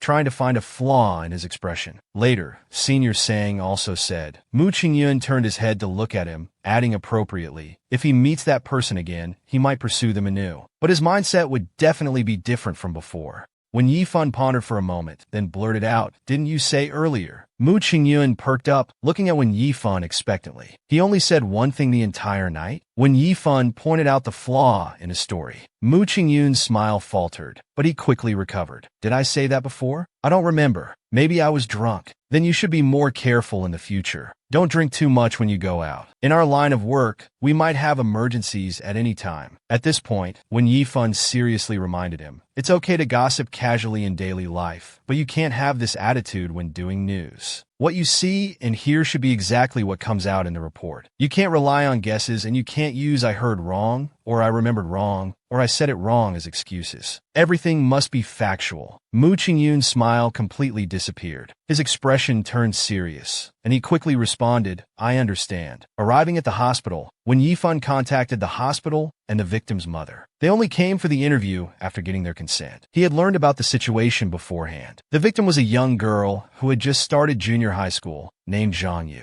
The situation that day was, Zhang Yu went to eat nearby with classmates. When crossing the road, the perpetrator hit her and couldn't brake in time. The car ran over her right leg. Fortunately, the driver immediately got out and called an ambulance after realizing what happened. Now the child is the most heartbroken. She had just transferred to Manhwa Art School. Hearing this, when Yifan's heart trembled. Learning that she had been practicing dance since childhood also touched him deeply. Because she couldn't speak, she became very introverted and had few friends. It was only after she started dancing that she gradually became more outgoing. Now it's uncertain whether she can dance again in the future. So they're still discussing whether to transfer her back to a regular middle school. When Yifan's gaze was unfocused, his expression somewhat dazed. He recalled his high school days, how similar their fates were. A car accident caused the girl to never be able to dance again. When Yifan was full of sympathy, He couldn't help but think of his own past. During the summer vacation of his first year in high school, when Yifan participated in an off-campus training organized by the school, his knee joint had been aching, accompanied by Zhao Yuandong. When Yifan went to the hospital, the doctor prescribed medication and told him to rest for 3 months. During this time, he couldn't engage in strenuous exercise. But for Wen Yifan, a dance student, the impact wasn't small. Once he recovered, he could work hard to catch up on progress. But before the new semester began, what caught Wen Yifan completely off guard was Zhao Yuandong coming to his room one night, sorrowfully asking if he would be willing to transfer back to being a regular student. He thought it was absurd. Wen Yifan refused without even thinking. He felt that this minor ailment wasn't enough to make him give up completely. But after Zhao Yuandong brought it up repeatedly, Wen Yifan gradually realized that Zhao Yuandong didn't seem to be worried about him. Later, he accidentally overheard a conversation between his stepfather and Zhao Yuandong. It was because as an art student, the expenses for holiday training were too high. Not just this time, but for every holiday training in the future. Each time would cost money, making it difficult for them to afford. Zhao Yuandong didn't have a job. The savings she had were left by Wen Liangzhe, which had now become the common property of the new family. His stepfather was unwilling to pay for this, so he took this opportunity to suggest that Wen Yifan transfer back to being a regular student. After that, Wen Yifan's objections were completely useless. Once the adults had made a decision, no matter how unwilling or resistant the child was, it was all in vain. When the new semester of the second year of high school started, Wen Yifan transferred back to being a regular student. This news shocked other classmates in the class. This situation was equivalent to a top-performing science student suddenly saying they wanted to switch to liberal arts just before the college entrance exam in their senior year. Several close classmates came to ask him one by one. He lied to everyone, saying it was due to his own health condition. Sang Yin was the last one to come and ask him. At that time, when Yifan was sitting in his seat, quietly looking down, Sang Yin directly sat in the seat opposite him. When Yifan was startled, quietly looking at him, not knowing what he was going to do. The two just sat there quietly. After who knows how long, still not a word was spoken. Their eyes met. Although silent, it spoke more than 1,000 words, because he had always been that son. Sang Yin seemed unable to believe Wen Yifan's decision. This was a life-changing turning point. Facing Sang Yin's inquiry, he didn't look up. He continued looking at the textbook in his hand, calmly repeating his previous words. At that moment, Sang Yan's eyes were filled with confusion and unwillingness. He remained silent for a while. His tone was full of helplessness. Really can't dance anymore. Wen Yifan only responded with a light in acknowledgement. Facing Wen Yifan's perfunctory answer, Sang Yin was naturally unhappy. What kind of injury did you even get? Wen Yifan sighed. Anyway, this is the result. One sentence contained so much heartache and bitterness. Hearing this, the young man before him fell silent again. Wen Yifan turned a page of his book and said softly, "It's okay. I didn't like dancing that much anyway." Not long after, Sang Yin raised his hand and lightly touched his nose tip. He looked up, full of confusion. Sang Yin met his eyes and tugged at the corner of his lips. Your nose got longer. Lying makes your nose grow. Everyone else was fooled by his extremely calm attitude. Only Sang Yin saw through his facade. It's okay, let's wait a bit longer, Sang Yin said, leaning on his desk and looking up at him. If it gets better, you can transfer back to being an art student. Look at your grades now. They're a mess. Take this chance to learn some academics too. If it really doesn't get better, you can still dance occasionally. If that's not possible either, Sang Yin smiled, his tone like he was coaxing a child. Then I'll learn and dance for you to watch. When Yifan's thoughts were interrupted by Chun Lizhen's words. Chun Lizhen smiled and perked up again. But it still depends on what Xiaoyu herself thinks. We'll respect her choice. When Yifan looked at Chun Lizhen again, blinked hard, and smiled. It will definitely get better. After the interview, when Yifan went to a few more places with Mu Qingyun, by the time they submitted the news footage for review, it was already mealtime. Mu Qingyun came out with him and casually asked, Fan Jin, are you working overtime tonight? Let's go have dinner together. The gossip king Mu Qingyun took the chance of overtime to invite Wen Yifan for dinner, but was rejected by Wen Yifan citing work reasons. Mu Qingyun scratched his head, still not giving up. I noticed you don't seem to eat dinner much. It's not good for your health. Wen Yifan smiled. I know. I'll eat when I'm hungry. Mu Qingyun didn't force the issue and went to the cafeteria to eat by himself. Later, he came back to the office. when Yifan was still sitting at his desk. All day, when Yifan had been busy with work,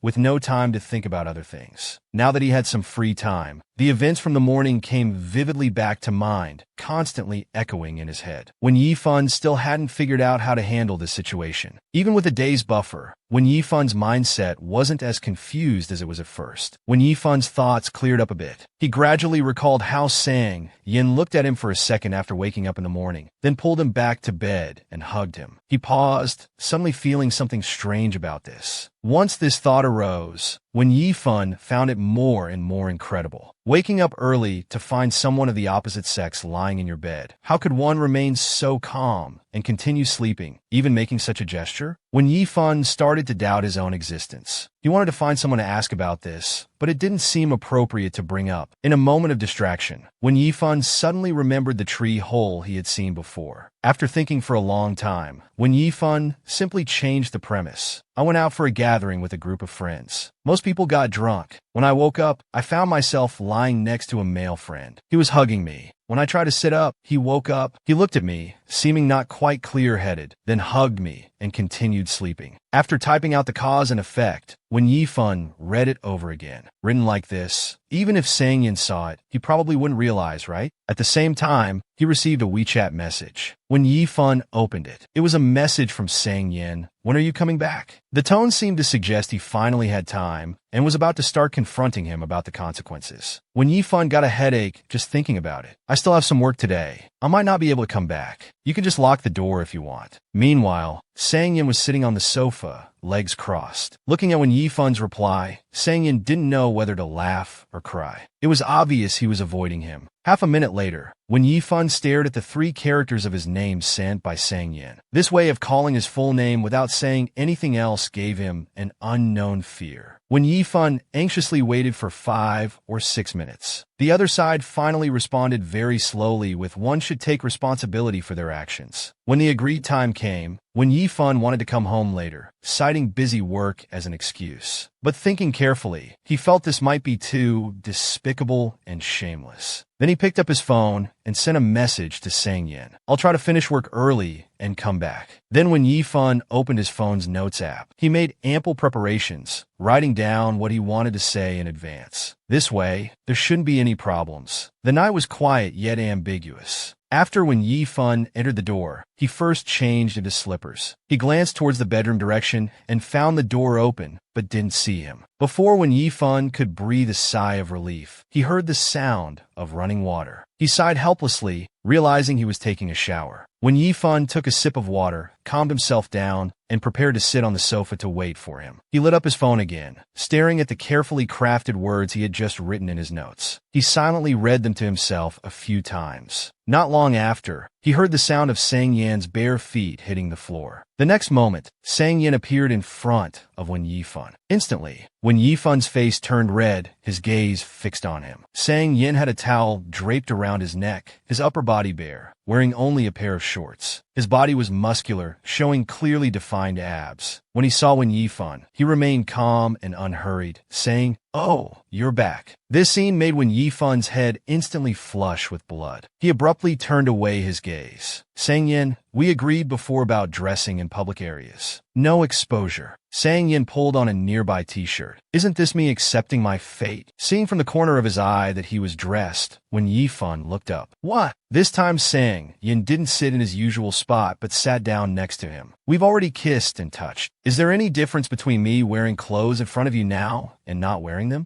With the distance shortened, Wen Yifan instantly smelled the sandalwood scent on him, mixed with a faint smell of alcohol. He pressed his lips and forcibly changed the subject. You've been drinking? Sang Yin turned his head and lazily responded, Then I won't bother you for too long. Let's quickly discuss this matter, so you can rest early. This distance made Wen Yifan inexplicably nervous. He met his eyes. After what happened this morning, I realized that when I sleepwalk, I have no sense of direction. Sang Yin's eyes were pitch black, staring straight at him. Before he could finish, Sang Yin suddenly raised his hand, staring at his movement. When Yifan's remaining words got stuck in his throat, Sang Yin's action seemed to slow down infinitely, his expression casual and relaxed. He leisurely touched his cheek, his fingertips ice cold. Although he withdrew his hand immediately, Wen Yifan felt as if he had been electrified. "Your face is red." When Yifan's breath stopped, his mind went blank for a moment. There was a buzzing in his ears. The spot where he had been touched seemed to burn even more intensely, as if doubled in sensation. When Yifan pretended not to care, directly ignoring it, Sang Yan's gaze remained on him, thoughtfully humming again. "Why is your face red?" "The weather is too hot."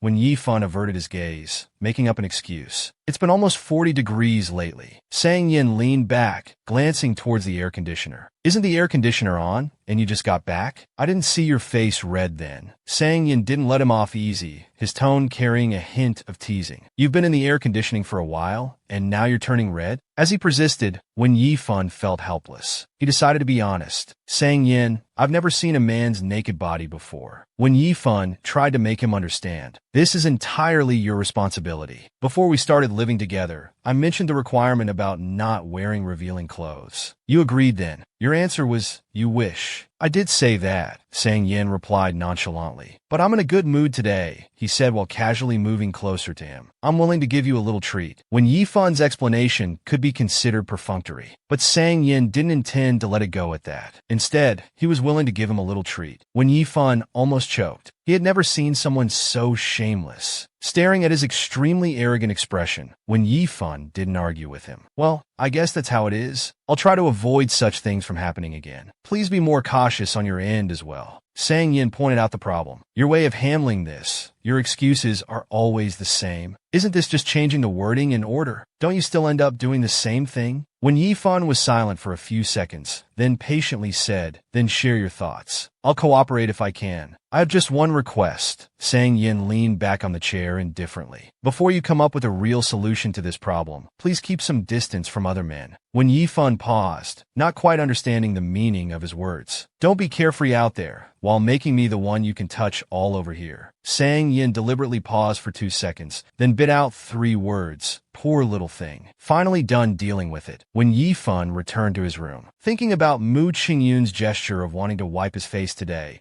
when Yifan was particularly clear that if he felt uncomfortable, disliked it, or wanted to avoid it, he had enough time to do so. When Yifan unconsciously raised his hand, touching the spot where Sang Yan had just touched, he pressed his lips together and let out a sigh. He seemed not to mind Sang Yan's touch at all, completely different from his reaction to others. When Yifan thought about Sang Yan's words, "Keep some distance from other men," he felt there was something odd about it, as if it carried some hidden meaning. Hopefully, he was just overthinking it. When Yifan opened the Treehole app, aimlessly scrolling through the homepage, trying to distract himself, he happened to come across that Treehole post, which had now been screenshot and posted by the blogger. By now, it had several hundred comments. Seeing this, when Yifan prepared himself mentally and clicked on it, the first comment shocked when Yifan so much that his expression cracked. He immediately exited Weibo. When Yifan's face burned up again. After a while, when he had calmed down, he reopened that Treehole post. Fortunately, except for the first one, the other comments were all normal. Does he have a secret crush on you? Maybe he's dreamed about this hundreds of times. He might have thought he was dreaming. No matter how disoriented, seeing a living person next to you would definitely be startling. Either he has a partner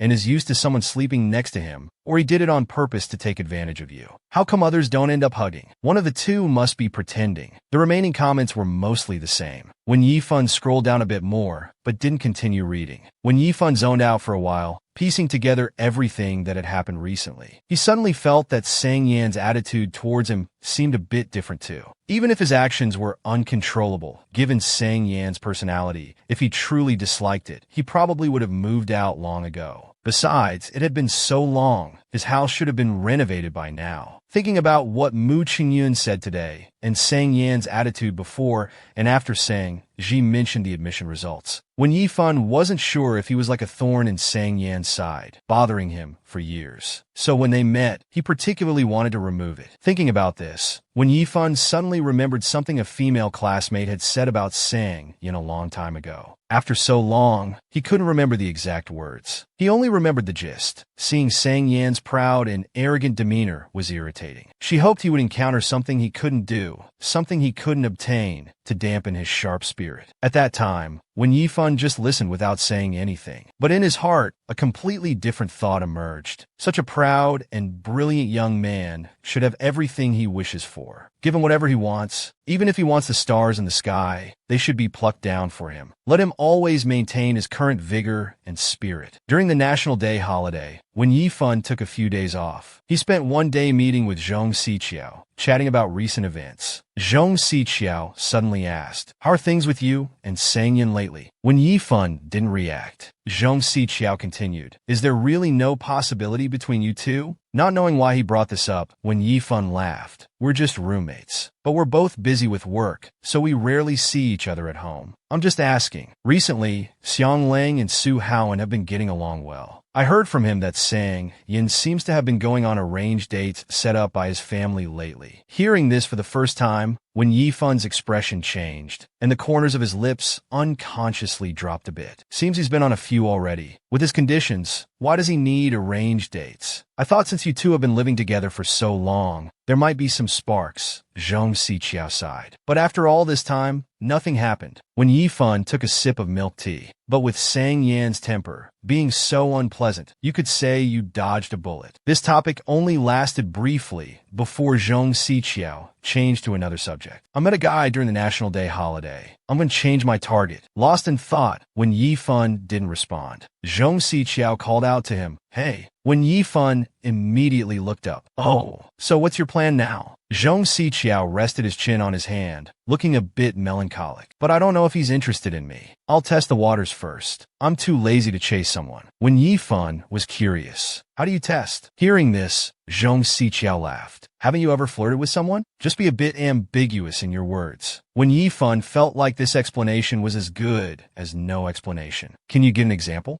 Zhong Siqiao thought for a moment and said seriously, "Just chat casually at first. When the conversation gets deeper, ask him what his zodiac sign is. Then say you only like guys with that zodiac sign." When Yifan was confused, "Isn't that pretty obvious?" Zhong Siqiao agreed. "Okay, I guess I'm not very subtle. I haven't really flirted with anyone before. If he's not interested in me, I guess I'll try pursuing him. Otherwise, I feel like I'll regret it." Hearing this, when Yifan's hand paused for a moment while stirring his drink. "I'm sure he's quite popular," Zhong Siqiao said very confidently, "but I'm definitely the prettiest among the girls pursuing him. If I don't pursue him and someone else does, wouldn't I be at a loss?" After the gathering ended, it was already dark when Yifan got home. Sang Yin was also at home, talking on the phone at the moment. "What do you mean you've been waiting for me? When did I ever agree?" All right, we'll talk about it later." "I don't know, I'll see." He hung up quickly, and the living room fell completely silent. When Yifan took a bottle of yogurt from the fridge, that phone call was probably about his blind date, right? When Yifan suddenly felt a bit gloomy, imagining Sang Yin sitting and chatting with another girl. When Yifan slowly finished his yogurt and stood around for a while before returning to the living room, Sang Yin was playing with his phone. "Back from a date with your childhood friend?" When Yifan explained,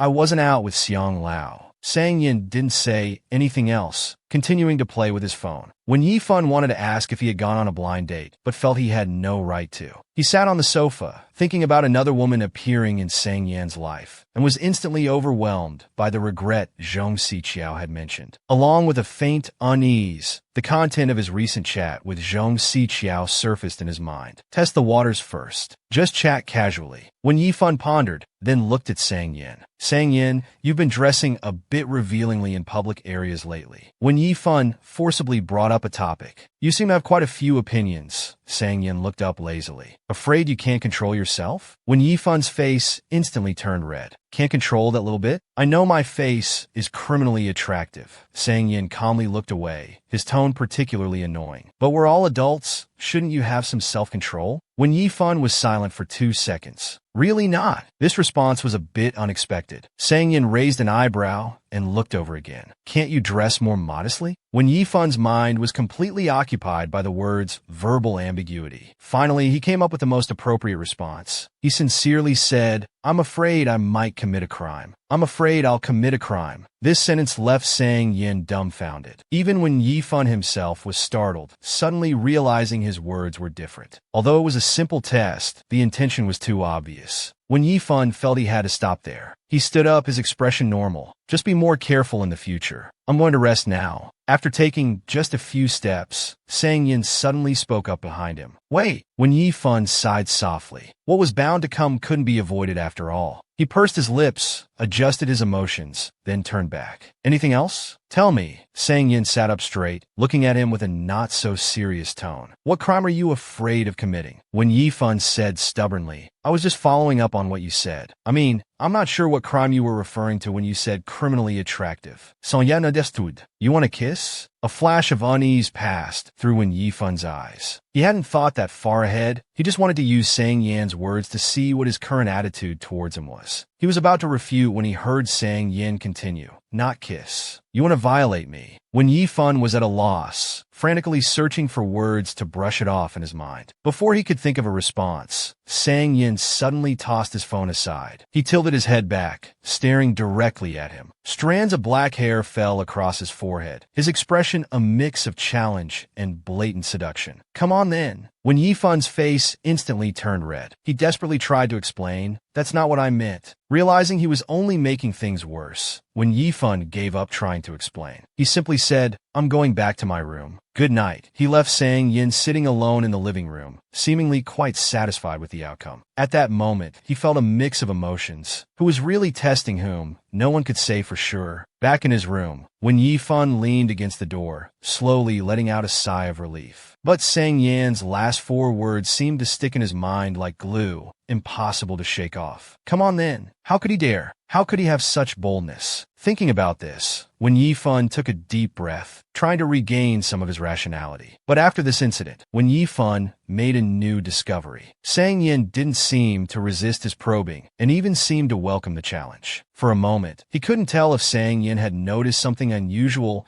or if he thought Wen Yifun was just mimicking his way of speaking. Should he test the waters a few more times? But thinking carefully, Sang Yan's appearance just now was quite alluring. October 24th, the second day after Frost's descent, when Yifun worked overtime until midnight as usual. Looking at the birthday wishes on his phone, when Yifun couldn't help but sigh that from today, he was 24 years old. There was joy, disappointment, and also hope. He had planned to quietly return to his room since it was so late. But when he turned to look at the sofa, he realized Sang Yin was still in the living room, looking down at his phone. When Yifun didn't want to disturb him and planned to go straight to his room. The next moment, Sang Yin called out to him, When Yifun instinctively turned back, need help? Sang Yin said leisurely, help me get the box from the fridge. When Yifun was a bit surprised, but he obediently opened the fridge. The next second, he froze. He saw a carefully wrapped box in the fridge. Although he couldn't see what was inside, it looked like a birthday cake. When Yifun stared at it for a moment, he carried the cake box back to the living room. A box of cake could change a person's mood and confirm certain fantasies in one's mind. When Yifun put the box on the coffee table, not quite sure if this cake was bought for him, he hesitated for a few seconds. I'll go rest then. Sang Yin looked up, staring at him steadily. Let's eat together. When Yifun turned back abruptly, seemingly unable to believe his ears. Then he sat down on the sofa, awkwardly scratching his head. He glanced in Sang Yan's direction and calmly asked, Did you buy this for me? Sang Yin softly opened the cake box and said casually, I just bought it randomly. This seemed to be an implicit confirmation. When Yifun blinked and said, Thank you.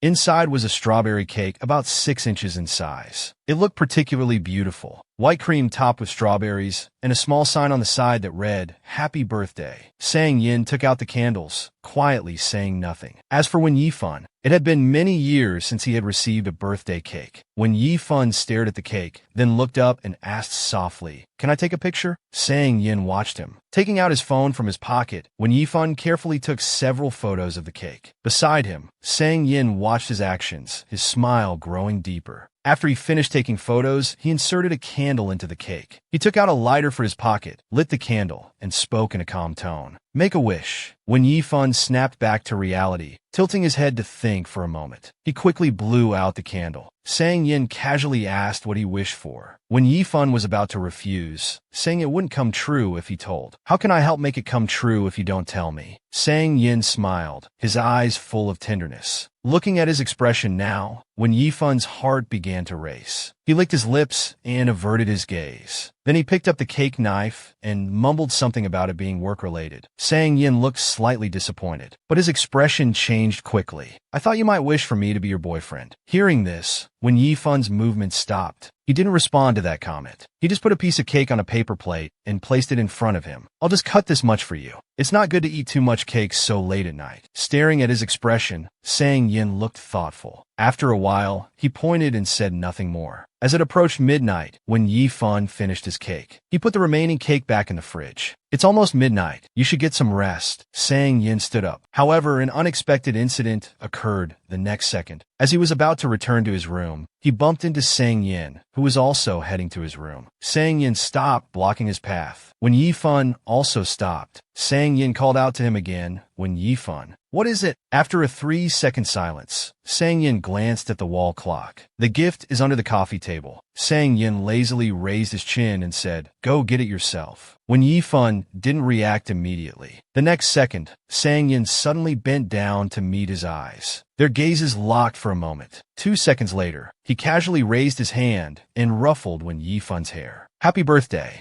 After giving the gift, Sang Yin returned to his room alone, but he couldn't hide the smile in his heart. Just then, a phone ring interrupted Sang Yin's thoughts. The caller was none other than Su Howen. "Come out for drinks tomorrow night." "I'm in love," Su Howen said with a grin. "My girlfriend's friends are pretty good looking too. Come on, let daddy introduce you." "It's time for you to find someone too," Sang Yin replied mercilessly. "Why should I care? Are you even human? Tell me, what have you been up to lately? How long has it been since you came to work overtime?" Su Howen was annoyed. "Come on, if you don't show up tomorrow, I'll come to your place. I've been trying to confirm something lately." Thinking of what just happened, Sang Yin was in a good mood. "I won't have time for a while. You go ahead and fall in love, drink all you want. Don't bother me." "What the hell? What are you trying to confirm? Tell me, let your brother give you some advice." Su Howen was confused. Sang Yin smirked, not saying more, but his smile deepened. Su Howen asked a few more times, getting no response. "Fine, are you going to talk or not?" Sang Yin reluctantly said, "All right, I'll say a few words then." "Recently, there's a girl trying to hit on me," Sang Yin said lazily, dragging out his words. "I don't have time to deal with others, you know." After Sang Yin returned to his room, When Yi Fun went to the sofa, as he was told, a light blue bag was placed in the corner of the sofa, looking particularly out of place. After staring at it for 2 seconds, When Yi Fun reached out and took it. The cake had already surprised When Yi Fun. He hadn't expected there to be a gift at all. He didn't open it immediately, but carefully opened it after returning to his room. Even before opening it, he could smell a faint fragrance. It was extremely unique, a sharp scent mixed with a hint of sweetness. It was a bottle of perfume, a transparent, slightly pink square bottle with a dark bow tied around the neck. 2 English words were engraved in black on it: First Frost. His nickname. When Yi Fun gently rubbed his fingertips over it, remembering something from the past. Once, while chatting with classmates, When Yi Fun casually mentioned that because he was born on the day of First Frost, his nickname was also First Frost. At that time, the classmates present just listened and forgot about it. He didn't pay much attention to it either. It seemed only Sang Yin had taken note of this. He couldn't remember exactly when it started, but when they were alone together, Sang Yin stopped calling him Junior or his real name. Instead, he started calling him Wen Xuanjiang. This was the first time someone had called him by his nickname, even including his surname. At first, When Yi Fun wasn't used to it, but after hearing it for a while, he got accustomed to it. Sometimes he even thought it sounded quite nice. After their reunion, When Yi Fun never heard Sang Yin call him that again. He thought he had long forgotten his nickname. When Yi Fun put the lid back on, then, hugging the box, he fell back onto the bed. He stared at the bright, glaring ceiling for a long while, then freed a hand to touch his head. The man's gesture was rough yet intimate. When Yi Fun remembered Sang Yan's eyes meeting his just now. At that moment, a very strong thought popped into When Yi Fun's mind. He suddenly wanted to be in a relationship with Sang Yin. He wanted to be in a relationship with Sang Yin. When Yi Fun's birthday wish was actually very simple. He just wanted to have enough courage. He hoped he could throw caution to the wind once, to rush towards that person without considering anything else. If that person was Sang Yin, When Yi Fun felt he could try his best, and also try to be the passionate one as much as possible. If he could get the result he wanted because of this, that would be great. But if not, he would just walk back. It didn't seem to matter much. He wanted to pursue him. He wanted to give it a try. When Yi Fun sat up and picked up his phone, Through the black screen, he noticed his lips had curved into a smile at some point. Wen Yifan was slightly stunned. After thinking for a long time, Wen Yifan didn't know what to say, so he just typed "thank you" for the gift. But then he felt the emoji at the end looked a bit silly. Wen Yifan raised his hand to delete it, leaving only the words "thank you." The reply came quickly. First a question mark, then "what time is it? Go to sleep." Wen Yifan replied "okay," but after thinking for a moment he added, "When it's your birthday, I'll give you a gift in return." If he agreed, this meant that even if Sang Yin decided to move out midway, Wen Yifan could extend their relationship until then. After that, he would also have a reason to talk to him. Sang Yin only replied with a short message. There was an instant awkward silence. Just when Wen Yifan didn't know how to respond, his phone rang again. He heard Sang Yan's lazy, elegant voice with a hint of weariness. 69 days left. Wen Yifan listened to it several times. He quite liked him sending voice messages like this. After hesitating for a moment, he tentatively typed, "If possible, could you give me a countdown every day? I'm afraid I might forget." Sang Yin was amused. "Where did you get such thick skin? Can you be a bit more sincere? This is something you should keep in mind all the time, not something I need to remind you of every day." Understanding his words, Wen Yifan immediately realized his request was a bit much. He quickly changed his tune. "I'm sorry, I'll keep it in mind." Although Wen Yifan had decided he wanted to pursue Sang Yin, he had never done anything like this before, so he had no idea how to go about it or where to start. The next morning at 8 a.m., Wen Yifan woke up naturally. Just as he was about to leave his room, he suddenly caught sight of himself in the mirror on the dressing table. Wen Yifan's gaze fixed on his reflection. Barefaced, without a hint of makeup, hair tied in a ponytail, wearing a simple sports jacket and fitted pants. His appearance looked casual, yet alluring and sharp. Wen Yifan quietly sat down at the dressing table. Perhaps because he had never deliberately put on makeup like this before, Wen Yifan kept it simple. Looking at himself in the mirror, his skin was fair, eyes upturned at the corners, lips red as rouge. This should be enough, right? However, in the next second, Wen Yifan suddenly froze. He saw the perfume he had set aside last night. He picked it up, hesitantly sprayed some behind his ears and on his wrists. After letting the scent dissipate a bit, Wen Yifan went out to the living room. Today was the weekend. Sang Yin didn't have to work, but he was already up wearing casual clothes, cooking breakfast in the kitchen. Noticing Wen Yifan's movement, he glanced over briefly, but quickly stopped. Sang Yan's gaze was unabashedly obvious as he looked him over. The Wen Yifan before him was clearly different from before. Not only had he applied light makeup, but he was also wearing a pair of black heart-shaped earrings. As Wen Yifan slowly approached, Sang Yin caught a whiff of a faint fragrance. In that instant, the young man's heart fluttered again. Thump, thump, thump, thump. Looking at Wen Yifan, who was about to leave, Sang Yan's gaze was unabashedly obvious as he looked him over. "Where are you going today?" Wen Yifan glanced at the pot and answered honestly, "To work." Sang Yin raised an eyebrow and stared at him for a while. Soon he seemed to understand something. The corner of his lips curled slightly. He withdrew his gaze and very deliberately dragged out an "oh." Wen Yifan's expression remained calm, showing no sign of discomfort. As if he also thought it was natural, Sang Yin turned off the stove and took a bowl of porridge. Wen Yifan ladled a bowl of porridge. It looked very appetizing. At the dining table, Wen Yifan tentatively said, "Then for tomorrow's breakfast, I'll cook." Sang Yin indeed found it hard to believe. "You can get up?" "I think I can." Wen Yifan wasn't too sure. "You have quite a healthy routine. You eat breakfast every day without fail." Sang Yin tilted his head, his tone casual, yet somewhat pointed. "Why do you think I'm healthy?" Feeling that this question seemed to repeat what he had just said, Wen Yifan still patiently and very cooperatively answered, "Because you eat breakfast every day." Sang Yin didn't dwell on this question. He just asked Wen Yifan to clean up the table after eating. Of course, Wen Yifan didn't refuse. After Sang Yin finished eating, he turned and walked towards the bedroom. Wen Yifan thought he was going to take a nap, but not long after, Sang Yin came out. He had changed into a different outfit, looking cold and indifferent, like an assassin about to go on a mission. Perhaps because yesterday's mental preparation went smoothly, Wen Yifan was also deliberately looking for topics. "Are you going out?"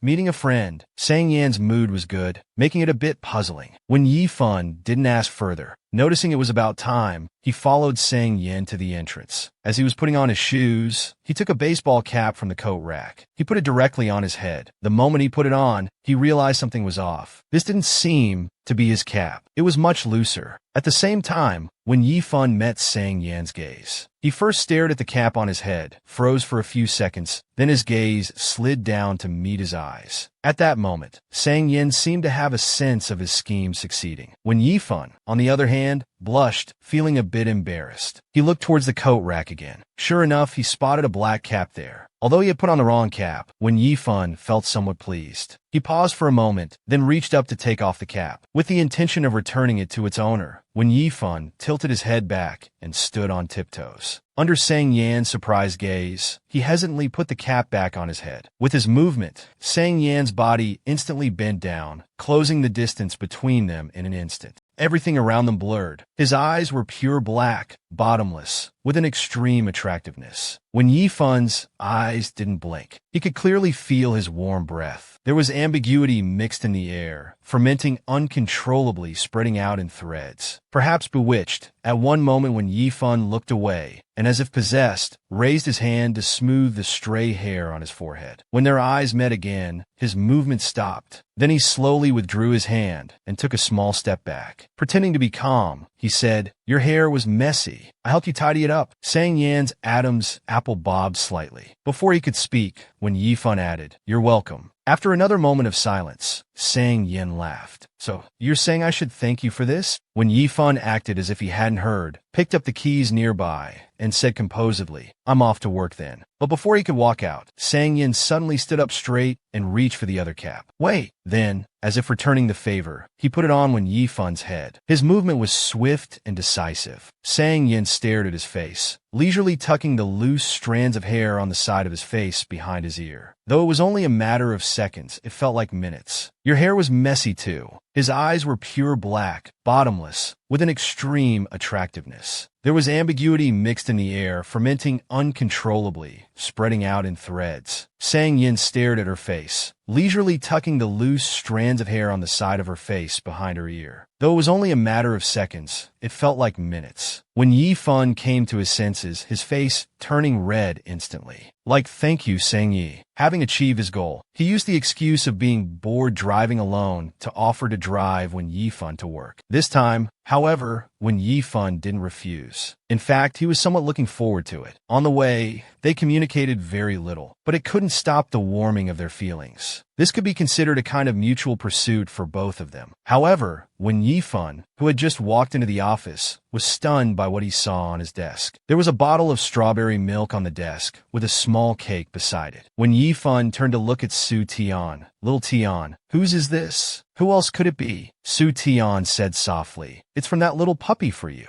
His feelings for you are becoming more and more obvious. Why don't you give it a try? This little puppy is quite obedient, and his looks aren't bad either." When Yifan didn't say anything, not knowing how to respond for a moment. Just then, Mu Qingyun stood up. He greeted him with a smile. "Sister Yifan, good morning." At the same time, he moved closer to Wen Yifan. Under his surprised gaze, Wen Yifan put the breakfast back. On his desk, Mu Qingyun's lips moved, wanting to say something. Before he could speak, Wen Yifan dashed his hopes. "Thank you for the breakfast, but I always eat before coming here." "You eat it. No need to buy it again in the future." "Thank you." Watching Wen Yifan's retreating figure, Mu Qingyun felt a sense of disappointment. What he didn't know was that the breakfast Wen Yifan had eaten was actually made by Sang Yin. When Yifan returned to his seat, Su Tian came over again. "What did you say? Why does that little puppy look so clingy now? But he's really not proactive. Can he even pursue someone like this?" As if discovering something, Su Tian sniffed and changed the subject. "Yifan, did you wear perfume today? It smells quite nice." When Yifan touched behind his ear, Su Tian stared at him. "You're acting a bit strange." Then she suddenly leaned closer to him. "Are you dating someone?" "No." When Yifan denied, after thinking for a moment, realizing Su Tian didn't know Sang Yin and probably couldn't guess, he decided to be honest. "I'm pursuing someone." "Wow, you're pursuing someone? Are you sure? Do you even need to pursue?" When Yifan raised his hand to touch his chin. "No, he's very good looking." "Is this near Degenerate Street?" Su Tian had heard of the title Top of Degenerate Street. When Yifan thought for a moment and decided to change his approach. He said to be at the level of the king of hosts. At this moment, Su Tian was completely confused. In her impression, Wen Yifan had always been a person with boundaries. As night fell, stars twinkled in the sky. The lights of countless homes created a warm, and harmonious atmosphere. However, when Yifan got home, Sang Yin hadn't returned yet. Without the great chef Sang, when Yifan ate instant noodles while fiddling with his phone. It wasn't even 8 o'clock yet, but Sang Yin had already sent a message saying he would be home late tonight. When Yifan replied, "Okay," and put down his phone. When Yifan sat at the dining table, eating noodles while pondering over the day's events. Based on Sang Yin's actions today, he should have some feelings for him, but exactly how much he wasn't sure. After all, this person was the most unpredictable one he had ever met. When Yifan also thought that today's events could be explained as Sang Yin feeling that he had taken advantage of him, and he didn't want to lose out. This explanation also made sense, so when Yifan was quite troubled, he wanted to be absolutely sure. After all, if he explicitly expressed his feelings and the other person didn't actually feel the same way, they probably wouldn't be able to continue living together. For some reason, when Yifan quite liked their current state. After finishing his meal, when Yifan returned to his room, he lay on the bed, idly scrolling through his phone. Without realizing it, he came across that previous tree hole again. He continued to post anonymously. How to pursue someone you've offended. Putting his phone aside, he let his thoughts wander again. When Yifan curled up on his side, sleepiness gradually crept over him, enveloping his entire being. But he found it hard to fall asleep, because the person he was thinking about hadn't come back yet. What was he doing now? When would he return?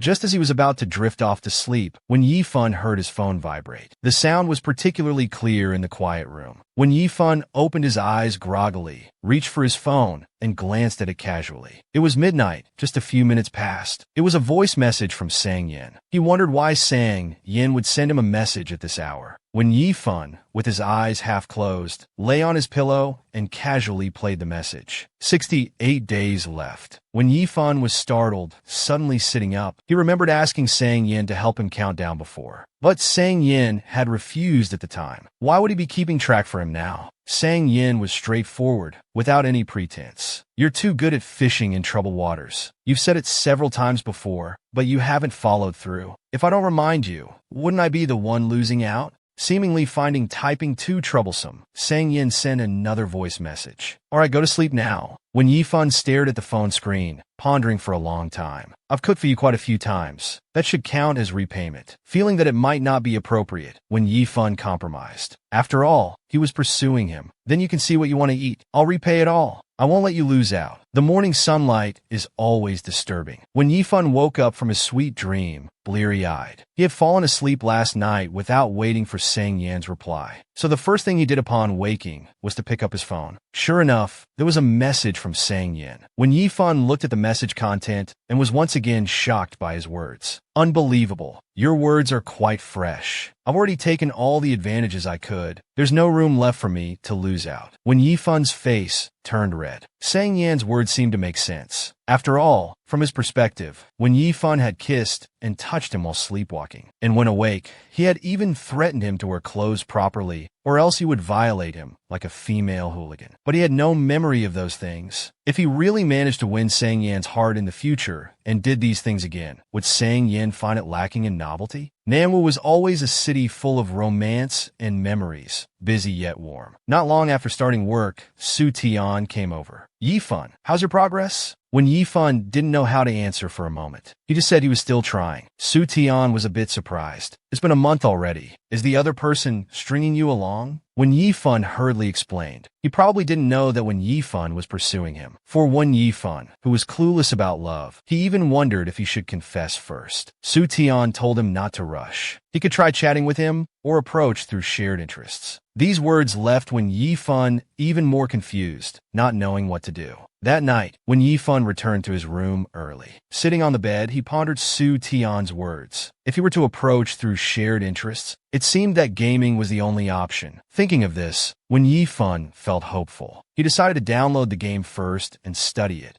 On the first day, Sang Yin saw when Yifan hugging his phone, even walking with his head down. Sang Yin couldn't help but feel surprised, but he didn't feel it was right to ask directly. On the second day, when Yifan quickly finished his meal, he stood up and told Sang Yin he was going back to his room. At this moment, when Yifan only wanted to seize every minute to practice the game, he completely failed to notice Sang Yan's gaze behind him. On the third day, perhaps he wasn't naturally cut out for gaming. Amidst a series of BMOG sounds, when Yifan felt the game was so difficult. He even had thoughts of giving up. Just then, Sang Yin, who had just returned home, called out to Wen Yifan. At dinner, Wen Yifan was startled. He hurriedly hid his phone behind his back, completely missing what Sang Yin had just said. Sang Yin glanced at him, clearly somewhat displeased. But he seemed to have noticed something. What's your nightlife like? Are you working overtime? Or enjoying solitude alone? Or perhaps gathering with a few good friends to chat, like at the overtime bar? Accompanied by the sharp sound of polished leather shoes, the private room suddenly fell silent. Sang Yin was seen wearing a suit and tie. Even so, it couldn't hide his temperament. Su Haoan, seeing his appearance, couldn't help but tease. Who's this? What a rare guest, remembering us brothers now. Sang Yin sat down on the sofa, loosening his tie and starting to counterattack. Can you not talk like a sissy? Qian Fei immediately chimed in. Yeah, can you tone it down a bit? I can barely stand it anymore. When it comes to Manhwa's double dogs, they're famous. It's just a pity the other one isn't here. Otherwise, Su Haoan would probably be in even worse shape. Jokes aside, Qian Fei put his arm around Sang Yin's shoulder and started asking about his recent situation. Sang Yin was still reluctant to say much. I'm afraid you'll all feel unbalanced after hearing it, jealous beyond recognition. The two immediately fell silent, even feeling the urge to hit him. Seeing Sang Yin not speaking for a long time, Su Haoan started complaining. He said there's a girl pursuing him recently, so he doesn't have time to deal with it. Understand? Although not surprising, Qian Fei was still curious. This isn't the first time he's been pursued. He hasn't been chasing around before. Could it be that he's also interested in that girl? Sang Yin didn't deny it, but rather frankly admitted, so what if I am? The two looked at Sang Yin in unison, their faces full of disbelief. Then, a deafening sound erupted in the private room. Damn, is it true? Who is it? The iron tree has blossomed.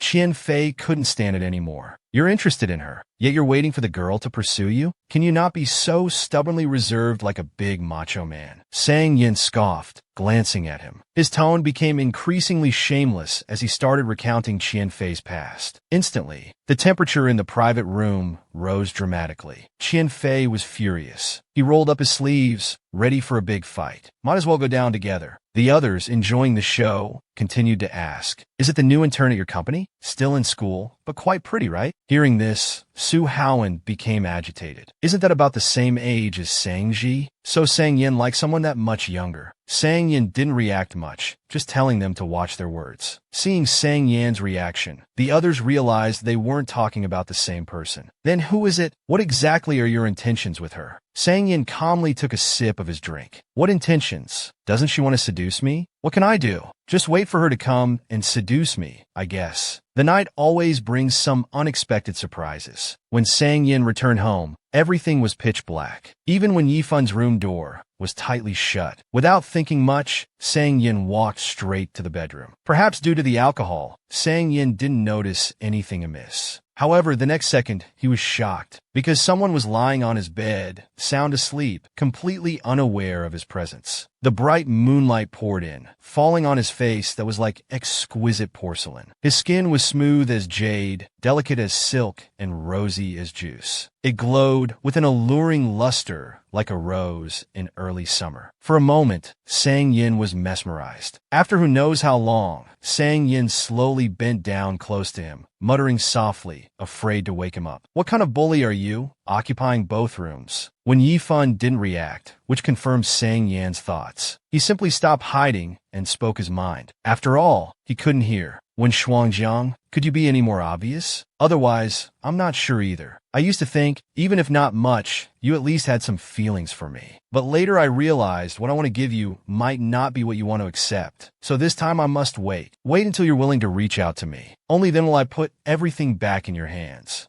When Yifan woke up and looked around, he couldn't help but feel a headache. He realized he had sleepwalked again, and this time he had slept in Sang Yin's room. He looked to the other side, but didn't see Sang Yin. When Yifan sighed in relief, but he didn't know if this situation was the same as last time. However, when he opened the door, he froze on the spot. He saw Sang Yin sleeping on the sofa. He didn't know if Sang Yin hadn't come back when he sleepwalked, or if Sang Yin had come to sleep in his room, causing him to wake up in the middle of the night and have to reluctantly go sleep in the living room. Just then, Sang Yin woke up from the noise. He stared directly at him without a word. Their eyes met, and when Yifun's face turned red. Then he stopped, hesitantly walking towards Sang Yin. "Were you back when I sleepwalked yesterday?" Sang Yin grunted in affirmation. When Yifun asked again, "So you came out to sleep in the middle of the night?" Sang Yin yawned and casually grunted again. The feeling of being a cuckoo in the nest was very strong. Then he sat down not far from Sang Yin. After pondering for a while, he decided to talk to him about this matter again. "How about this from now on? Can you lock your door before sleeping? That way, I definitely can't enter your room. This won't affect your sleep either." Sang Yin was indifferent. "You can pick locks." When Yifun patiently said, "I don't have that skill." "To violate me," Sang Yin slowly raised his eyes and said lazily, "What wouldn't you do?" When Yifun closed his eyes, feeling a bit overwhelmed. So,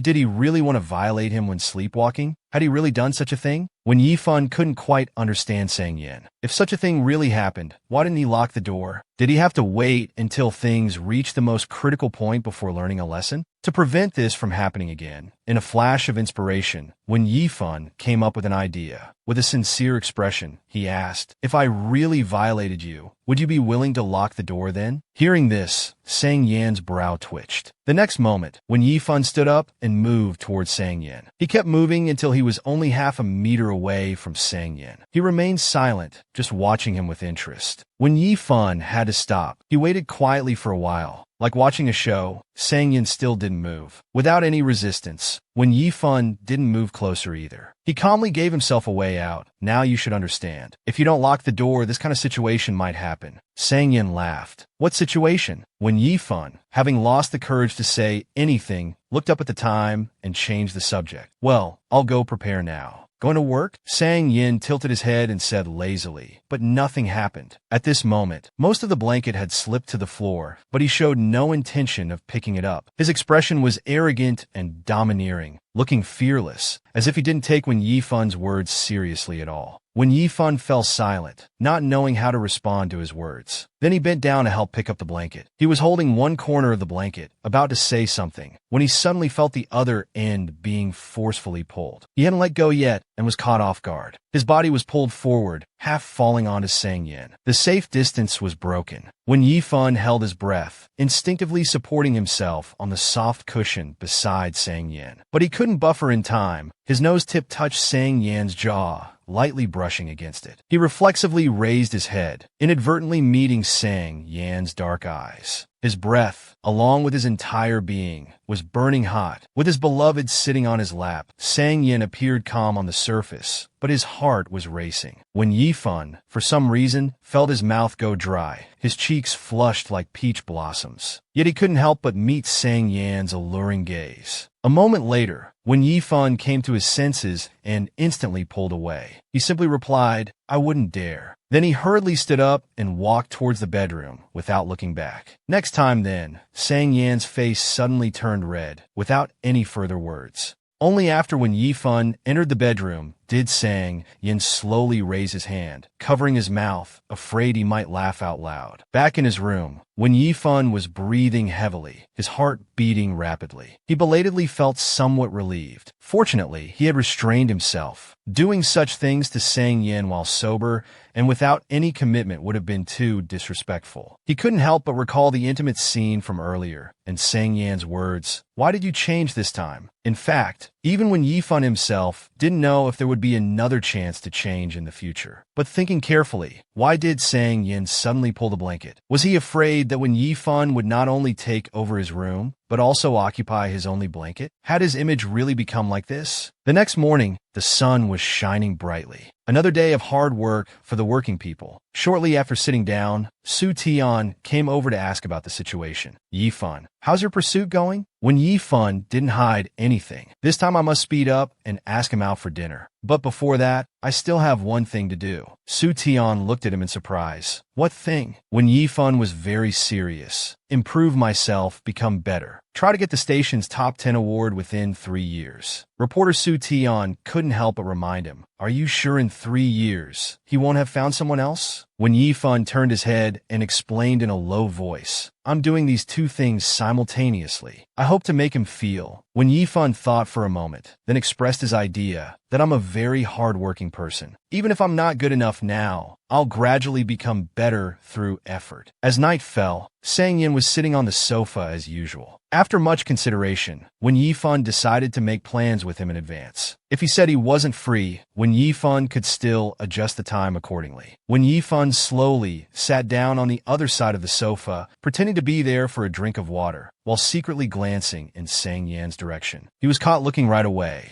Wen Yifan took a sip of water and started to broach the subject. "Are you free this Friday evening?" Sang Yin tilted his head. "Well, I recently heard from a colleague that there's a good grilled fish restaurant near your company," Wen Yifan said calmly. "If you're free, we could go eat there together." Sang Yin put down his phone, stared at him for several seconds, then said thoughtfully, "Finally going to repay the meal you owe me?" Wen Yifan blushed again, feeling that this understanding wasn't wrong, so he just nodded. "So, are you free?" Sang Yin looked away and said, "Then I'll meet you at your company, or we can meet directly at the restaurant." Sang Yin continued looking at his phone. "No need." When Yifan's lips moved, but before he could speak, Sang Yin added, "I need to come back after work. We can leave together then." When Yifan lowered his head and took another sip of water. Okay, having said what he wanted to say, when Yifan didn't stay in the living room any longer. He stood up and walked a few steps. Then he suddenly stopped. He turned back to look at Sang Yin. "I'll remind you again on Friday." Sang Yin looked back at him and said leisurely, "All right." Getting this answer, when Yifan finally felt at ease. But what he didn't know was that Sang Yan's face had turned red again, and even the corners of his lips had inexplicably curved upwards.